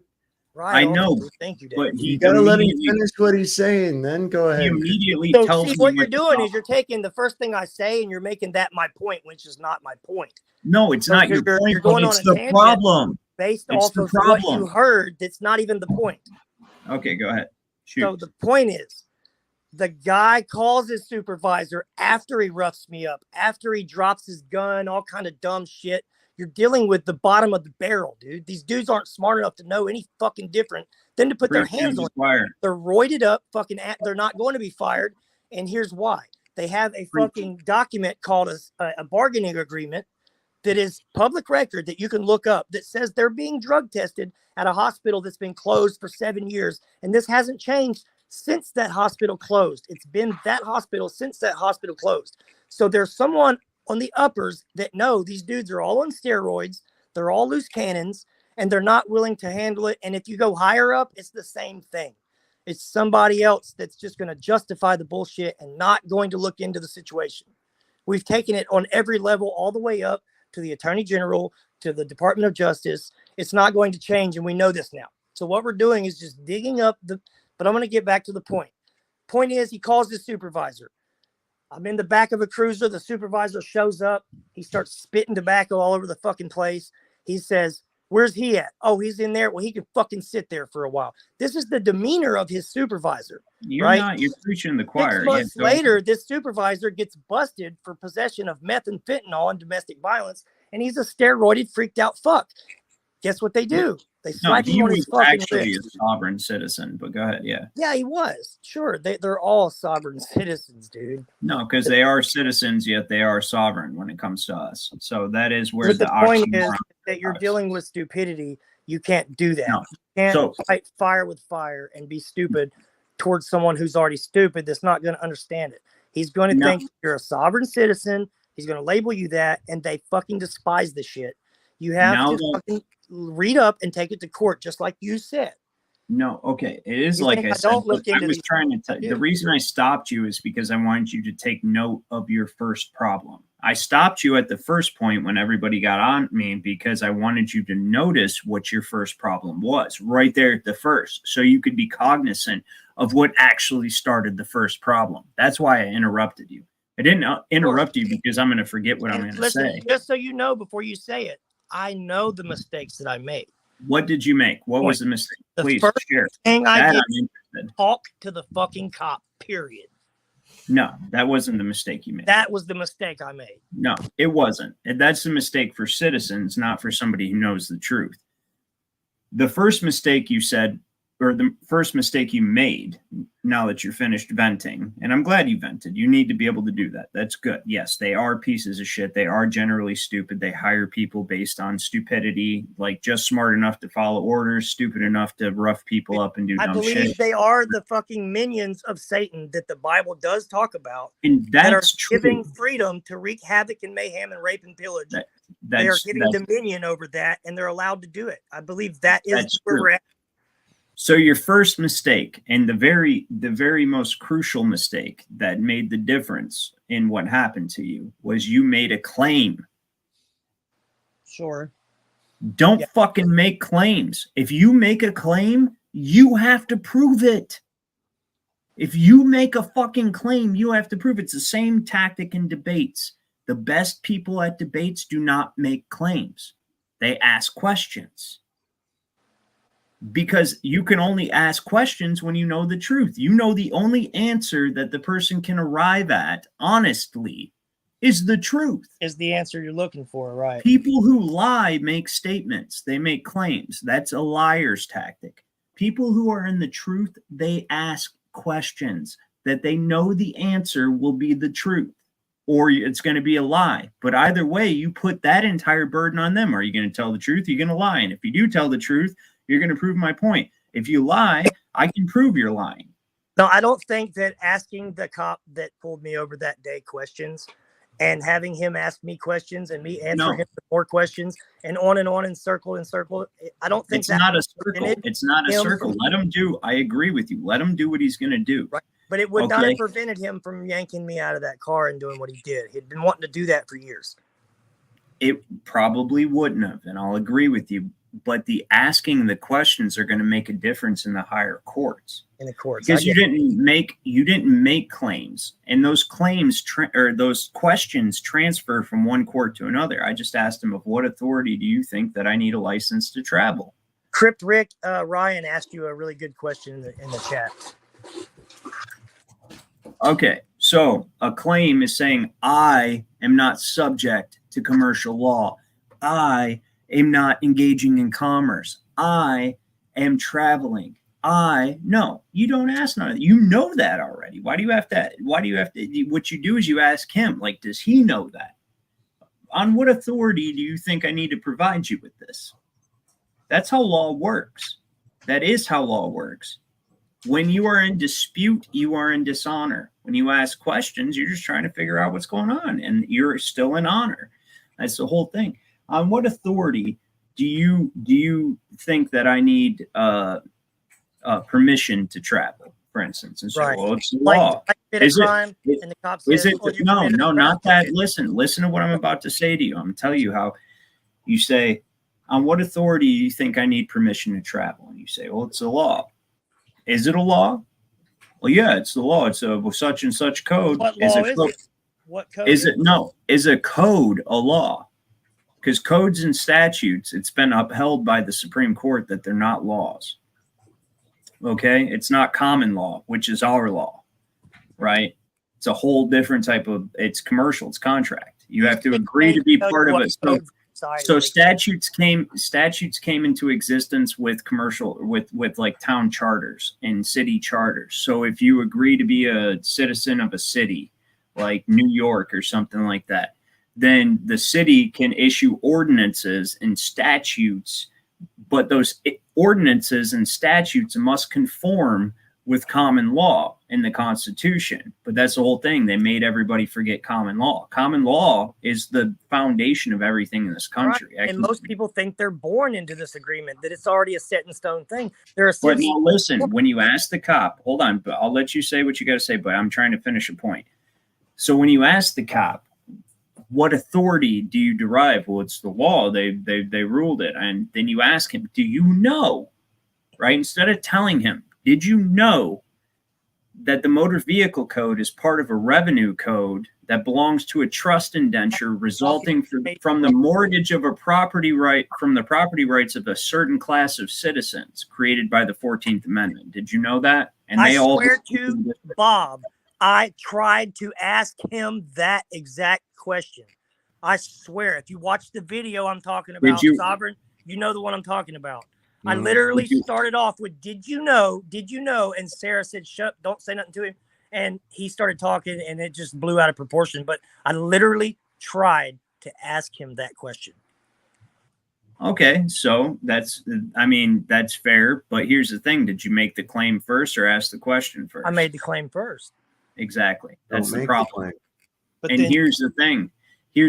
And then when you ask him something like that, or even a better way would be to ask him, like, do you know where the motor vehicle code comes from? Just guide him through the process of law, which is why you have to know the law. Say, do you know what the motor vehicle code is? And if he doesn't know what it is or where it came from, he's going to show himself to be not competent to be enforcing law at all. So he's probably going to respond like, well, it doesn't matter. So why wouldn't it matter? Do you know what the motor vehicle code is? What I'm telling you leads to exactly why you cannot detain me right now. Do you know what the motor vehicle code is? Do you know where it comes from? Right? And you just ask them questions, because the whole time you're asking, don't ever make a claim. And then if at the end of your engagement, you'll get better and better at it through experience, but at the end of your engagement, he wants to take you to jail, that's fine. And guess what? The prosecutor is going to look at what happened at the stop and be like, fuck that. He did. He actually did. The charges were dropped. The guy arrested me and he arrested Sarah. Well, his so-called supervisor, the drug dealer supervisor that showed up, he's not a cop anymore. He's a DoorDasher now, I think. But that guy. That is a small community you live in. That's funny. Yeah. I mean, it's a tri-state area. There's a lot of different little places, but they all got their own little shit, and they all collide. Like they have like a joint resource center where all the little small town cops meet up and decide what to do as a whole, type of thing. So it's bigger than just the town and the village and the town across the river. They're all in cahoots. I've watched Ohio cops come to Kentucky, 2 detectives, to my house and arrest my cousin with Kentucky cops for taking a car that they impounded of his. He broke into the impound lot and stole it back and took it to Kentucky and put it under a tarp. And they showed up at our house that night with Ohio and Kentucky cops working together to arrest him. So that's what you got. I mean, but you understand what I'm saying about your scenario, right? Yeah. As far as like, just don't give them the fucking leeway. Don't give them shit to use against you. They will use it against you, and I get No, it. you missed it. You guys aren't Don't smart on the side. make a fucking claim, Tim. Don't make a claim. Oh, I got that. So if say this is so you're also in the Only ask questions. Only ask letter- questions. And you know what? I'm going to give that a shot. And when If you- I do, I'm going to if you're no, I'll give you a perfect example of why it works. Listen, Tim, right? And Sarah, because I know you're probably sitting back like, oh, that makes complete sense because you're the one who studies the law. You understand what I'm saying. So here's the thing. Think about a debate between a glober and a true earther, right? If you say it's flat, it's set up like this, and this is how it works. Now you just made the glober's day. All you have to do is be like, oh, okay, show me. Prove it. You know all that, right? Prove it. Because the truth is we don't know exactly how it works. We just know it's not a fucking ball. Right? And the entire predication of our argument when we're discussing this with these globetards is that, okay, well, we know it's not what you say it is. We don't know what it is. So you have to operate from that mode of thinking. You have to be like, okay, where's the curve? Where can you show me a pressure system, a fluid pressure system existing in the form of a ball outside of containment anywhere, let alone inside of a vacuum? Can you reproduce that for me, please? That's why we nail them in debates, is because people have learned. Now all you have to take is that understanding and apply it to law. You know what they're doing is wrong, but telling them that what they're doing is wrong makes it so that you have to prove it. Which I can, but not everybody can. No, you need them to prove their jurisdiction. And when you know what I know, even though I can prove it, they're never going to give me the opportunity. Instead, when I have an opportunity to speak, I'm going to ask them questions where I know the answer proves my point. It proves it. As soon as you speak, either you're going to be full of shit and everybody knows it, or you're going to have to concede to what I'm saying. And then it becomes a special type of debate when it comes to law because you're in an actual temple. God is present. It's under oath. And they know that. That's why the judges run out of the courtroom because they can't say nothing. They can't do nothing. They know they'll be fucked. Because they're not worried about you or your authority. They're worried about the authority that they're trying to subjugate you through, which is God. Right. And they can't violate that one. They can get you to believe and agree to whatever they want, but they can't violate that. They can't violate his rules, his laws. If they're able to get you to agree to a contract where they take a portion of your paycheck out every time, you're eligible to be thrown into a war at any time, and you're basically you're an indentured slave, right? And you agree to it by being like, yo, I'm a United States citizen and I have civil rights. Oh, that's music to a prosecutor's ears. Yeah, you are a United States citizen. You do have civil rights. And guess what? They're given to you by us, and we can take them away. And we also stipulate how they can be used. No, but when you're under common law, you're like, I'm a living person, right? But you don't make this claim. This is the attitude you have. I'm a living person, natural. Nobody has authority over me. Nobody's better than me. I don't care how much money you have or what you own or what position or title you hold. We're all created equal before the law. The law is natural law.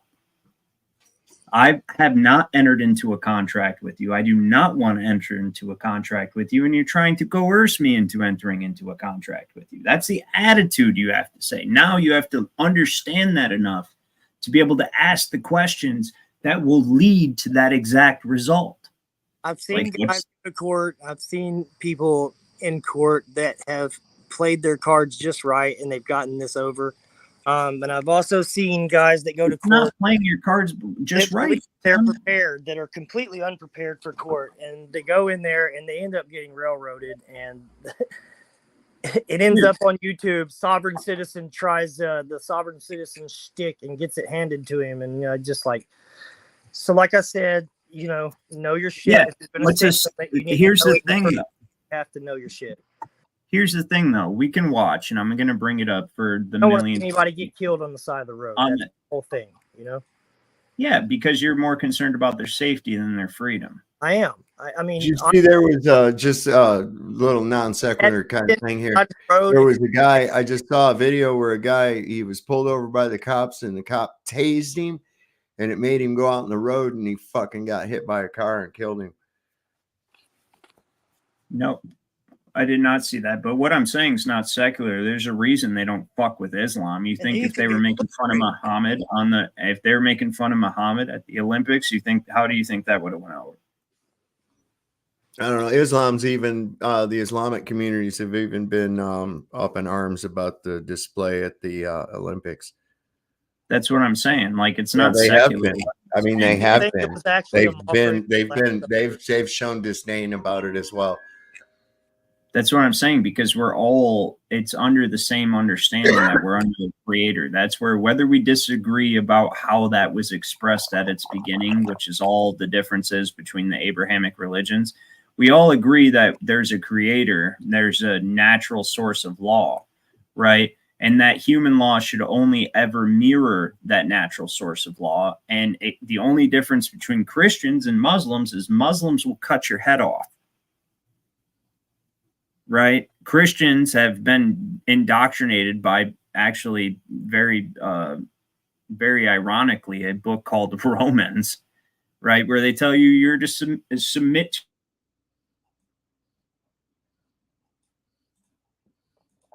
authority. And so if somebody's in authority, it must have been by God and you should submit to it. Right? And it's called Romans. It was written by a Roman who never knew Jesus or Yeshua. Right? So that's the whole thing. It's they're picking on Christianity not because it's the right one, because it's the easiest one with the paperwork that people misinterpret as docility. But the whole point is the creator. There's a creator, man. And that's what there is a natural law. If you jump off your roof, you're going to hit the ground. You know why? Natural law. If you fuck people over, somebody's going to hurt you. You know why? Natural law. Because we live in between these scales, in the middle of these scales. And whichever side we weigh down, it has to be recompensed on the other side. And that's the ancient understanding that these people know, right? That they keep hidden from us. And they want you to be an atheist. They want you to think you're your own God.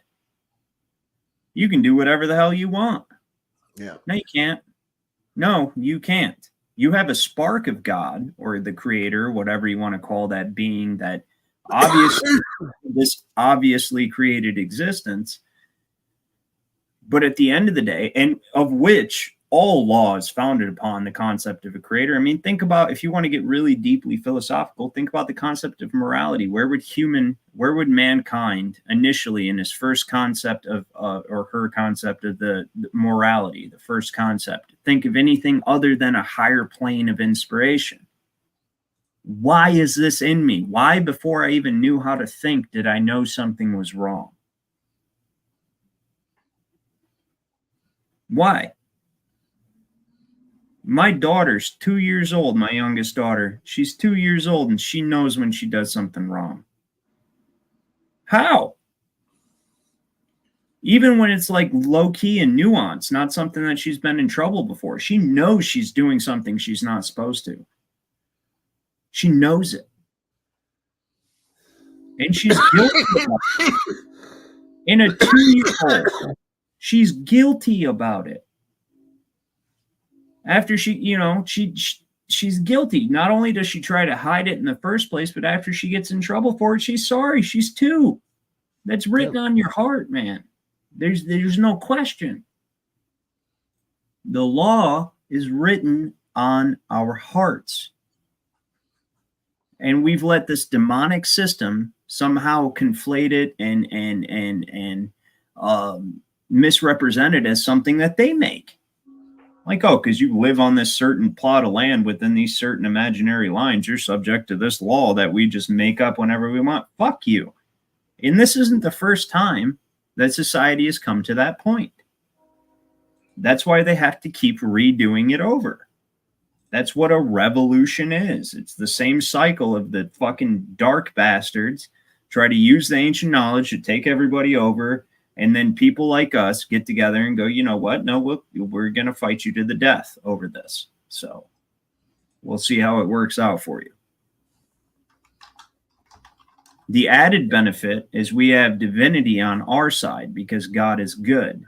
Even though bad can only exist within God, bad actually exists for good, because when you do bad shit, you're supposed to experience bad consequences, and then you're supposed to change to good.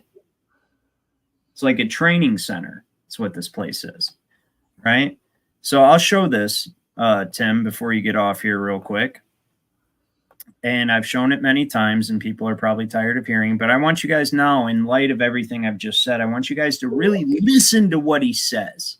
Really listen to how he presents this argument. He never makes a claim one time. He makes a claim as part of a question, something he knows to be true, but then he asks the question to finish the claim. It's actually, he's quite artful in it. Check this out. And it's not this cop chick that you're going to see at first. It's because I wanted to make sure the video didn't start playing. Record. My name is Ryan Thor. I'm the living man. I am not the entity known as Ryan Michael Thor, just to clear that.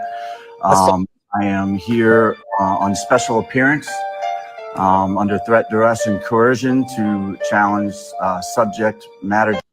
Well, I mean, that's a claim, but that's the introduction to yourself. Like, even on a motion, you have to introduce who is it that's trying to move the court.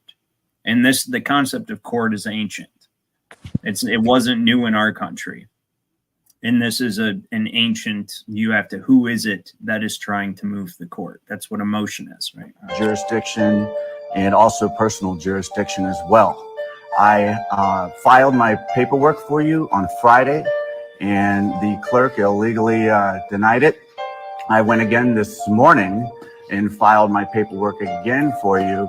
The clerk again illegally denied it, even though I gave her a notice telling her it's a felony for her not to accept my paperwork. And actually, it's in law, it's considered filed when I gave it to her. So well, Your Honor, I mean, I'm going to have to ask a few questions first, which, first of all, is I need to understand the nature and the cause of the charges against me, as well as I need to know, is this a civil jurisdiction or criminal jurisdiction? Criminal.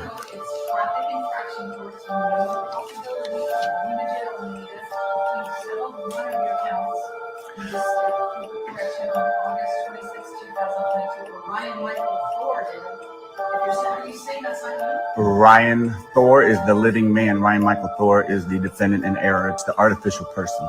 So thank you, Your Honor. Let the record of the court show that the action against me is criminal. And now I have another question, because the Constitution grants us two different criminal jurisdictions, okay? One criminal jurisdiction is under the common law, and the other is under the criminal jurisdiction of admiralty or military tribunal. Let me interject here and say he should have asked one question that he probably didn't know. You can tell he presents himself very well, but he doesn't know certain things, and he should have asked if this is a court of record. Like how he said, let it show on the record, right? They don't care about that because it's not actually a court of record. Captain Hindsight. By definition, a court of record has to be a common law court. It has to. It's in the definition of what a court of record is. And so, like, if you look through your state, original state constitution back when it was originally established, and you find out that they say that all courts must be a court of record, you literally have a golden ticket. And some of the states do say that. Is this a court of record?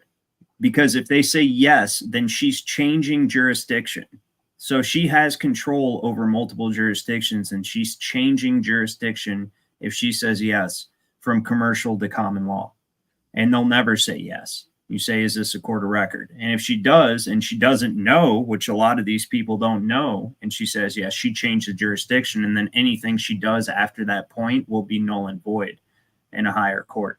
So, but listen to this, criminal jurisdiction of admiralty. So he's saying there's two different criminal courts in the Constitution. The Constitution does provide for two criminal courts, one created by Congress in Article 1, Section 8 plus 17, or the common law court, Article 3, Section 2, of the Constitution, where it says that the judicial branch shall have jurisdiction in all cases of law and equity, which differentiates equity from law. Right now, we're under a system of pure equity. And I can show you its Federal Rules of Civil Procedure Rule number 2 says one form of action, equity or civil action, which is equity, which is, again, it goes back to the civil rights.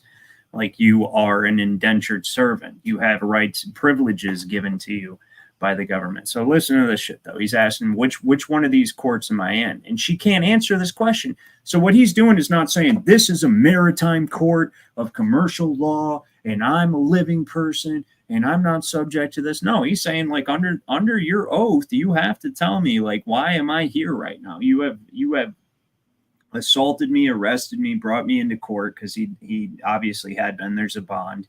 He said, well, I mean, I have the right for you to tell me under your oath, what is the nature of this? What kind of court is this? So he's asking a question. He knows what court it is. He damn sure knows what court it is, but he wants her to tell him. But they don't want him to know what court it is. They want to try. No, but when you ask them, what can they say? Now you're putting them on the spot. You told it. So the way he described this is he says there's two types of court, criminal court created by the Constitution. So that's a fact that she can't deny. So what's going to happen is she's not going to answer his question. She's just going to drop the fucking charges and get him out. Well, yes. Before he hits anybody else to what's going on. Exactly. Watch. Venue from Article 1, Section 8, Clause 17 of the Constitution. Well, you can't hear her, but she just said, let me get through all these other cases, meaning let me get everybody else out of the courtroom. Exactly. And then I'll deal with this with you. Listen. I need to know which of these two jurisdictions that you intend to try me. It's very important because they're done different ways. The rules of civil procedure are very different in a criminal jurisdiction, obviously for common law, and a military.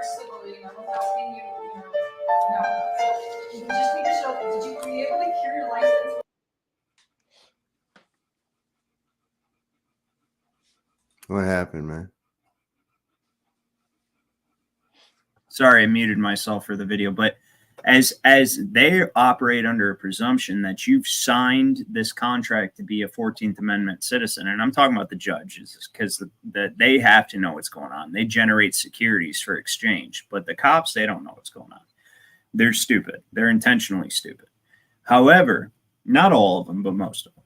Anyway, he's basically saying that he's saying that they how do I put this in a way that everybody's going to understand? So he's saying that basically the common law, he's presuming that it's common law, essentially, is the best way to put it. There's no other way to put it.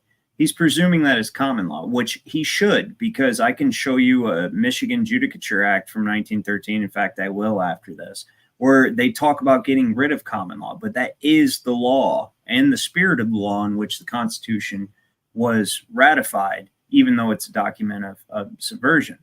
And so he automatically says the rules of criminal procedure are different for common law and military law. He's not even acknowledging commercial law, which is a subset of military law, but he's just basically putting it to its very basis before they converted everything over. And he's operating on that presumption, like how they presume that you've agreed to that contract. He's already operating on that presumption. He says, hey, the rules of procedure are different under common law for military criminal action and common law criminal action. I need to know. That is a crucial fucking kung fu kick to the teeth that he just did right there. I want you to know that, because the same way the cop just presumes you have a fucking license is exactly what he just did to her. He says, well, we're under common law, right? So what am I, in a military tribunal? Which is all commercial law is. The entire network of commercial law is military tribunal under Article 1, Section 8, Clause 17.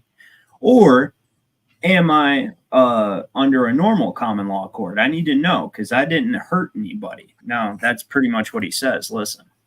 And she says, she asked him a question in response, says, were you able to cure your license with the DMV or no? Meaning put in good standing, fix, right? And that's an equitable, that's a commercial term right there. Cure your license with the DMV. She tries to ask him that because if he says, oh yeah, I did fix my license with the DMV, boom, anything he says after that, he's in commercial jurisdiction. Doesn't matter. Doesn't matter what he knows, what he says. If he gives into that question, says, yeah, I did, or no, I didn't. Even if he says, no, I didn't, he's admitting to the validity of that jurisdiction over him.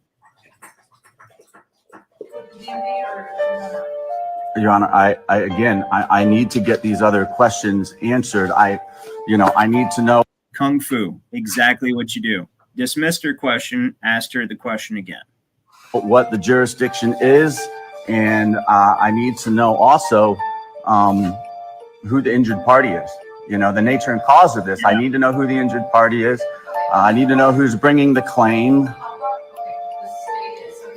So to be in a criminal court under common law, there has to be a signed sworn affidavit of a living victim, not a corporation like the state. That is 100% true. You guys can all just do your research on common law. I've been deep diving into it. You have to have a living victim.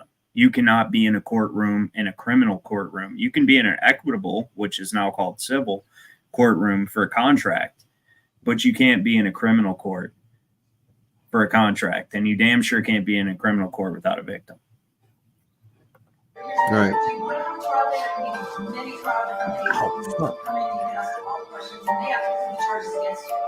Thank you, Your Honor, but I don't think you'd be violating your oath of office by doing your duty under the Constitution.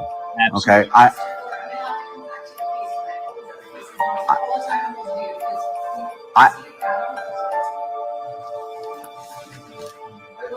Your Honor, I just motioned for dismissal because if this is a criminal jurisdiction, as you're claiming, I need to see a verified complaint and I need from the injured party, and I have to have an opportunity to face my accuser, as you mentioned at the beginning of this entire hearing. So who is the injured party? That's the question. Who's the injured party? Why am I here? I don't understand why I'm here. Boom. Why am I here in this criminal court? No injured party. All right, so what else? So he just has to count one. So little tidbit. What she's doing is asking, like, how much money has he already paid towards this? And, can I dismiss it and still cover the cost of the securities that we generated and sold to investors already? That's what she's discussing in the background. If you don't understand what I just said, rewind the video if you're watching it and listen to it again. But she's discussing that. The truth of the matter is they put traffic, all traffic is actually under criminal. I know, I told you, I've been through this just like you, Tim. And traffic is under criminal division. Yep. Right. Yep. And the reason it's under traffic is because they use the debt for insurrection and rebellion clause of the 14th Amendment to pay cops. They suppress insurrection and rebellion. When you drive without a license, you're rebelling. It's insurrection. You're not complying to the trust indenture. That's why. That's why they put it criminal, but they will one day, if we let this keep going, put a threat of jail time on there. But they don't right now because that's a little too much. And that's an example of how they slowly impress this shit on us. Right? I bet you once they get all the cars to report you to the cops when you're speeding, they'll put jail time for fucking traffic infractions. But traffic infractions are under criminal, so they can generate money under the clause of the 14th Amendment that says that the debts are caused or paid out for insurrection or suppression of insurrection and rebellion. It's really despicable and sad what they do to people. And this is my point, okay? And I really do got to go. These cops, these government officials, they target the poor. They know that these poor people are probably uneducated as well as you know, financially burdened because they spend more That's true. time working their asses off than they do learning in their books, like the privileged have the opportunities to do because, you know, they've Is that got really a that fair old money. statement?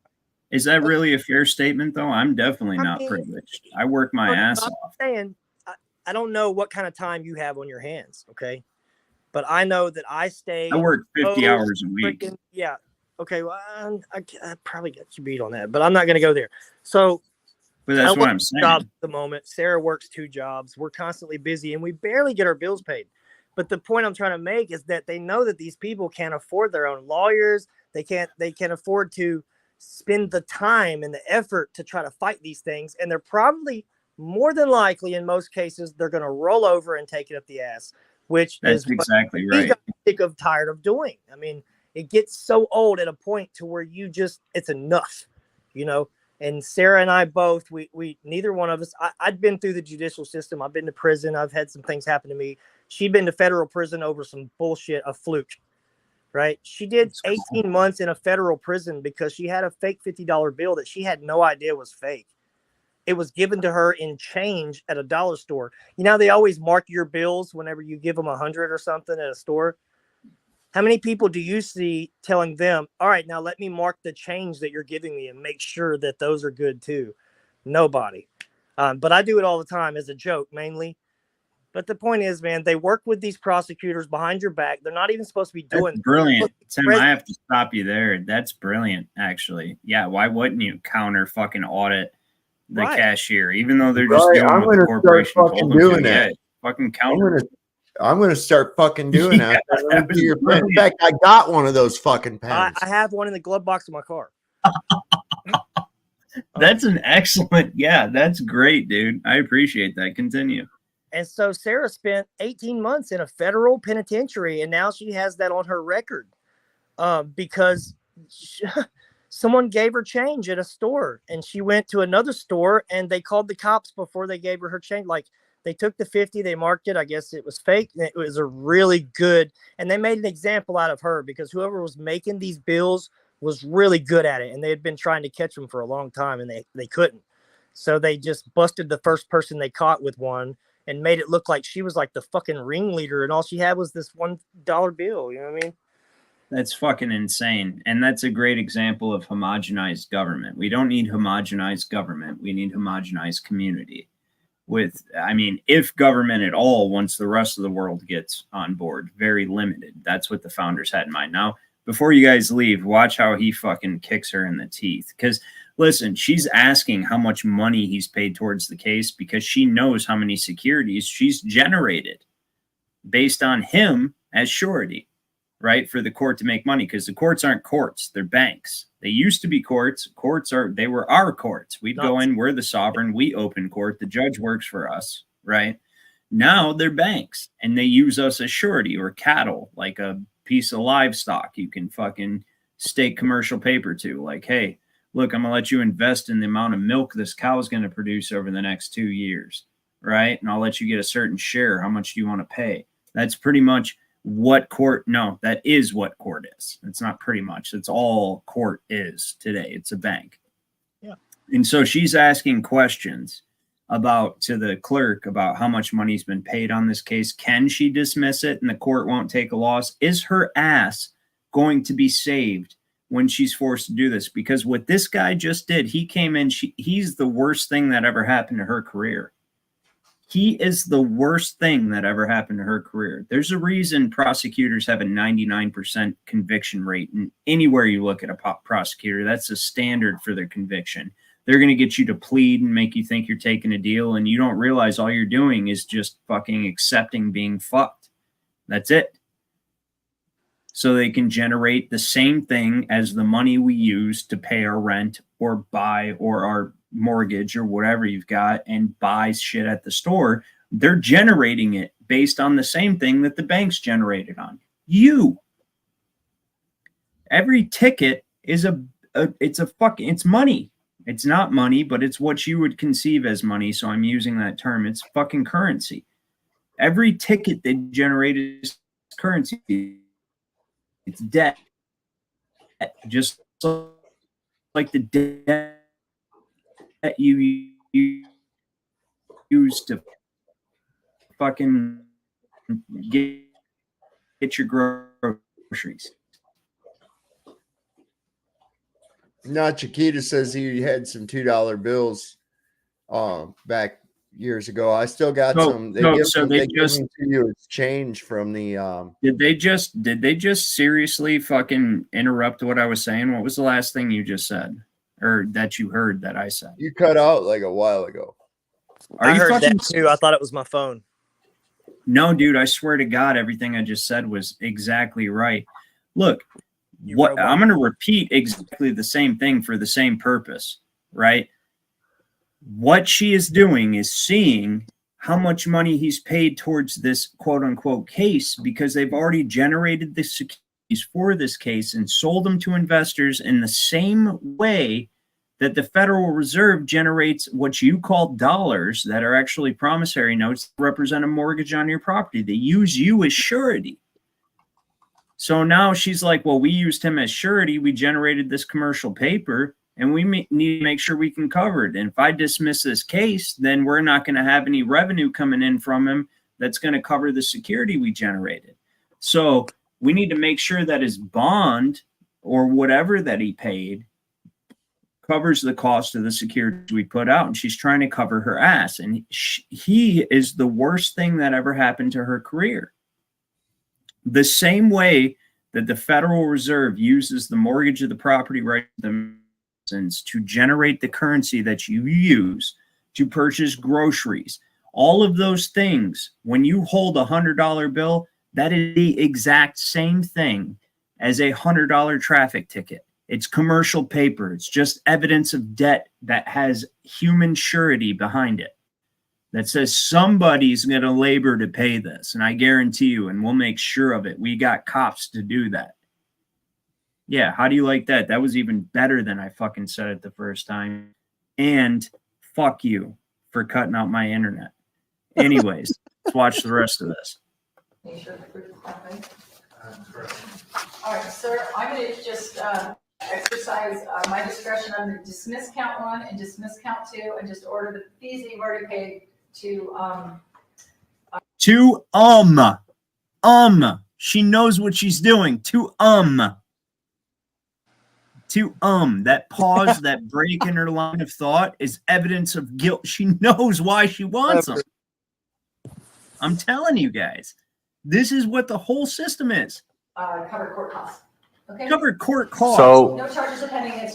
Court costs are actually court sales. Okay, sorry. And now she's going to try to shut him up and get him the fuck out of there before he says another word. Check this guy.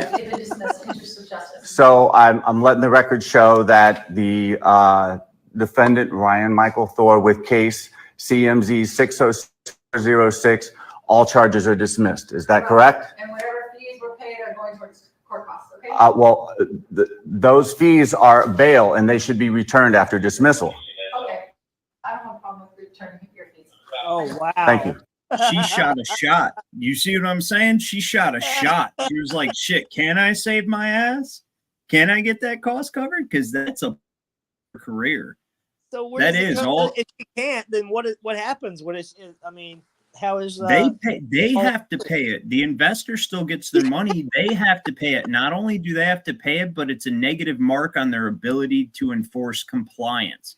Now, when that is how you affect the freaking rich and powerful, is you fuck with their money. That's what I'm trying to tell you guys. You saw that Trading Places movie, right?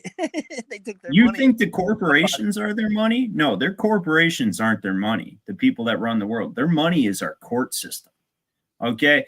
And that was a negative mark on her career right there. Let me tell you something. People that don't have money, that never will, and they know this. And I've never seen anyone in a Mercedes Benz that wasn't a black person get pulled over around here. Ever. Well, let me tell you something though. What that is a negative mark on her career, because what that shows the investors is that she makes bad decisions, or the prosecutor makes bad decisions. With what this guy knew, this should have never made it to this point for her to have to make a decision and lose the money. They don't do that. That's why you don't read about the successes. You don't read about the successes because they don't make it to record. This one only made guy fucking held a phone low key and recorded what he said. That's all you have to do. They're just casinos. That's all a bank is a fucking casino. Yep. Did you Selling see high- the judge in the chili thing where I know you watched that shit? I did She watch was it, like, yeah. before we get started, I want to empty all your pockets. I want all your phones. I'm not going to be on your YouTube channel. Yeah, And because dude's she like, thought he you was- already are. She got so pissed. She Bro, thought I he was was more thinking- dangerous than he actually is, though. What he immediately did was started pleading. Do you know who pleads? Right. Do you know who pleads? Guilty. That's a Guilty. sincere no plead. Do you know what pleading is? Oh, do I know It's what what pleading is? Sheep I mean- plead. Sheep plead. Bah, bah. It's called pleading.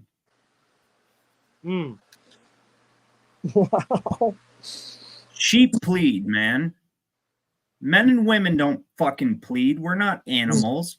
But when you start pleading and arguing with them, acknowledging their authority and power, you're immediately under their jurisdiction, and now you're cattle, and you're meant to be fleeced. That's what she tried to do to this man here, and God bless this man. He fucking nailed it. He nailed it. He nailed it. I mean, there's some past better, but dude, I'm not going to get down on him. He fucking nailed it. He nailed it. You ask her questions like, what the fuck is the nature and cause of this? You're saying crime under common. We're under common law. He's acting like he never existed in the 20th or 21st century. He's acting like fucking law. I didn't hurt anybody. Where's the victim at then? Show me the victim. Where's the victim? Right? Yeah. Show me the victim. Oh, the victim's the state. What is the state? A corporation? And what exactly did I do? Did I steal from that corporation? Well, you didn't pay us for permission to travel. What? What did you just say to me? Like, yeah, get the fuck out of here. Like, you guys are insane with this shit. Yeah, I didn't pay you to move. What? Do you not know where what? What are you talking about? We have more guns than hands to hold them, but we let this shit happen. What? Right. What? Do you know what I mean? Like, this guy fucking nailed it, and she tried. You know what they do here? They hem you up here, and you catch a prison number. You're a felon. You can't own a gun. From there on out, like not legally, they say you can't own a gun. I'm just saying, if they find a gun in your home, in your car, on you, it's open carry here. But if you have a felony, they will charge you for a crime for having a gun. Let me tell you the most powerful aspect of this, gun right? spec holds 5 years and no less. Just saying. Let me tell you, what is the one thing every cop, you watch First Amendment videos, they come on my feed all the time, all that stuff, right? And when you watch them, what is the very first thing the cop needs? ID. Needs a fucking name. He needs the LEI, legal entity identification. He needs that LEI. Because he can't do anything in his official capacity without your identity under the trust. The identity they created for you to mirror the identity that your parents gave you. So that's what given name is. Your parents gave you a name. That's the family name. And then they created a mirror name for that. And they need you to admit to being that mirror, even though you're not. So in a free society under common, right? Let's go through a hypothetical scenario. What if there was somebody that was born that was never given a name? That would expose society in its complete entirety. Well, today they would give him a name. So he has an LEI that they can attach to. But what if you were never given a name? What if you don't have a name? Why would you have a name? Right? Why do they presume you have a name? What is a name?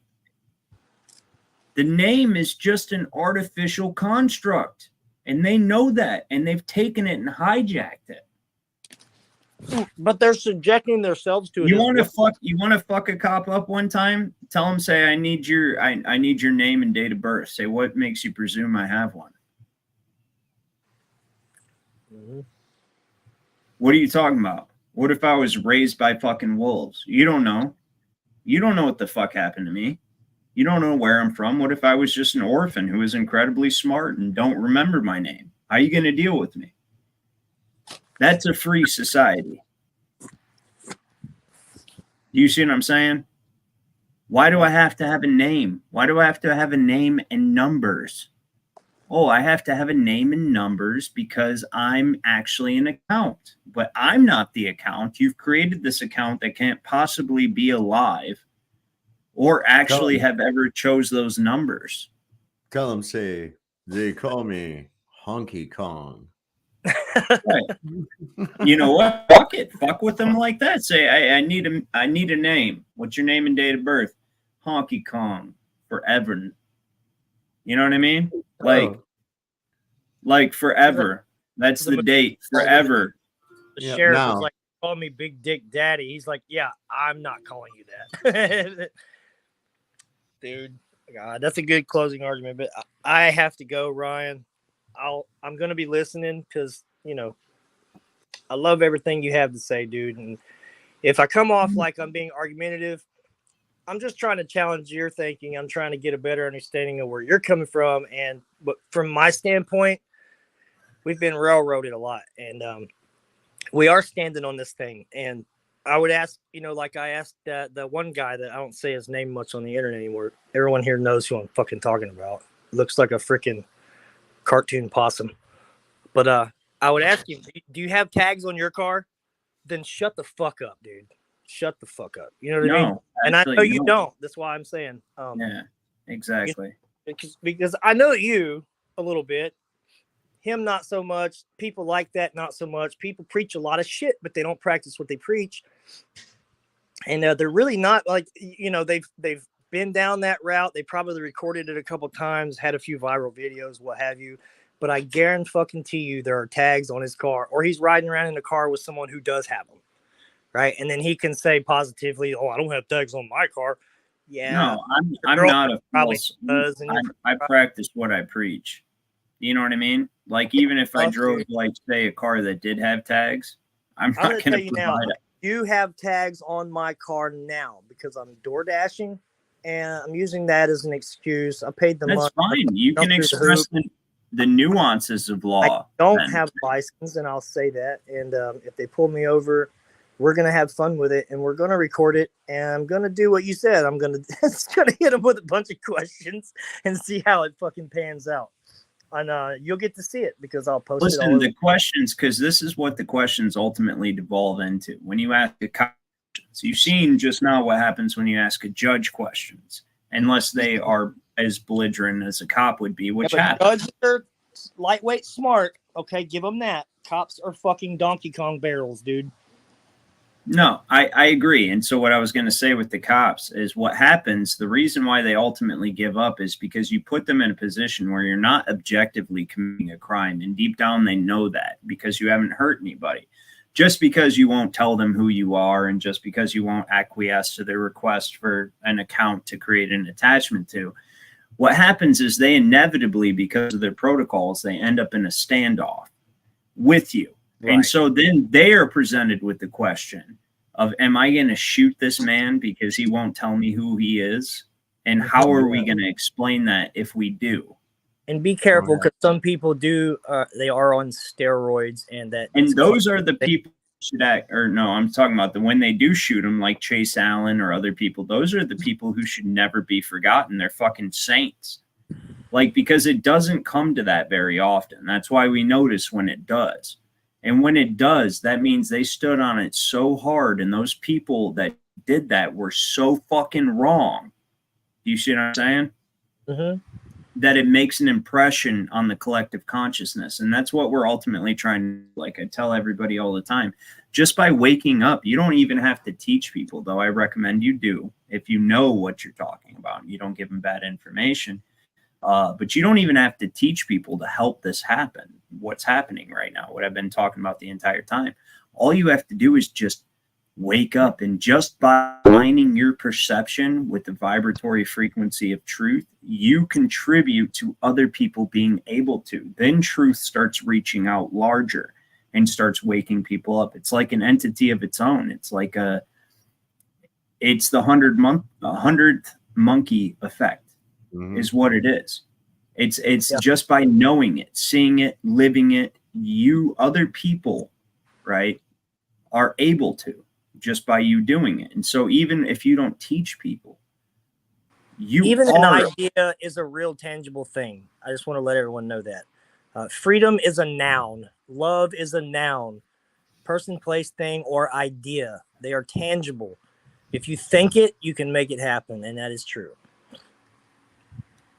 Well, not only that, but like we're all connected by an invisible thread. Something that actually, to the globe topic for a second, something that science has worked very hard to make sure people don't know is that there's an aether. There's an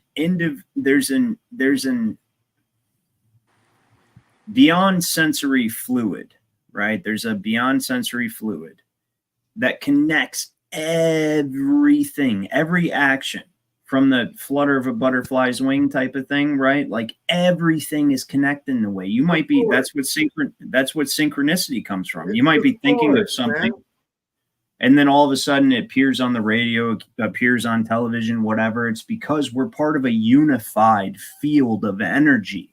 Even though that's the enemy, force. The enemy will tell you that you're just one person and you're individual, but you are connected to everyone and everything around you. Connected by invisible energy. Like there's no other way to put it. Like there's a thread connecting. You could not exist if somebody else didn't exist, because something is only something when there's something else to recognize it. That's the law of opposites. So like something can only exist if there's something else to contradict it or to recognize it as something, right? And nothing can exist independently except God, because that's everything.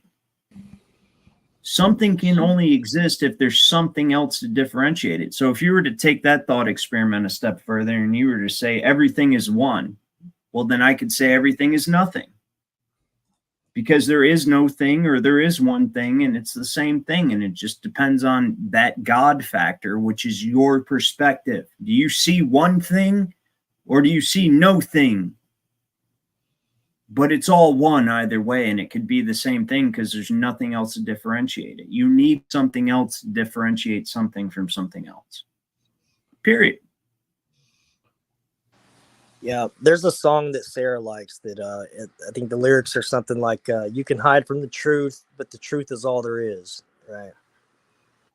And that's ultimately the truth. What truth is, what we call truth, is a baseline frequency.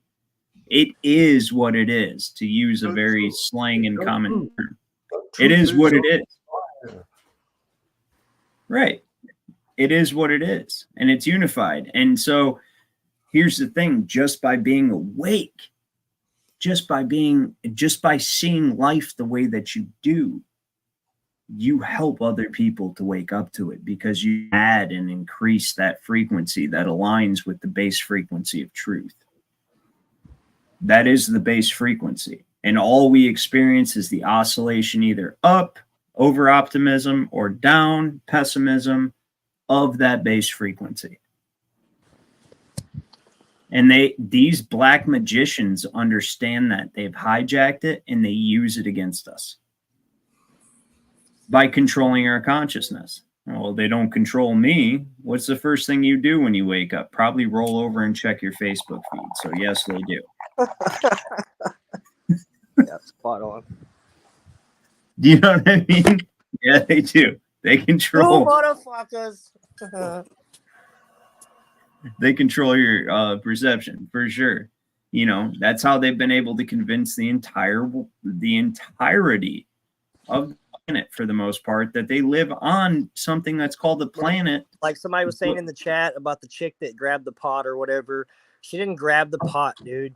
They No, a knew pot she was didn't have a sitting pot on the in her fucking hand. counter after she got greased. That pot was still on the counter. she told the man something that triggered something within him. He don't even know why he did what he did. I'm sure he said, what? She said it again. He pulled a gun on her over words, and her hands were nowhere in sight. And then when she raised her hands, she ducked in fear, and he knew it. He went over that counter and freaking took her life. But you're glossing over the most important part. What did she say to get him to shoot her? She said, I rebuke you in the name of Jesus. And why did she say that? Because it's something old black ladies say. Listen, that's something that she was a black 39-year-old woman, okay? She was obviously nervous because that guy, she sensed something in that guy.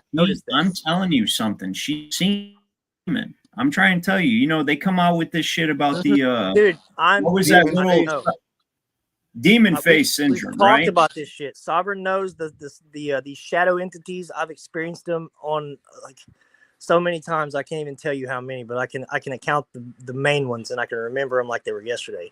I can remember the dreams I had before I woke up and saw these fucking things leering over me while I'm sleeping. I've been in my dreams. I've been abducted by these fucking things. Okay, and they do exist in some other reality, but tangible to this one somehow, because they do leak through. And she sensed something. All right. And when she said that, he knew what she said. He knew it wasn't a threat to his physical being. He said, what'd you say? And she repeated it, and he pulled a gun out. You better not rebuke me. Like, basically, you know, you better not say that to me, or I'll put a hole in your fucking. That's exactly what he said. And and he knew she was unarmed, and she had her hands up in fear and was saying sorry, and he blasted her. And then he told the other guy, don't go get a med kit, she's done. And they laughed about it. And the other guy's just as fucking accountable. Let me tell you something. I've told this on this channel many times. By the way, good to see you, Notch. I just noticed you over in the chat because we've been in lengthy discussion. If you want to come on, let me know.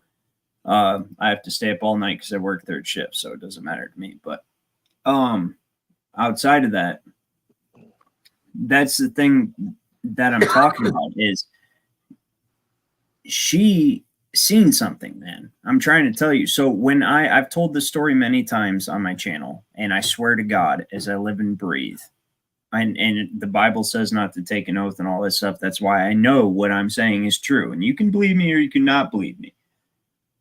But when I was on a Zoom call, because seeing is a sense, and like I don't know the truth about the matter. When I was on a Zoom call with friend of the court, dealing with my own court issues, right?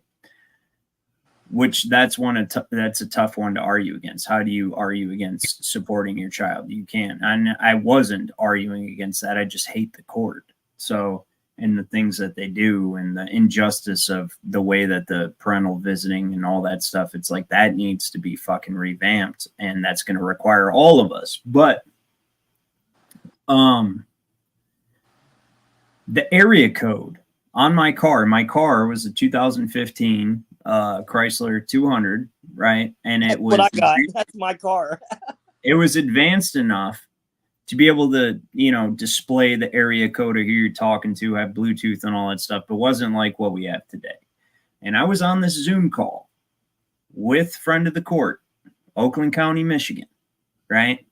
And when it displayed the number, I swear to everybody on that's watching this, the area code was 666. Wow. I took a picture of it. I don't have that phone anymore. I wish to God I did. Well, I mean, or I don't know what happened to the picture. Honestly, I don't. I don't remember if it's the phone I have now or the other one, but I snapped a picture. I was like, are you fucking kidding me?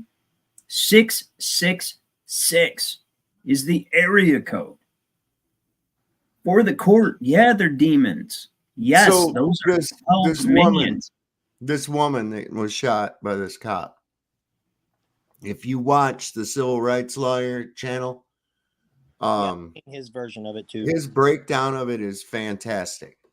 It is, but he goes by the name Civil Rights Lawyer, which makes me not watch him. Well, okay, well then miss out on it. He does a great breakdown. I've actually been in contact with that guy, Dave. So regardless of that, Another thing too is that's a thing I've heard other black women say, that older black women, when they get frustrated or flabbergasted with something, they'll say, "I'll rebuke you in the name of Jesus." It's just Why would fucking she bad. do it randomly and suddenly, though? Well, she was. If you watch he the was whole acting. video, she wasn't right. There was something wrong with her to begin Yeah, with. I and mean, she said, "Where are you going?" Because he backed up. He said, "Away from your boiling hot water." yeah. And she said that as like saying, basically, why would you insinuate that I'm trying to hurt you? I rebuke you in the name of Jesus. I think that's So- where it's coming from. When you watch the first part of the whole video, when she called him and they're knocking on the door and shit like that, the cop was being an asshole, really kind of condescending dick. But in the same instance, you see her responses and the way she talks and stuff. She wasn't quite all there. You know what I'm saying? Like, it looked like maybe something kind of dementia going on with her, or I don't know, but she was just kind of like not really normal. I mean, not in a bad way, but I mean, like, you know, she was just kind of Exactly. She even had to She think didn't about strike what me her at name 39 was. years old. Yeah. She struck me Can- as like her 60s, to be honest. Can I interject with this though? This is what I'm saying. Maybe she has an understanding that's beyond like about law or the globe or any of the other aspects in which we study. But wouldn't you say that the average person would say that we're not right? That's what I'm trying to tell you guys. No, Like, I'm just saying that her responses were almost like, at first I thought, has she been drinking? And then I was like, no, it seems like it's more like early onset Alzheimer's, dementia, that kind of thing.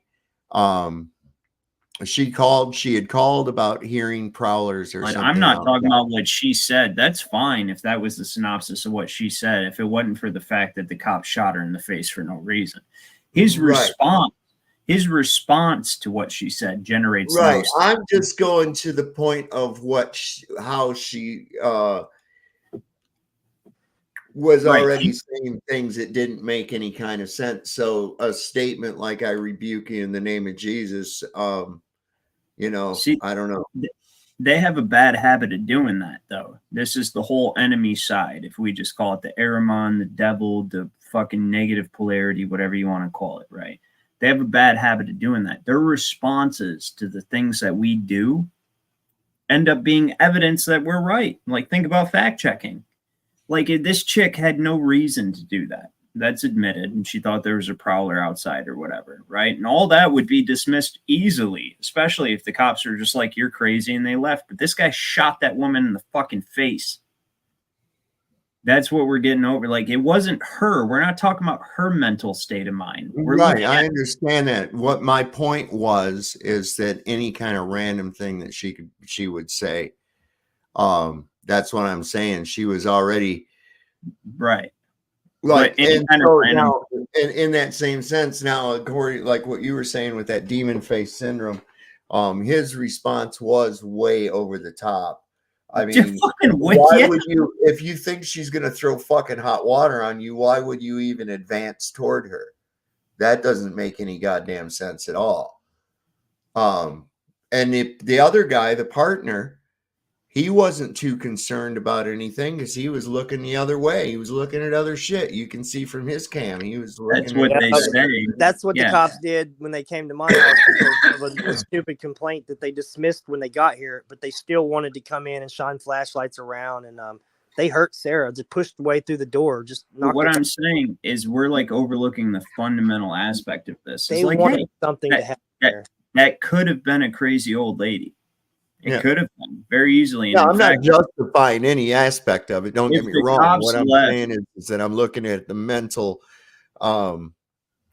acuity of the person that So was am I. saying the different things. I mean, when he first asked her name, it was like she told her couldn't told him remember her first name, and he said, "What's your last name?" And she had to think about it for an I think extended she didn't period want of to time. tell him that. I don't think she wanted to divulge any information. Well, imagine She if acted like somebody she couldn't find her ID too. I mean, if somebody is so aware and awake of things that are going on, that like honestly it all boils down to the name. Like I She just didn't said. trust the cops, Ryan. Listen, just from watching it, my personal opinion, when the cop asked her for personal info, she didn't want to divulge it. She fumbled around like she couldn't find her ID. It was right in front of her. I don't think That's she was fine.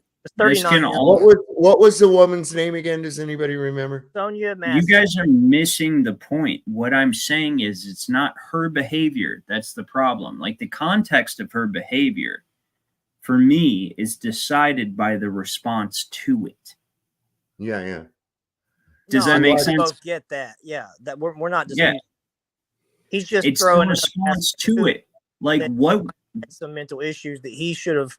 I mean, they're used to dealing with. Did he have mental issues, or was it that? That's what I'm saying. Like, I think they both have mental issues, to be honest. I mean, but what I'm saying is what she was saying. I'm saying somebody who can be eccentric like that. I could see myself, like, as I progress on this path, like, why do I need an ID? Why do I care?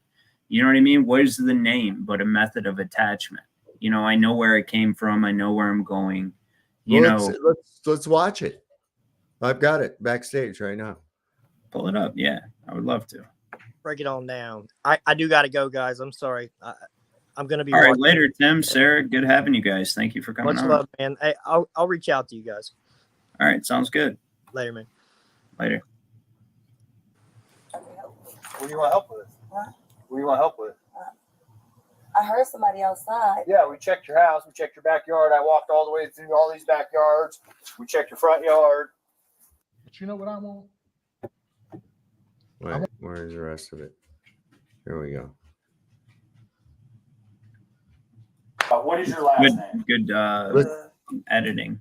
Shouldn't have to think about your last name. You're not in trouble. I just need to text. Massey. Huh? Massey. You have an ID? That'd make things so much easier. Need that name. Just driver's license will do. But I want to tell y'all, the sheriff is here.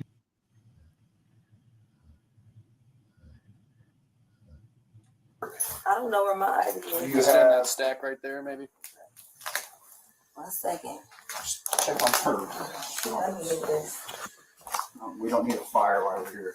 Right. Right. Let me see. Okay. Where you going? Huh? Where you going? Away from your hot steaming water. Away from my hot steaming water? Yeah. Oh, I would rebuke you in the name of Jesus. Huh? Rebuke you in the name of You better not. I swear to God, I'll shoot you right in your face. Okay, I'm sorry. Drop the pot. Drop the pot.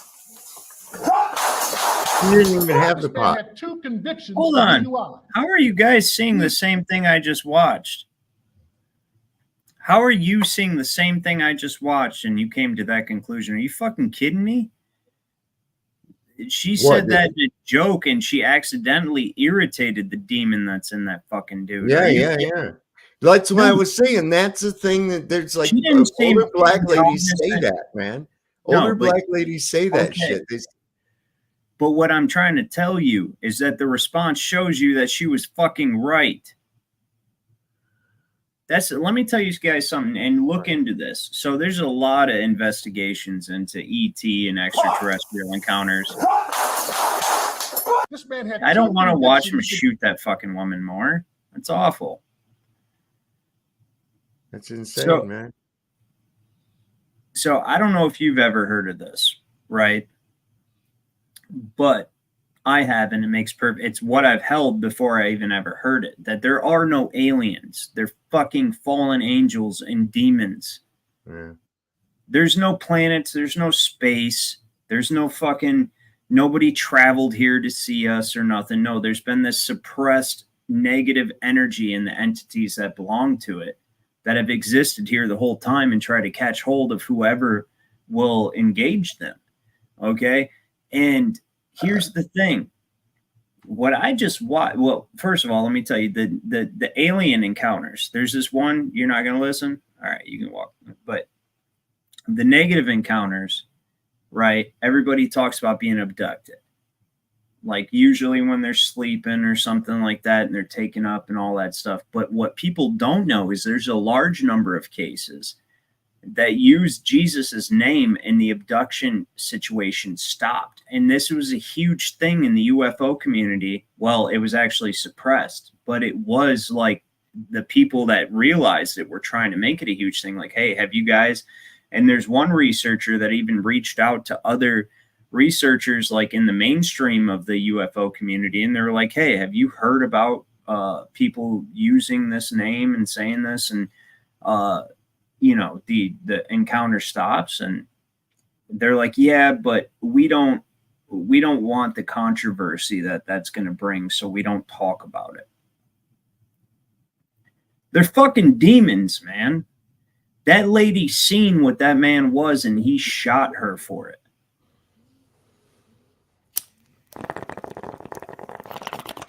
Fucking demons. There's no question.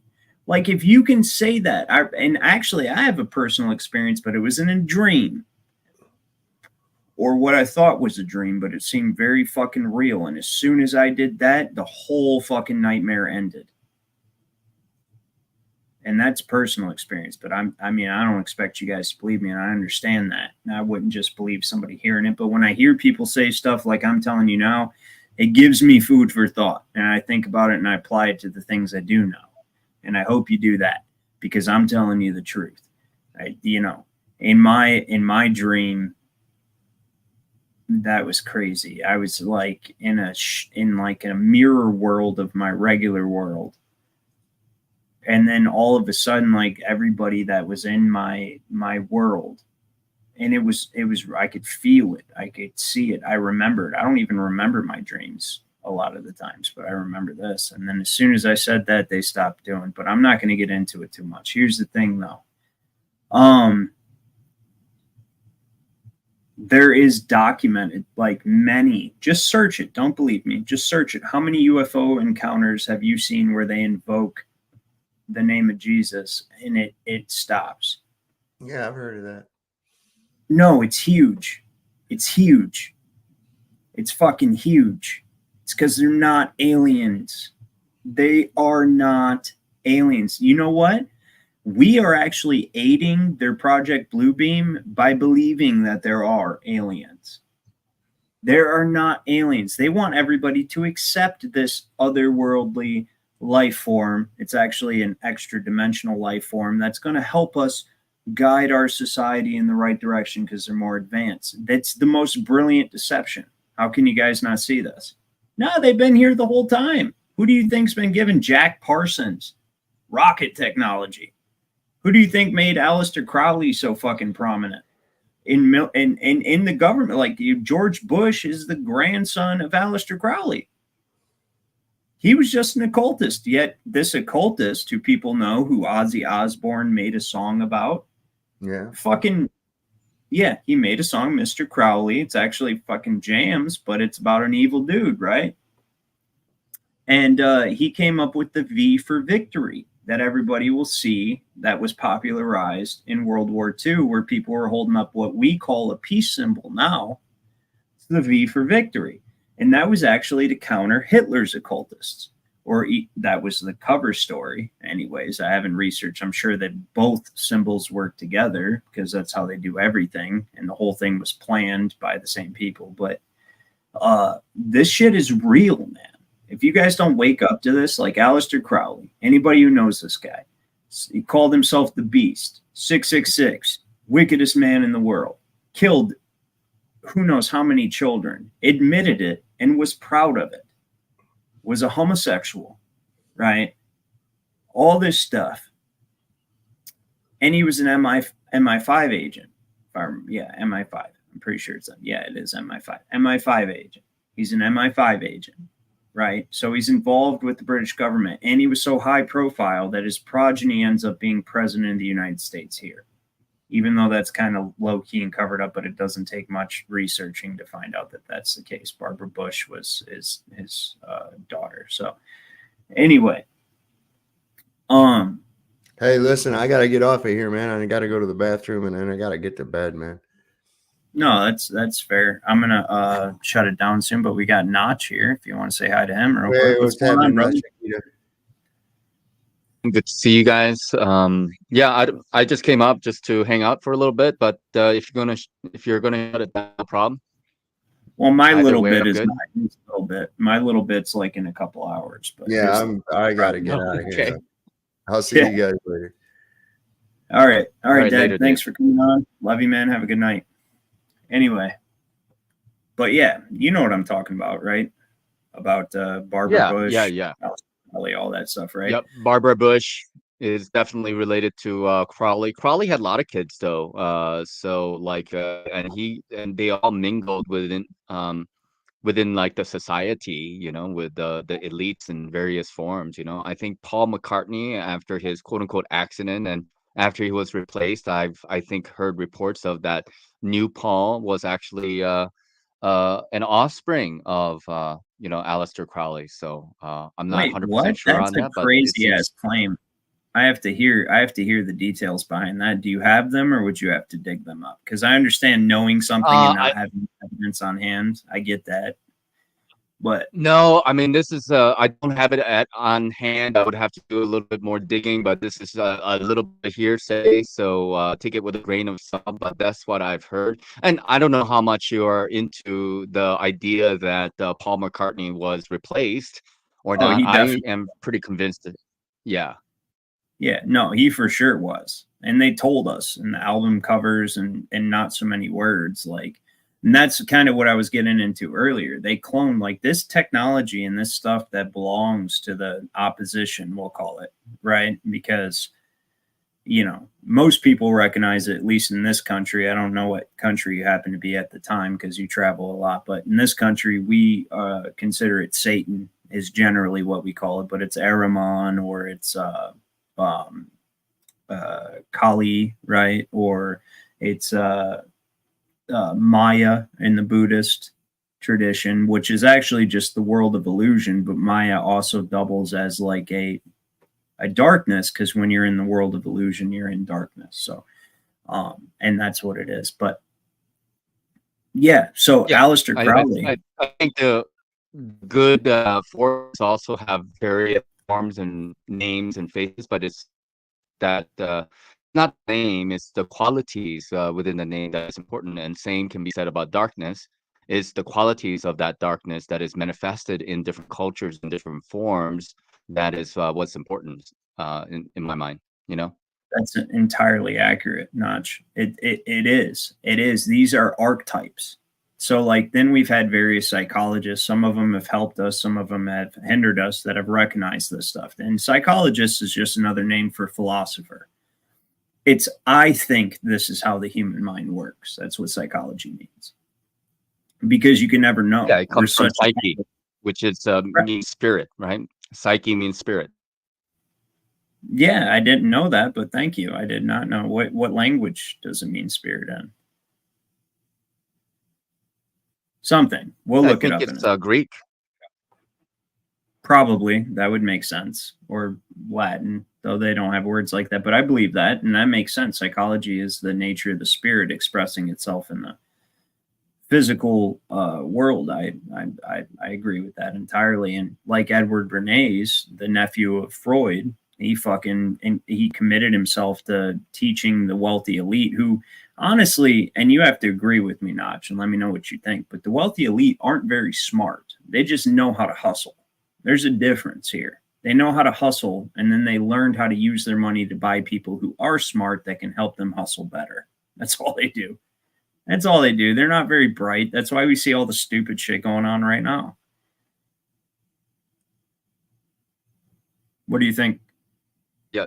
I agree. I mean, like, this is a kind of a human story. There are varying layers to it, but it's a dance between the good and evil. It's been kind of being played out, but I think there's a big possibility that we are living in dark times. People call it whatever you want to label it.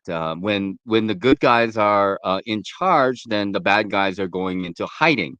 But if the bad guys are in charge, then basically you have demons running amok, and that becomes the quote unquote the norm. So when you look out the window and you look at your TV and you look at your computer screens or whatever that you're looking at, or the scarring mirrors on your phone, then what is the general message are you getting of the world that you're living in right now? You know, with the Paris Olympics, the kind of performance that was done there, and everything else that's happening with the music industry, the movie industry, and all this kind of stuff. Like, what is the norm nowadays? Like, that's the question that we should ask first. And if you come to the conclusion that it's demonic, then maybe the demons are pretty influential in terms of what's happening now. I'm just saying.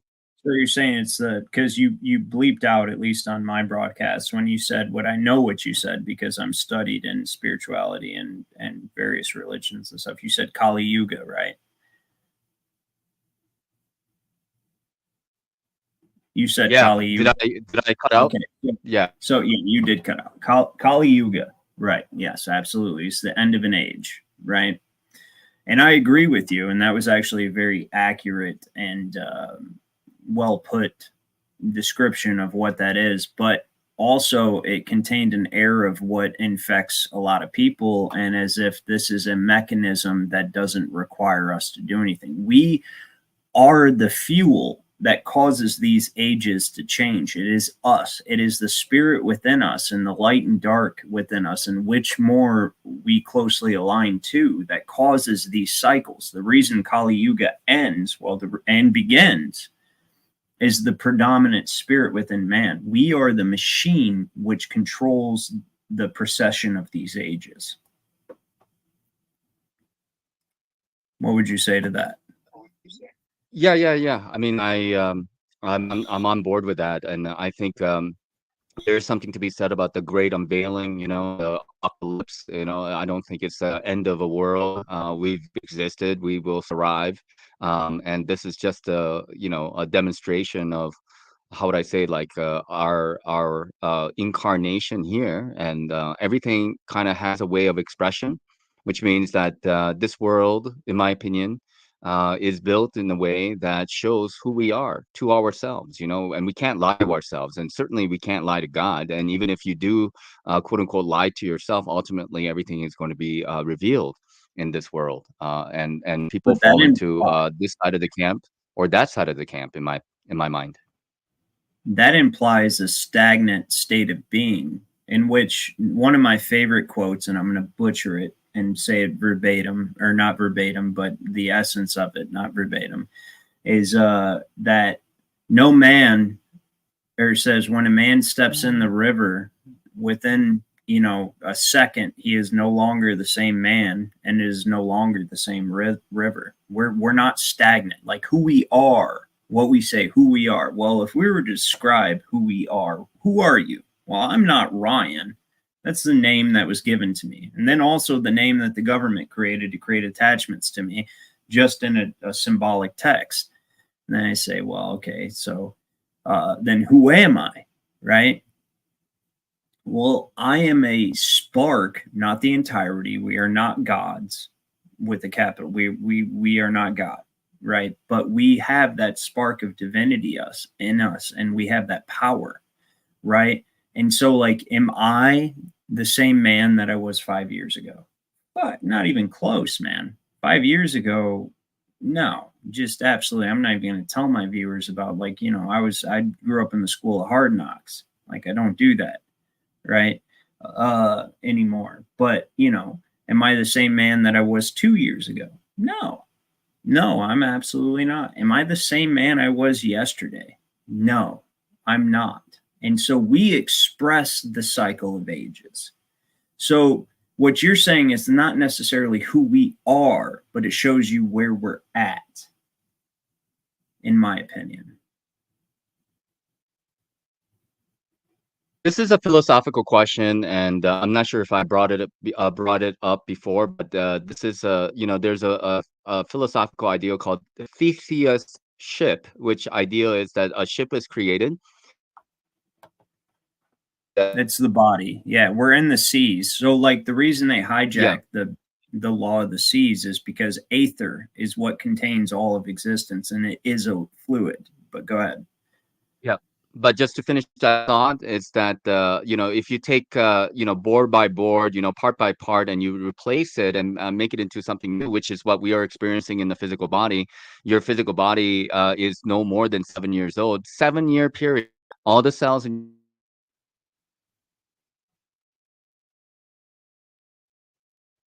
Did you cut out or I cut out? basically, I think Go I'm ahead. cutting out. There's something going on with StreamYard, I think, with me. So should I try to come back? No, you're good right Can now. you I ask mean, the audience? Can you ask the audience if I'm cutting out or you're cutting out? Because earlier you were kind of cutting out a little bit on me. Am I coming in? Have I been coming in loud and clear? Audience, just let us know what's going on from your perspective.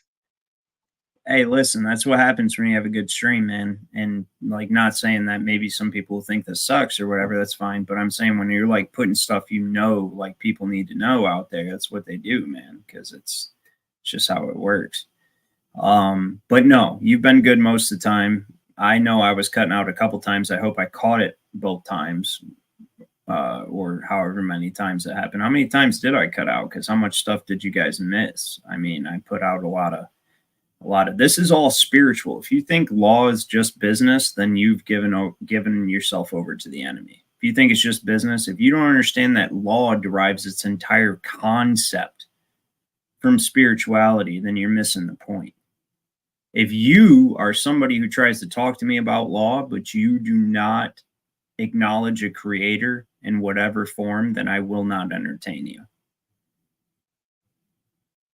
Because you can't. Law cannot be separate from morality, and morality cannot be separate from spirituality. And so, yeah, atheists have morals. For sure they do. Their morals are awful. Yeah. Let me just rejoin a little bit because I don't know if that's going to help or not because people are saying that I'm cutting out. So I'll be right back. Okay. You did cut out. Yeah, go ahead. Yeah, he cut out once, as far as I could tell. Did he cut out more than that? Because I heard what he was saying beyond the one time.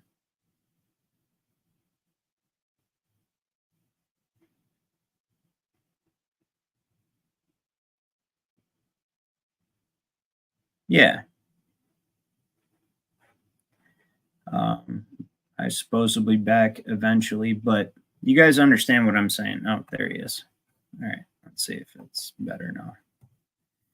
All right, go ahead. Can you hear me? Yeah, loud and clear. Shoot. All right. Yeah. So I think there are more to say about everything. We are dealing with spiritual warfare, and it is manifesting in its rearing its ugly head in the form of law and money and all this kind of stuff. So I mean, it is a giant battle, without a doubt. And that's where the globe Earth versus flat Earth also conversation comes in as well, as far as I'm concerned. Yes, 100%. Well, I can add to that and say this, is that there's a common misconception. I used to have it, which is why I know how it exists. And remember, all good teachers, if they're able to teach you something, they've lived through what you're going through. Because you'll never listen to somebody who has not been through what you're going to. It's just a fact, right? But all spiritual teachers, or every teacher in general, needs to teach this fact.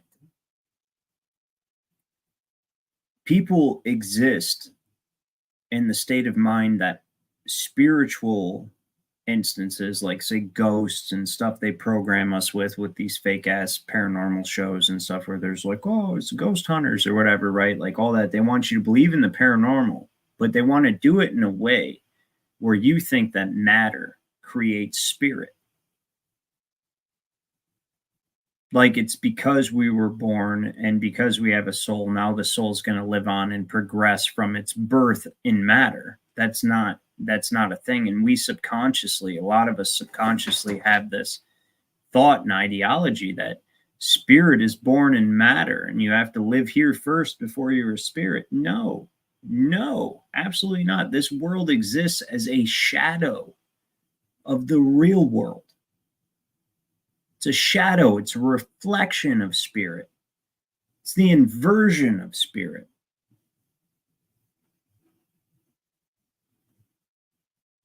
Nothing exists in this world that did not exist in the spirit world first.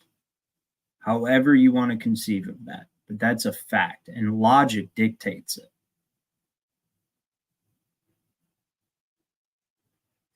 Matter, right? Physical reality is descent from the source. It is not the birthing place. It is the lowest place that we know of.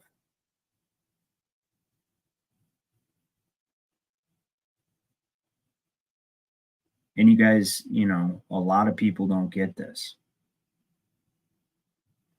Well, maybe they're not meant to. I don't know. I mean, like, one of the things I'm trying to let go of is that I'm not here to try to convince people. Like, people kind of find each other, you know, in the whole YouTube verse or the internet verse, and I think they're vibrating or having similar frequencies of things. But you know, trying to convince, like, let's say, like, simply put, like, people who don't believe that there's no conspiracies that exist, that there are conspiracies, just to, you know, begin with, The that's a entire big world task. is a conspiracy. Yeah.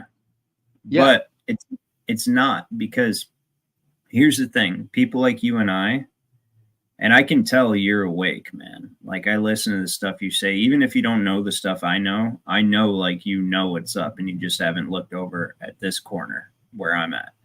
But here's the thing, is that you don't necessarily have to be awake. First of all, the seed just has to be planted, which is how very useful Facebook is. Because listen, you can go through my posts the entirety of the life of my Facebook, and I never post personal stuff. The only personal stuff on there, other people tag me. It's all truth, right? Because you can never underestimate the power of a seed. A seed woke me up. A seed probably woke everybody up because somebody said something with some truth in it. And you're like, that's fucking crazy, but you thought about it and then you forgot about it, but it became a seed because it actually struck something in you. And you're like, you know what? I'm just going to look at it, you know, because it was eating at you. And you looked at it and then it was like, fuck, it's true. Right? Never underestimate the power of a seed. If you first tried to talk to me about flat earth, like, say, like 10 years ago, I'd have been like, dude, get the fuck out of my face, you nutball. Like, get the fuck out of my face. Right? But that's not how it came to it. There was a seed planted. There was a seed planted. You know, I came across something and I'm like, or I seen something, I'm like, that's the most ridiculous shit I've ever seen or heard of in my life. That's retarded. And then maybe I seen it again a couple months later. I'm like, why are people, this is a thing? Like, I thought that was a one-off fucking like crazy person talking about, say, this is a thing. Hold on, let me see what these people are talking about. That's how a normal person, not saying I'm normal, because I'm definitely not, but I'm just saying, like, that's how our logic should work. Like, wait, why are people talking about this? What the hell is this? If a couple people are talking about something crazy, it's worth looking into, you know? And it's not literally two. You guys get that I'm metaphorically or facetiously speaking. But, you know, like, when there's like, it's relatively few people, but they're all talking about this thing. It's like, okay, what the hell are you guys? What's wrong with you guys? Why is there a whole group of you guys? Let me look at this. And then I looked at it and I'm like, holy shit. Holy shit. And I was already awake about the other stuff before. And I'd already When did this happen? When did this happen? I'm trying to think. I would say around 2018, 16. I think it was 16. Okay. I'm pretty sure. I don't remember. But that's just with the globe. You want to know when my awakening happened with everything. That was 2012. Which I also find interesting. Yeah. I also find it interesting. It was like the hammer dropping, boom. And then I was awake. And then I'm like, damn. So I'll tell you the story of how my awakening really happened, if my audience even cares, because I know the information is the most important thing. So I'm not trying to, Well, I get care. personal. I like to listen and listen Okay, to your story. fair Go enough. ahead. Fair enough. So the whole true story is I had gotten into some trouble because I had always been rebellious and defiant and aggressive my whole life. I'm actually very calm now compared to how I used to be. Actually, some of my subscribers probably remember from a couple of years ago when I went off on Paul and Slave, but I chilled out since then quite a bit. And it's because you're not the same person yesterday as you are today. And I had some significant life changes in that period of time. But it all began back in 2012. I had gotten to some trouble because I used to be wild, like I said. And my mom got addicted to some stuff. And it was because of her boyfriend. And she broke up with him and tried to get clean. And then she'd go back and use again. And then she broke up with him, tried to get clean. And then he'd call her and she loved him because she had her own issues, and she'd go back and use again. And then finally one day I was like, I'm gonna go shoot this motherfucker. Period. Go shoot him. Not even playing anymore. It's my mom, man. Like everybody, it's your mom. You gotta. But anyway, so I'm like, I'm gonna go shoot this motherfucker. So I went looking for him, and I went down to Pontiac, which is a ghetto, and I walked up and I thought this guy was lying for my mom. I said, hey, is my mom here? And he goes, no, man, she was here. She just left. And it was a house that she usually did her dumb shit in or whatever. So they call them trap houses or whatever. So I was like, oh, she just left? Okay. So I left and I went to another spot. Actually, he told me they're probably there, which was funny because then I went to that spot. They were not there. And it was an abandoned house. I know because I kicked in the door and went and looked. So came back out. I was like, that motherfucker lied to me. And he probably did lie to me, even to this day, but I won't ever know. Because when I went back to him and I said, look, dude, you're lying to me, bro. My mom's here and she needs to come home.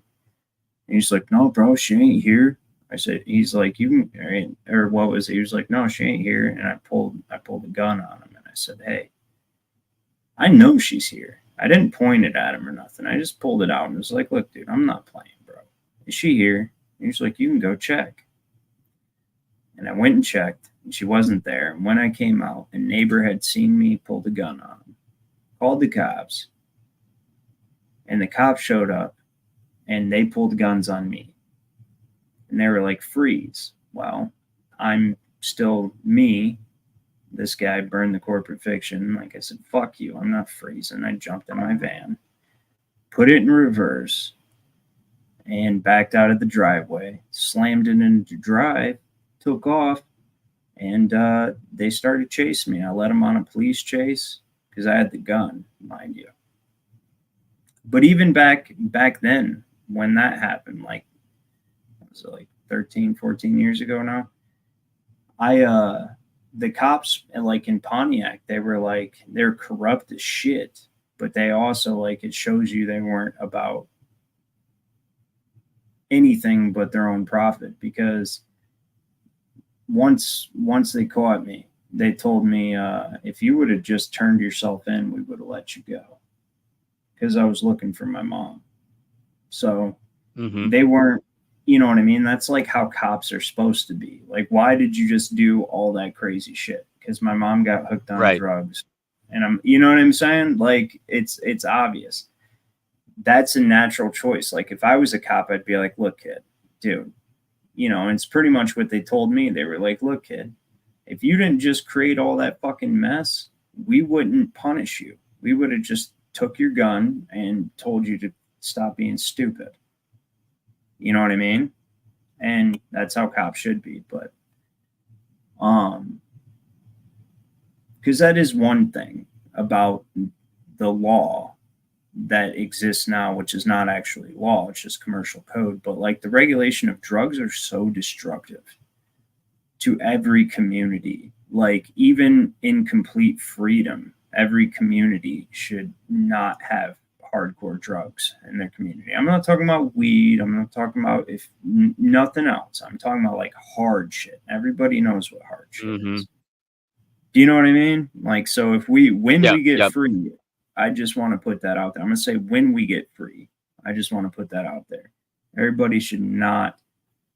Why would you want it? And you just be like, hey, Bill, what are you doing? I'm going to do some meth. Oh, cool. Shit. You know what I mean? Like they just get so far out there. You know what I mean? With stuff. It's all bad. But yeah, so that's my story. That was my first introduction into law, was being put into prison. And then while I was in prison, I met a guy. And now the funny thing is he was part of a movement or whatever, right? However you want to put it. I'm not going to get into it, but he was my bunkie.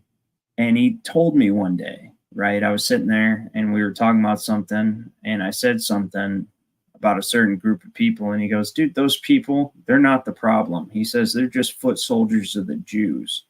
I said, what do you mean they're foot soldiers of the, what the hell are you talking about? Foot soldier of the Jew? What does that even mean? Like, that's the most offensive shit I've ever heard, because I was asleep, right? So I'm like looking at him like, dude, you can't say that at all. You know, like, what if somebody heard you say that? That's literally what I was thinking, right? And he's like, they are, man. I'm not bullshitting you. And this guy was such a no-nonsense dude that for some reason I was just like, well, show me. And he did. And I will give this credit to David Icke. Okay, I will. I'll give this credit to David Icke, even, or however you pronounce his fucking last name. If he's not a paid shill, Ike, yeah, that's what I thought. If he is a paid shill, he still did good, and he woke me up, because I read his book and I read about the fucking lizard people, which I also, you know, but at this point now I know why. But all that crazy sounding shit that sounds crazy to a normal person, right? I kept reading it, and he started talking about the banking system. And he said the Federal Reserve is a private bank. It's owned by a private banking cartel that's owned by several elite families that have always controlled money. And I read that one time, and I knew nothing. My only interest before then was in spirituality. I'd always looked into that stuff since I was a kid. Like, what's the nature of God? Why are we here? What the fuck is this life about? Because I had so many problems, you know, as a kid. I was like trying to figure out, like, why would I be in this right now? What would cause this to happen to me? And so I looked into that. But then once he said that, it all clicked into place. And I was like, wait, you mean a private bank controls our money? I already knew why that was bad. Like, anybody should know why that's bad. Who owns that bank? They control our money. Like, what we use for our entire society, they control it. Like, the lifeblood of our society, they control it. They control the lifeblood. Who are these people? You said private. Did you say private? You said private. Yeah, you did. Private banking cartel. Like, individuals own the lifeblood of our country. Well, okay. And then I kept reading, and what he did well, and I have to say he probably is a paid shill, but he did it well, and he blended the aspects of occultism and law together right there, and showed you what they're doing. It's like, what they want is draconian society, but we're God's creation. We can't be under the dragon while we're under God. So people are going to choose to be under the dragon, and other people are going to choose to be under God. And that's what naturally happens. And then I believe that goes through a cycle itself. So ultimately, I'm just a dude. I don't fucking know. But that's as far as I can tell, my theory on it. But he blended those together to show you the nature of like death and law and commerce, the 13 colonies, and the capital being the 14th piece, which is the phallus of Osiris, because he was cut up into 14 pieces, and Isis could only find 13, so she fashioned the 14th, which ended up being the District of Columbia, which actually has a giant phallus of Osiris as the monument dedicated to the very first president under the Constitution we ever had. So, I mean, it's all pretty obvious when you put it together, you know. But yeah, I mean, they have the obelisk over in the city of London and the Vatican and a few other places over in Paris, I think, as well, and probably more some other locations where they have the obelisk. But it's just a kind of a symbol of their power, I would say. Their phallus, right? no, bro, it's literally like this, because then look what they did after this. This is ancient knowledge about word magic and the law. This is ancient. This isn't the first time this shit's happened. That's who Osiris is. He's the god of the dead. The whole thing about law, the reason where the judge is Osiris. Watch it. If you haven't watched my show on Wake Up Your Dead, watch it, man. On Rumble, if it's not on Bit or on YouTube. But that's the thing, is that this is all an occult governing of the dead. The living are only subject to God. The dead are subject to the devil. So the devil has been able to reach up from out of his realm into ours and start governing the living by making them agree to be dead. So when you're bankrupt, and I don't care what country you're in, I don't care what country you're in right now, if it's a civilized country, you are using debt as currency. That debt is secured by you, your labor, your sweat equity. That means your property rights have been mortgaged. I can prove that, Notch. I've proven it. Ask any of my subscribers. I can prove it right now if you really want me to go in my favorites and pull it up, or go in my files, because I have a copy. It's congressional record. They say the money will be worth 100 cents on the dollar because it represents a mortgage on the homes and all of the other property of all the people in the nation. Congressional record, March 9th, 1933, page 83, second paragraph, left-hand column. Boom. Says that shit. I know it. Fuck you. And guess what? This is an old tradition in law. Obviously not fuck you, Notch. Fuck them, because we're on the internet and they fuck up my internet all the time. So, especially when I'm on a roll. But anyways, the law of mortgage is ancient. Law wasn't created when the United States was created, or England, or wherever you live. Law wasn't created then. Law has evolved and been passed down and adapted, and always controlled by the same people, because it's human law. People write it. And some group of smart fuckers way back in antiquity got a monopoly on writing law and decided to write themselves into eternity through human law. I'm following you. Yeah. Do you see what I'm saying? And so their posterity can always maintain control of this place because they control the concept of law. Even common law, to a certain degree, is a farce, but it's a problem for them because people who really understand it can stay out of their grasp. Now, when you accept the fact that those people control this world, and their family's always going to control this world as part of their agreement, you learn how to stay out of their shit. When you actually reread the teachings of Christ in the New Testament, it's about law. Everything he speaks about is about law. The entirety of every word he says is regarding the law of that time. Period. Drop the mic, because it is. He's never speaking on anything trivial. And so whether you believe he existed or not, as I know many people who subscribe to I subscribe to both. They're both right. They're both two sides of the same coin. The Eastern mystery tradition and then Western Christianity. They're two sides of the same coin. They tell the same story. They just fill in the gaps of each other. That's all they do. It's one language. It's always been, and they keep control of it by keeping us from knowing that. That's how they keep control of it. That's how they maintain it. That's just, they don't. So JP Morgan, there's a quote from JP Morgan, said it many times on this channel. I'll say it again because it's really worth it. Rings true in my head a lot of times when I see what's going on and think what's happened. JP Morgan, who sunk the Titanic, killed John Astor in order for the Federal Reserve to come into creation, and JP Morgan, who still has his name on Chase, who people get fucked by on a daily basis. That JP Morgan said, millionaires do not use astrology. Billionaires do. Period. That's it. Billionaires use astrology, not millionaires, right? But the whole thing is even the wise men who were led to Christ in the Bible were led there by, guess what? What was it? A star. And it says that the heavens are appointed, that the stars are for times and seasons.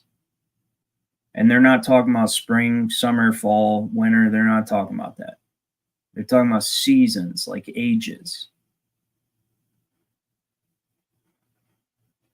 Well, times would be ages. Seasons would be epochs, I guess, would be epochs, however you want to pronounce it in the modern language.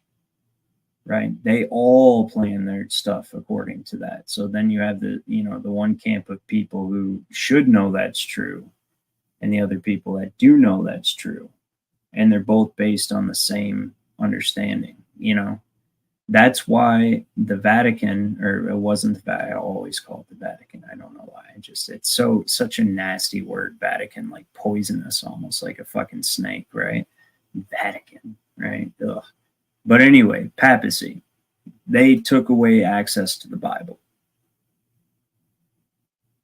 They took away access to the Bible. You know why? Because the Bible's the fucking law. Everything in that book is just the law.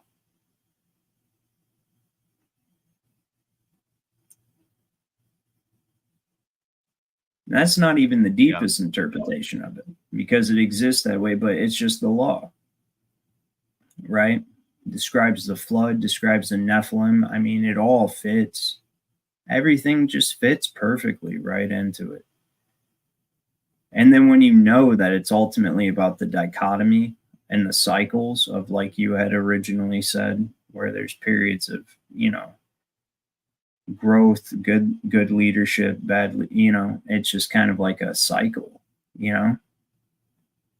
But the main thing is we control it. We are the fuel for it.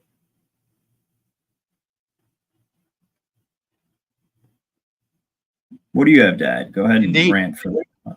Huh? No, I mean, I'm in agreement with you, and all this ties in. My question will be, who gives the devil the authority to reign over the dead? And I would say God does. Ultimately, all authority goes to God. That ties right into it. That's the duality. That's the beauty of the duality. Is, yeah, of course the devil works for God. Yeah, it does. I don't want to say he or she because I'm kind of conflicted on that. I feel like if the positive polarity, the negative polarity, but then there's so many layers to that depending on the dimension you're talking about and stuff. It gets complicated. It's deep, but the devil, God gives the authority to the devil. And that's what's interesting. A hot button issue in our community, but people ought to study it even if they don't understand what they're reading, just so they know that they know their enemy, right? The Kabbalah, man. And in the Kabbalah, it talks about that. It talks about, like, so there's this rich guy as a party, and there's a homeless guy outside begging to get some food. And oh, wow, that makes sense. Anyway, there's a homeless guy. I just realized something about it. I'll share it with you guys later when I didn't ever make that connection. It just happened. But homeless guy who wants some food, the rich man throws like a party, ball, whatever, as a feast. And the devil goes to God to ask him for permission if he can disguise himself as a beggar and test the rich guy, right? So he goes out and disguises himself as a beggar and tests the rich guy, and the rich guy, of course, refuses him. God punishes him. So, I mean, like, and that actually makes sense. Like, nothing, when you apply logic to God, right, the thought of God, even though logic can only take you so far, but will take you to the limit right now. We don't know. The limit is it everything or no thing? Because something can only be differentiated by something else. But when you get to the concept of God, nothing can exist outside of God. So is it everything or no thing? And that's positive or negative. That's the binary, 1 and 0, right? That's the end of human understanding. That's as far as you can go once you realize that. But everything you learn along the way to get there helps you deal with this reality much better. But also fight for what's good. So, I mean, do you understand what I'm saying or no? Yeah. I mean, like, that's really what we're here to do, is understand, which side of the fence that we're on. I mean, we are in duality, whether one likes it or not. There is such thing as good and evil, even though at the end of the day, it all comes from the same source. But No, while we are here living this life, go ahead. What? They're the same. Everything is nothing and nothing is everything. It can only be classified as that. I agree. Because that's the limit of our human understanding, right? So, like a thought experiment, right, is if you believe in a creator, if you believe that they're all-encompassing, omniscient, omnipresent, and omnipotent, right? If they were those three things, which means within everything, everywhere, at all times. If the creator was that, then could the creator create anything else? Yes. How? How could the creator create anything else? Well, the same way we do, because we're made in the image, right? So how do you create something without creating anything else? In your mind. So if in your mind is how you create, right? Let's break that down to like a perspective and understanding, perception, right? Say like Shakespeare, or I personally think Sir Francis Bacon, but other people may disagree. There's no conclusive proof on that, but I definitely, I know it was Sir Francis Bacon, but I just can't prove it to you guys. I just know it in my gut. But anyways, he created these glorious plays. Romeo, Juliet, Hamlet, Othello, many works, right? And each of these works had their own unique story from start to finish, and they played out, right? And they all had their own unique characters who had their own unique affinities and dislikes and relations to family and friends and all this stuff. And they liked to wear this and they didn't like to wear that, and all their preferences, right? All these characters were fleshed out so that you could create this story in your head, right? So it was like a universe. It was like a real life, when you were reading it, or any book that you like. All the characters are fleshed out for you. You give it life with your imagination. You imagine this character looks like this. You imagine this character looks like that. Doesn't matter.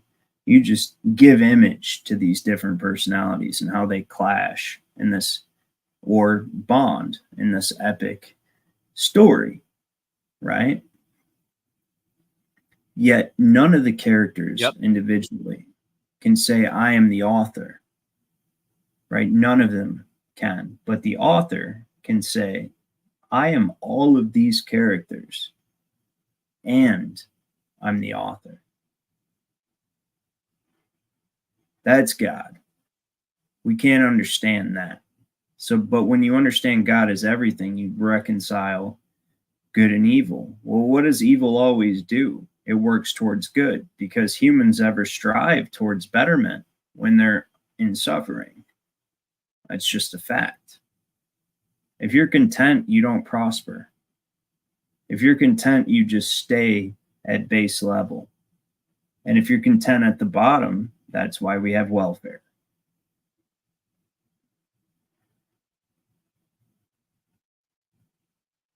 You see what I'm saying? Yeah, yeah. I mean, it's a big mystery to me. I mean, like about I try to comprehend what God is, and this is why I got into like philosophy and meditation and such. And I used to be an atheist for some time when I was younger, but ultimately all roads do lead to God, in my opinion. But I think that is a kind of the journey every individual has to take upon themselves. And some people, they're going to go to their deathbed with thinking that God doesn't exist. And again, it's not my place to tell them what is or what is not. This world has a way of being very mysterious. And I read in the Quran, how much you might agree with this idea that ultimately God decides who he wants to enlightened or be awake to what the world is about, and those whom he wished to be ignorant of this world is about. So it's like But kind here's of like the whole bullshit, thing. This Yeah, go ahead. this entire matrix is like an incubator, because you come in asleep and then you live a certain number of lifetimes, and then always the people, the ones that are meant to become ripe, once they become ripe, then there's a big societal change that happens. So that's why, like, all of us are born now, living now, and we have the knowledge that, like, if we told our great grandparents, they would probably just give us a blank stare and think we're crazy. You know what I mean? Like, so it works in that perfect harmony like that. And everyone who's so that, I guess that's the big difference. When everything, even the story of the New Testament and the Bible about resurrection, is about the renewal of life, everybody thinks they've only got this life, and that's dangerous knowledge if they know they don't.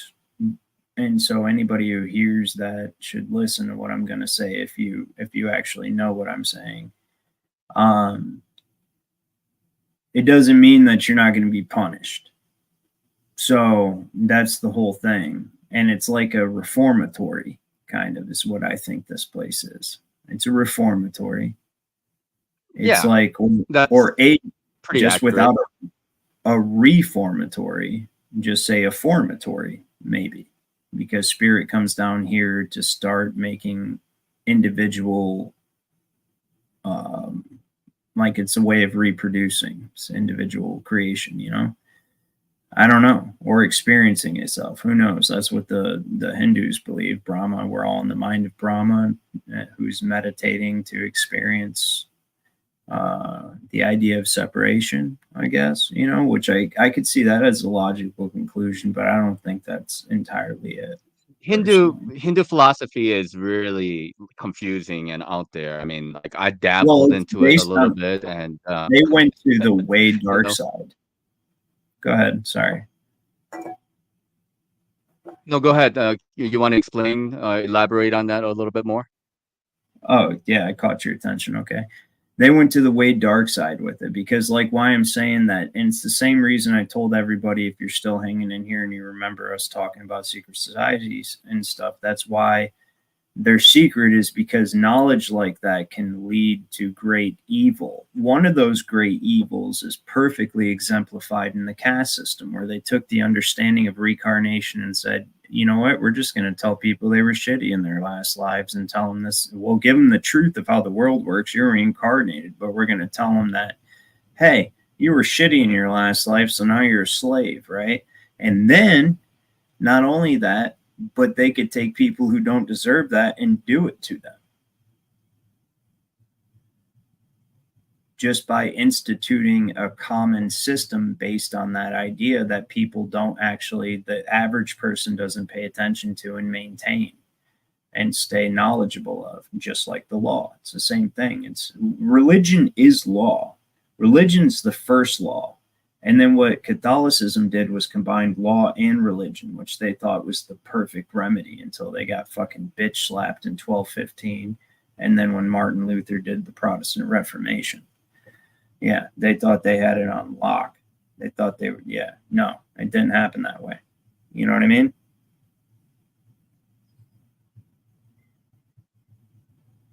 Do you understand what I'm saying? Yes, I comprehend. I comprehend what you're talking about. Although Sure. I have Okay. a little bit of a kickback or pushback in regards to the conventional timelines that's been kind of given to us. Just Because so you I know, follow them. Yeah. Understand doesn't etymologically mean you submit. Understand means you uphold the idea of what's being said. So just so to clarify that for you. Still wrong to say That's to fine. a cop. Like, yeah. Okay, go ahead.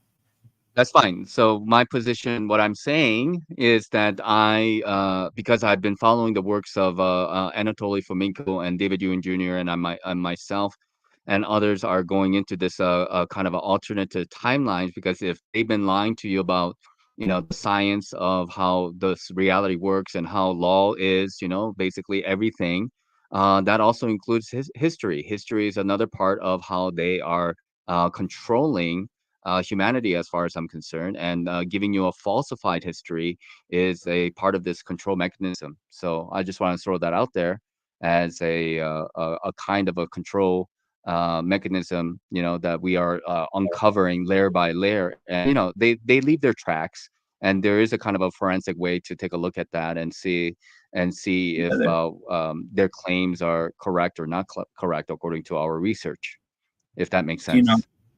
Yes, one solid forensic way to tell, because I already know that's what's got me actually considering it. I'm actually considering it.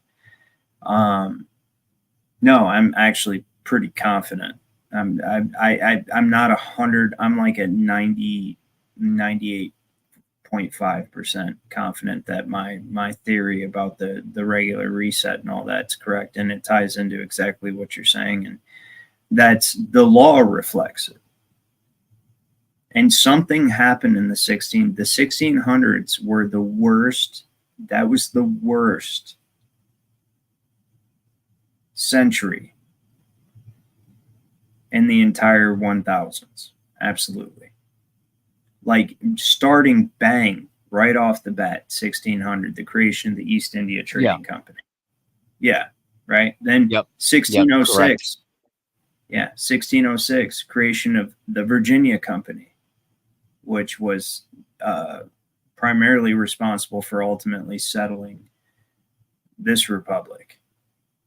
Something happened because the king used to be office of sovereign, meaning you bear the weight of the responsibility of your decisions, and you're accountable to the people who put you in this position. But as a result, you get to live a lavish life.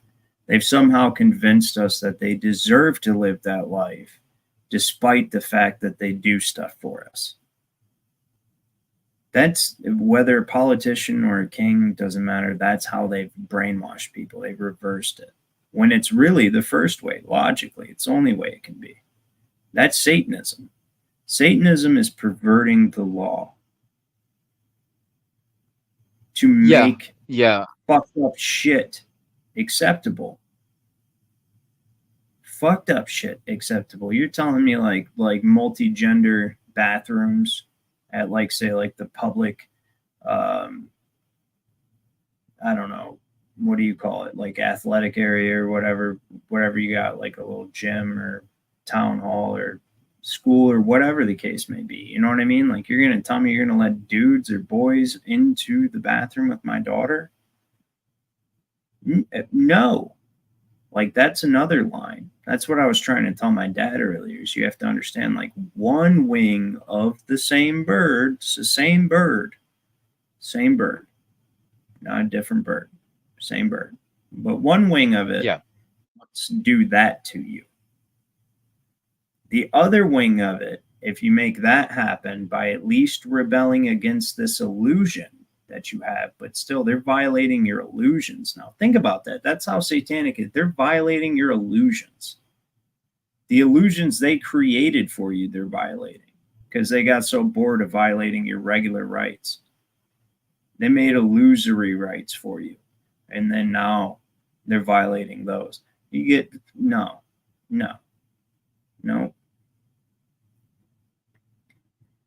That.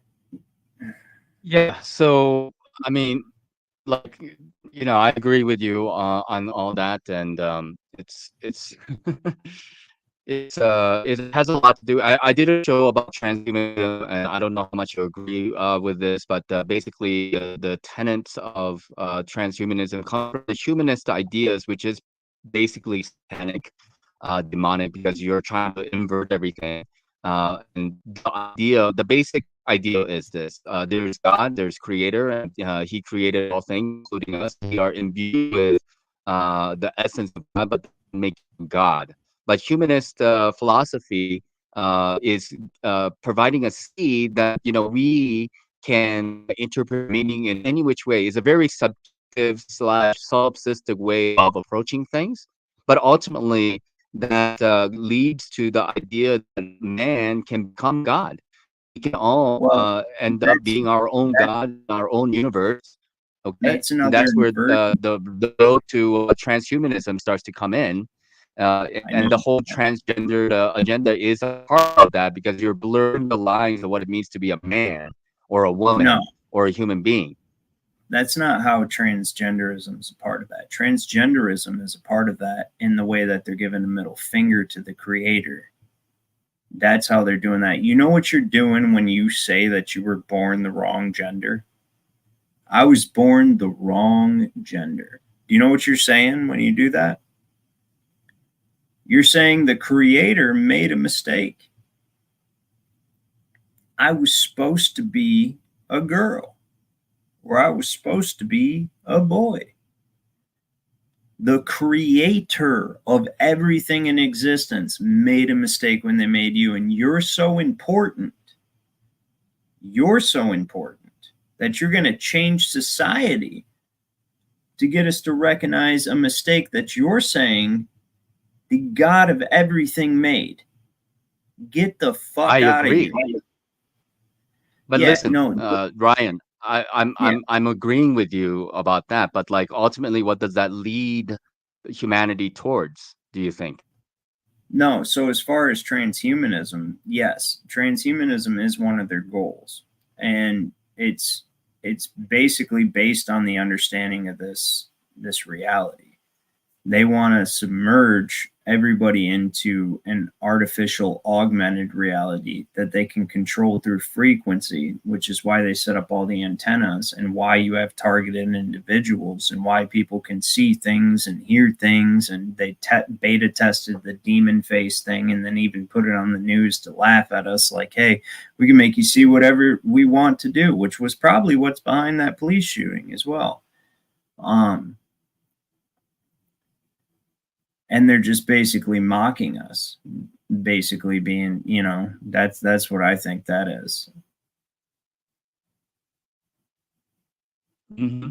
I agree. I totally agree. I mean, it's in terms of I think it's a big agenda, and then these smaller trends, LGBTQ plus agenda is a part of that bigger agenda. So it's just another way of getting people getting on board with this idea of humanism / transhumanism, but it's a smaller agenda of confusing young people about what their gender is, etc., etc. It's fluid. You can be anything you want, kind of deal, right? You have to understand that the underlying agenda behind that is to separate you from the Creator. Like, I can't impress anybody.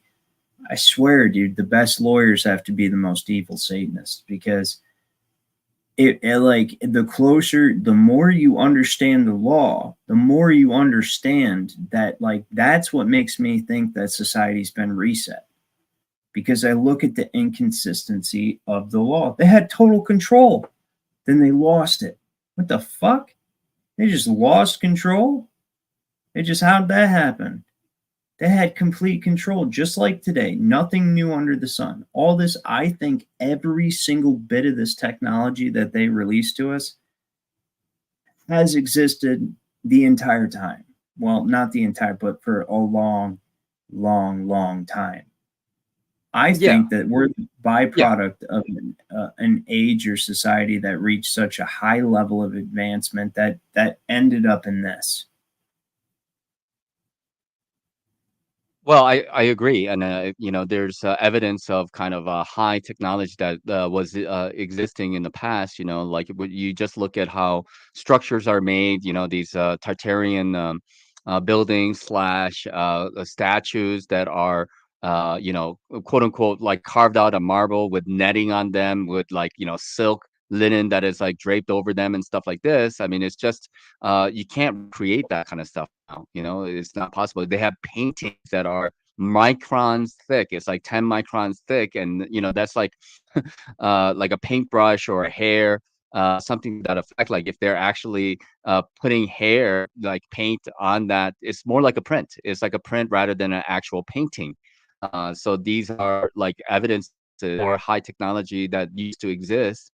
But there's a lot of other stuff, in terms of how electrical engineering and these towers that they've created in the past, the blimps and whatnot. But like as far as like what we are having, and they were more artistic back then though too, in terms of like style, and the way they dressed. It was a lot more modest than the way we are now. But I don't know. We live in an age where, like, yes, the law. If you have seen the movie like The Devil's Advocate, I mean, they tell you how the law is involved with everything.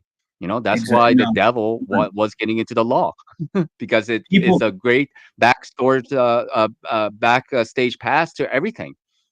That's what frustrates me about people is they get mad at the bankers, which fuck yeah, be mad at the bankers. But like, that's all I ever hear about. You don't talk about the bar.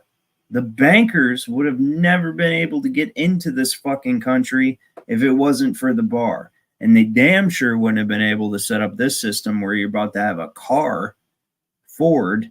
I showed it at the beginning of this show tonight. So if you didn't watch it, go back and watch it. But they're going to have technology. They've patented it. And I already know it's in the vehicles because my wife drove an Audi yesterday, and I'll tell you about that in a second. I know it's in there, right? Where if you speed, it's going to report you to the cops and then tell them where you are.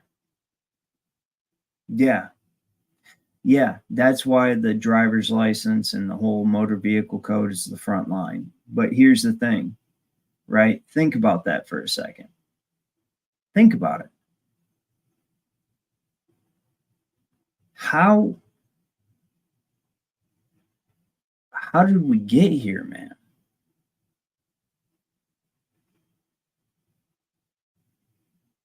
How did we get here? How do you get people to get along? Is that a rhetorical question? That's not a genuine question. It's a rhetorical question, right? No, it's genuine because like the past, man, I think like all the evidence shows that we once had like we had to have a unified, you have the same architecture everywhere, right? You have the same story in every country about a constitution and natural rights and all this stuff. It's the same story every country. It is, and I found that suspicious. But we're the Republic of the United States, right? The continental United States, the Confederation of United States, right? We're that, right? Yeah, but every country has a similar story. And it just makes you wonder, what happened? And what are they trying to cover up?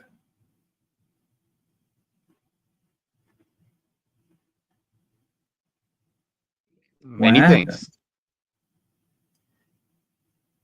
You know what I mean? I don't know. Well, I mean, like, from the research that I was doing with David Ewing Jr. is that they were quite brutal. I mean, they were doing the Inquisition. We heard about the Spanish Inquisition, where people were literally tortured and burned alive because they had a particular belief and they had to accept the Catholic way of things, you know, and you know, Christianity actually meant at one point meant that you were a slave, you know. So like that comes from like what was in Europe during that time in the past. And you know, I'm kind of trying to be more objective in terms of like, you know, what I believe the Bible is and the Quran. I think there's value in these books, but also have to understand that they are given to mankind from a particular source for a particular purpose as well. I think we have to consider that as a possibility. No, but what you're considering is this is you're not, well, what you're saying is that it's man-made, and what I'm trying to tell you is that it could be. I don't think it is man-made, actually, and I think what it disguises within it is the secret of language and the fact that it's actually, what is the voice but manifesting your spirit, the nature of you. The expression of your spirit is your voice. It's the word. So many, every single actually mystical tradition, including Christianity, they all say that the origin is the word. The Hindus refer to the voice as the Bhakt, which is holy.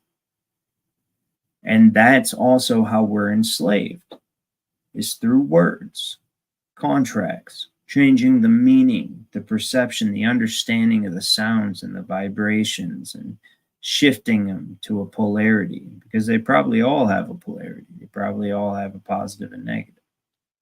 Shift them by shifting your perception of them. How'd they do that? They learn, because they're this shit's been going on for a long time. They got a lot of experience, and they took control of the language, the schools, the dictionaries. Yeah, spelling of And then, things and language and how it came about. I mean, like you know, some people theorize that the English language is not as old as we've been told. English, Italian, Spanish, French, German. Most of the European languages are much more recent than we've been taught. And there's evidence to the fact that Latin and Greek and Hebrew, as we know it, are actually invented languages, but they were backdated to be much older than we've been taught. So this is kind of like the way in which they are gaslighting us, and to show that we have a kind of a longer or older history than there actually is, because this is much of the work of what Flamenco tells us, is that events happened. And there are historical documents that events happen, but then again, they become repeated, names change, locations change, time when they happen change, but the events themselves don't change. So what we're seeing is kind of like shadow reflections. Sometimes it's thrice it happens to just fill in the gaps to give us 1,000 years of existence that may never have happened. You know? well, basically, I can definitely see that, but what I would say is it's not events.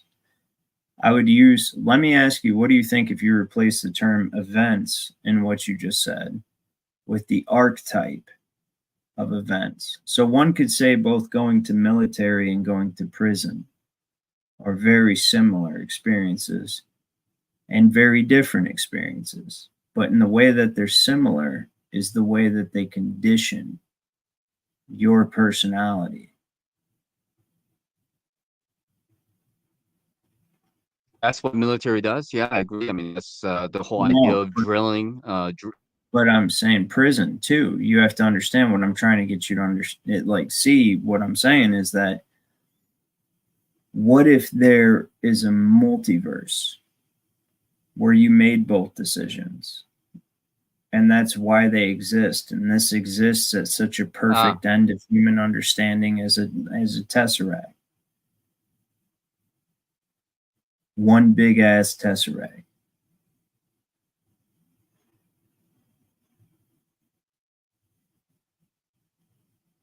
Yeah, I mean, okay, so like how that works or what that is kind of beyond my comprehension, but I'm definitely open to the idea of multiverses and um, like multi dimensions. I do think multi Well, dimensions and here's stuff exists, but so here's go another ahead.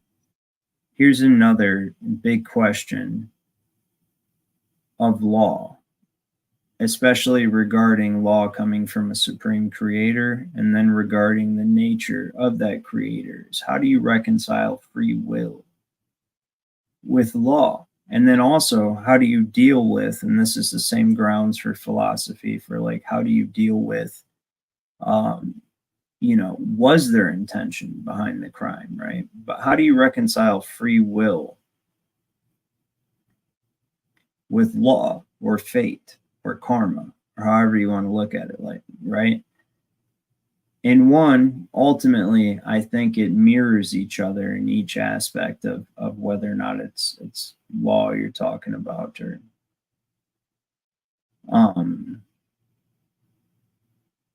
well, it's probably confusing. Okay, but anyway,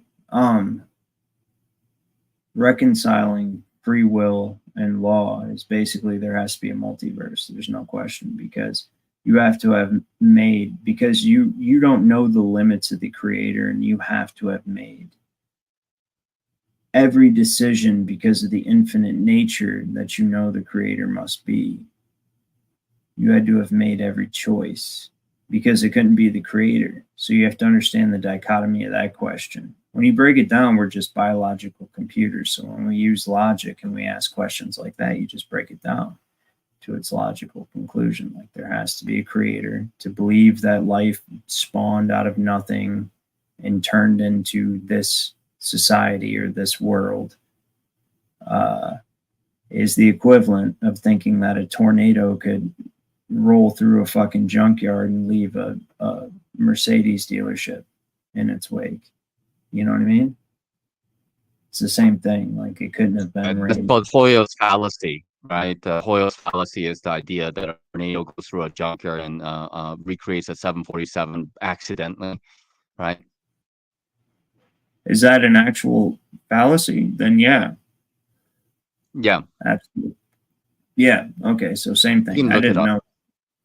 No, I believe you. I'm saying it's But logical. it's a way to argue against evolution as the way it was presented, is that it was all primordial goo and like a self-assembly of complex structures came from simple structures, but the complexity of how a primordial goo turns into your single cell organisms is as complex as a junkyard and a tornado going through a junkyard to create a Boeing 747. A Boeing 747 is less complicated than a single-celled organism, as like a prokaryote or eukaryote, as they claim to be the first single-cell organisms to be That's actually existing very true. at the beginning. No, that's true. Yeah, it is less complicated. Honestly, when you think about the mechanics of even a single-celled organism compared to like even the most advanced pieces of technology that we have, it's unsurpassed. Like, there's no way, right? So there has to be this divine, there has to be a creator. There just has to be. There has to be. Like, literally, to not accept that there's a creator with the logic you were given by the creator, which comes from the creator, however you perceive it. Just saying. It hopefully Without a doubt. not an evil, because that's not a creator. So evil obviously is by nature not included. But also, yeah, that's mind-blowing, man. I did not know that. That's incredible. That really is. Until people realize that this is actually, that's what law boils down to. Everything that's happening only happens because of law. How did they get the thing that we all know what it is? That's the big the burger element. Let's call it the burger element. I'm gonna call it the burger element from now on this channel. It's now known as the burger element, just so you guys know. Right? How'd the burger element get rolled out? fucking lawyers. It's the only way they can do anything to us without getting severe repercussion, and it's law. But it's not law. It's a contract. It's like a mirror image of law. Honestly, you know, if you wanted to cure society in one single instance, you would get rid of contracts, get rid of them. And contract law and anything to do with being able to bind another human being to you. Like, why do we have the right to contract as a natural law? Like, what right do you have to bind another human being to you? That's actually a confusing natural right. Especially if they're not that bright. Like, say you're the exceptionally brilliant child of a pretty stupid parent, and most people know what that trick is in a completely free society, and then they fucking just fall for the trick and sell you to the state. And then you grow up knowing you're in the state, but you can't get out of it. That doesn't make any damn sense, right? Or am I speaking gibberish? No. No. I'm following. Yeah, it's a spiritual battle, because it all boils down to, where do you derive authority to tell me what to do? Like, so if you're an atheist, you think man is the pinnacle of creation. So the very first bloodlines must be the most powerful, right? But that's retarded if you think that, like, we evolved from monkeys and all that stuff, right? Just big bang, pow, and just evolved from somehow a vacuum appeared with matter in it, right? Whatever. They don't even really explain that. They try to say it's like a very low pressure system, but I don't know what that is. And then somehow not only did matter appear in it, but it ended up coalescing together into a ball of fire or a ball of some other material inside of a vacuum. Still, by the way, which is scientifically impossible, right? And then that ball of random matter, or inorganic at that point matter, somehow coalesced to the point, which was a huge part of their theory that they leave out. Like, how did you get this ball of like gases to turn into earth and water and people stuff? Like, just the earth in the first place from gases. How did the gases become earth? Tell me how the gas became earth and rivers and stuff and all that before, they don't explain none of that. It's just nonsensical shit. And when you realize that magic that they have over you, you have to realize it. You have to see it. You know what I mean?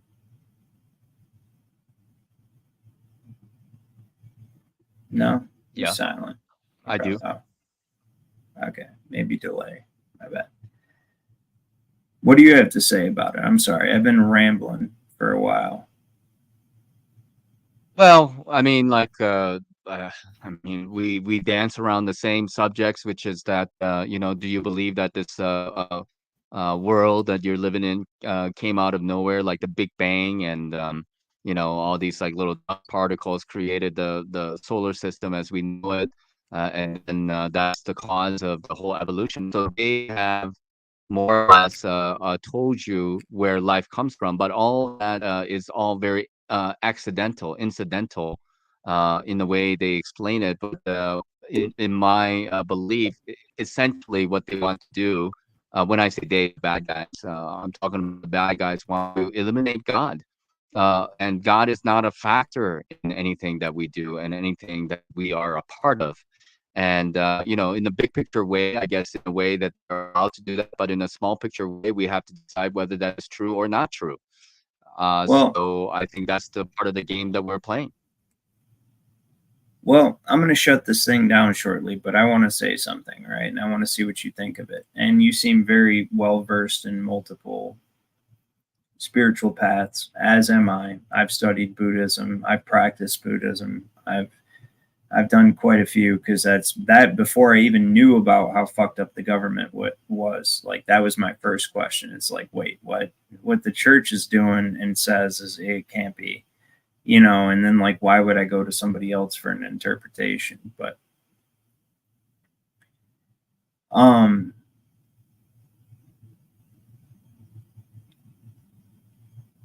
you know, maybe I'll save it for a show. I'll probably do it on a show, actually. But I am gonna shut this down. So if there was anything you wanted to say before I close it up, sorry, man. I know No, it's not abrupt. really. Just you know,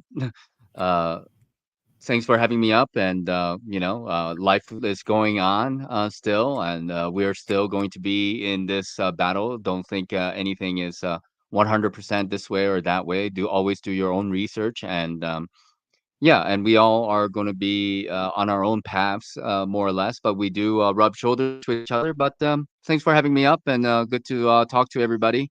And I hope everybody has a good evening or night wherever you are, or morning in some places. I know. Yeah. It's awesome. I think it's awesome we got people from everywhere, man. I love that. I think that the world was that at one point, and I think that we're starting to wake back up to the fact that the world was like that, you know.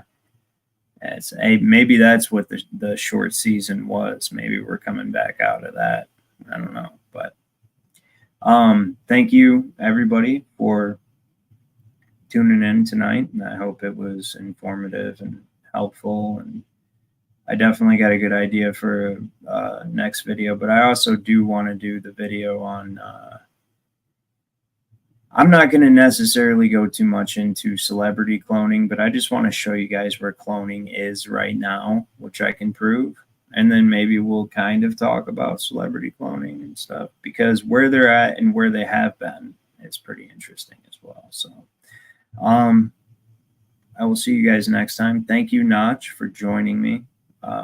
Always a pleasure to have you. And most of the time when you're cheers, then work or stream or sleeping, but I will talk to you later, man. Everybody have a good night. Yep. Thanks. Bye for now. Bye, everybody.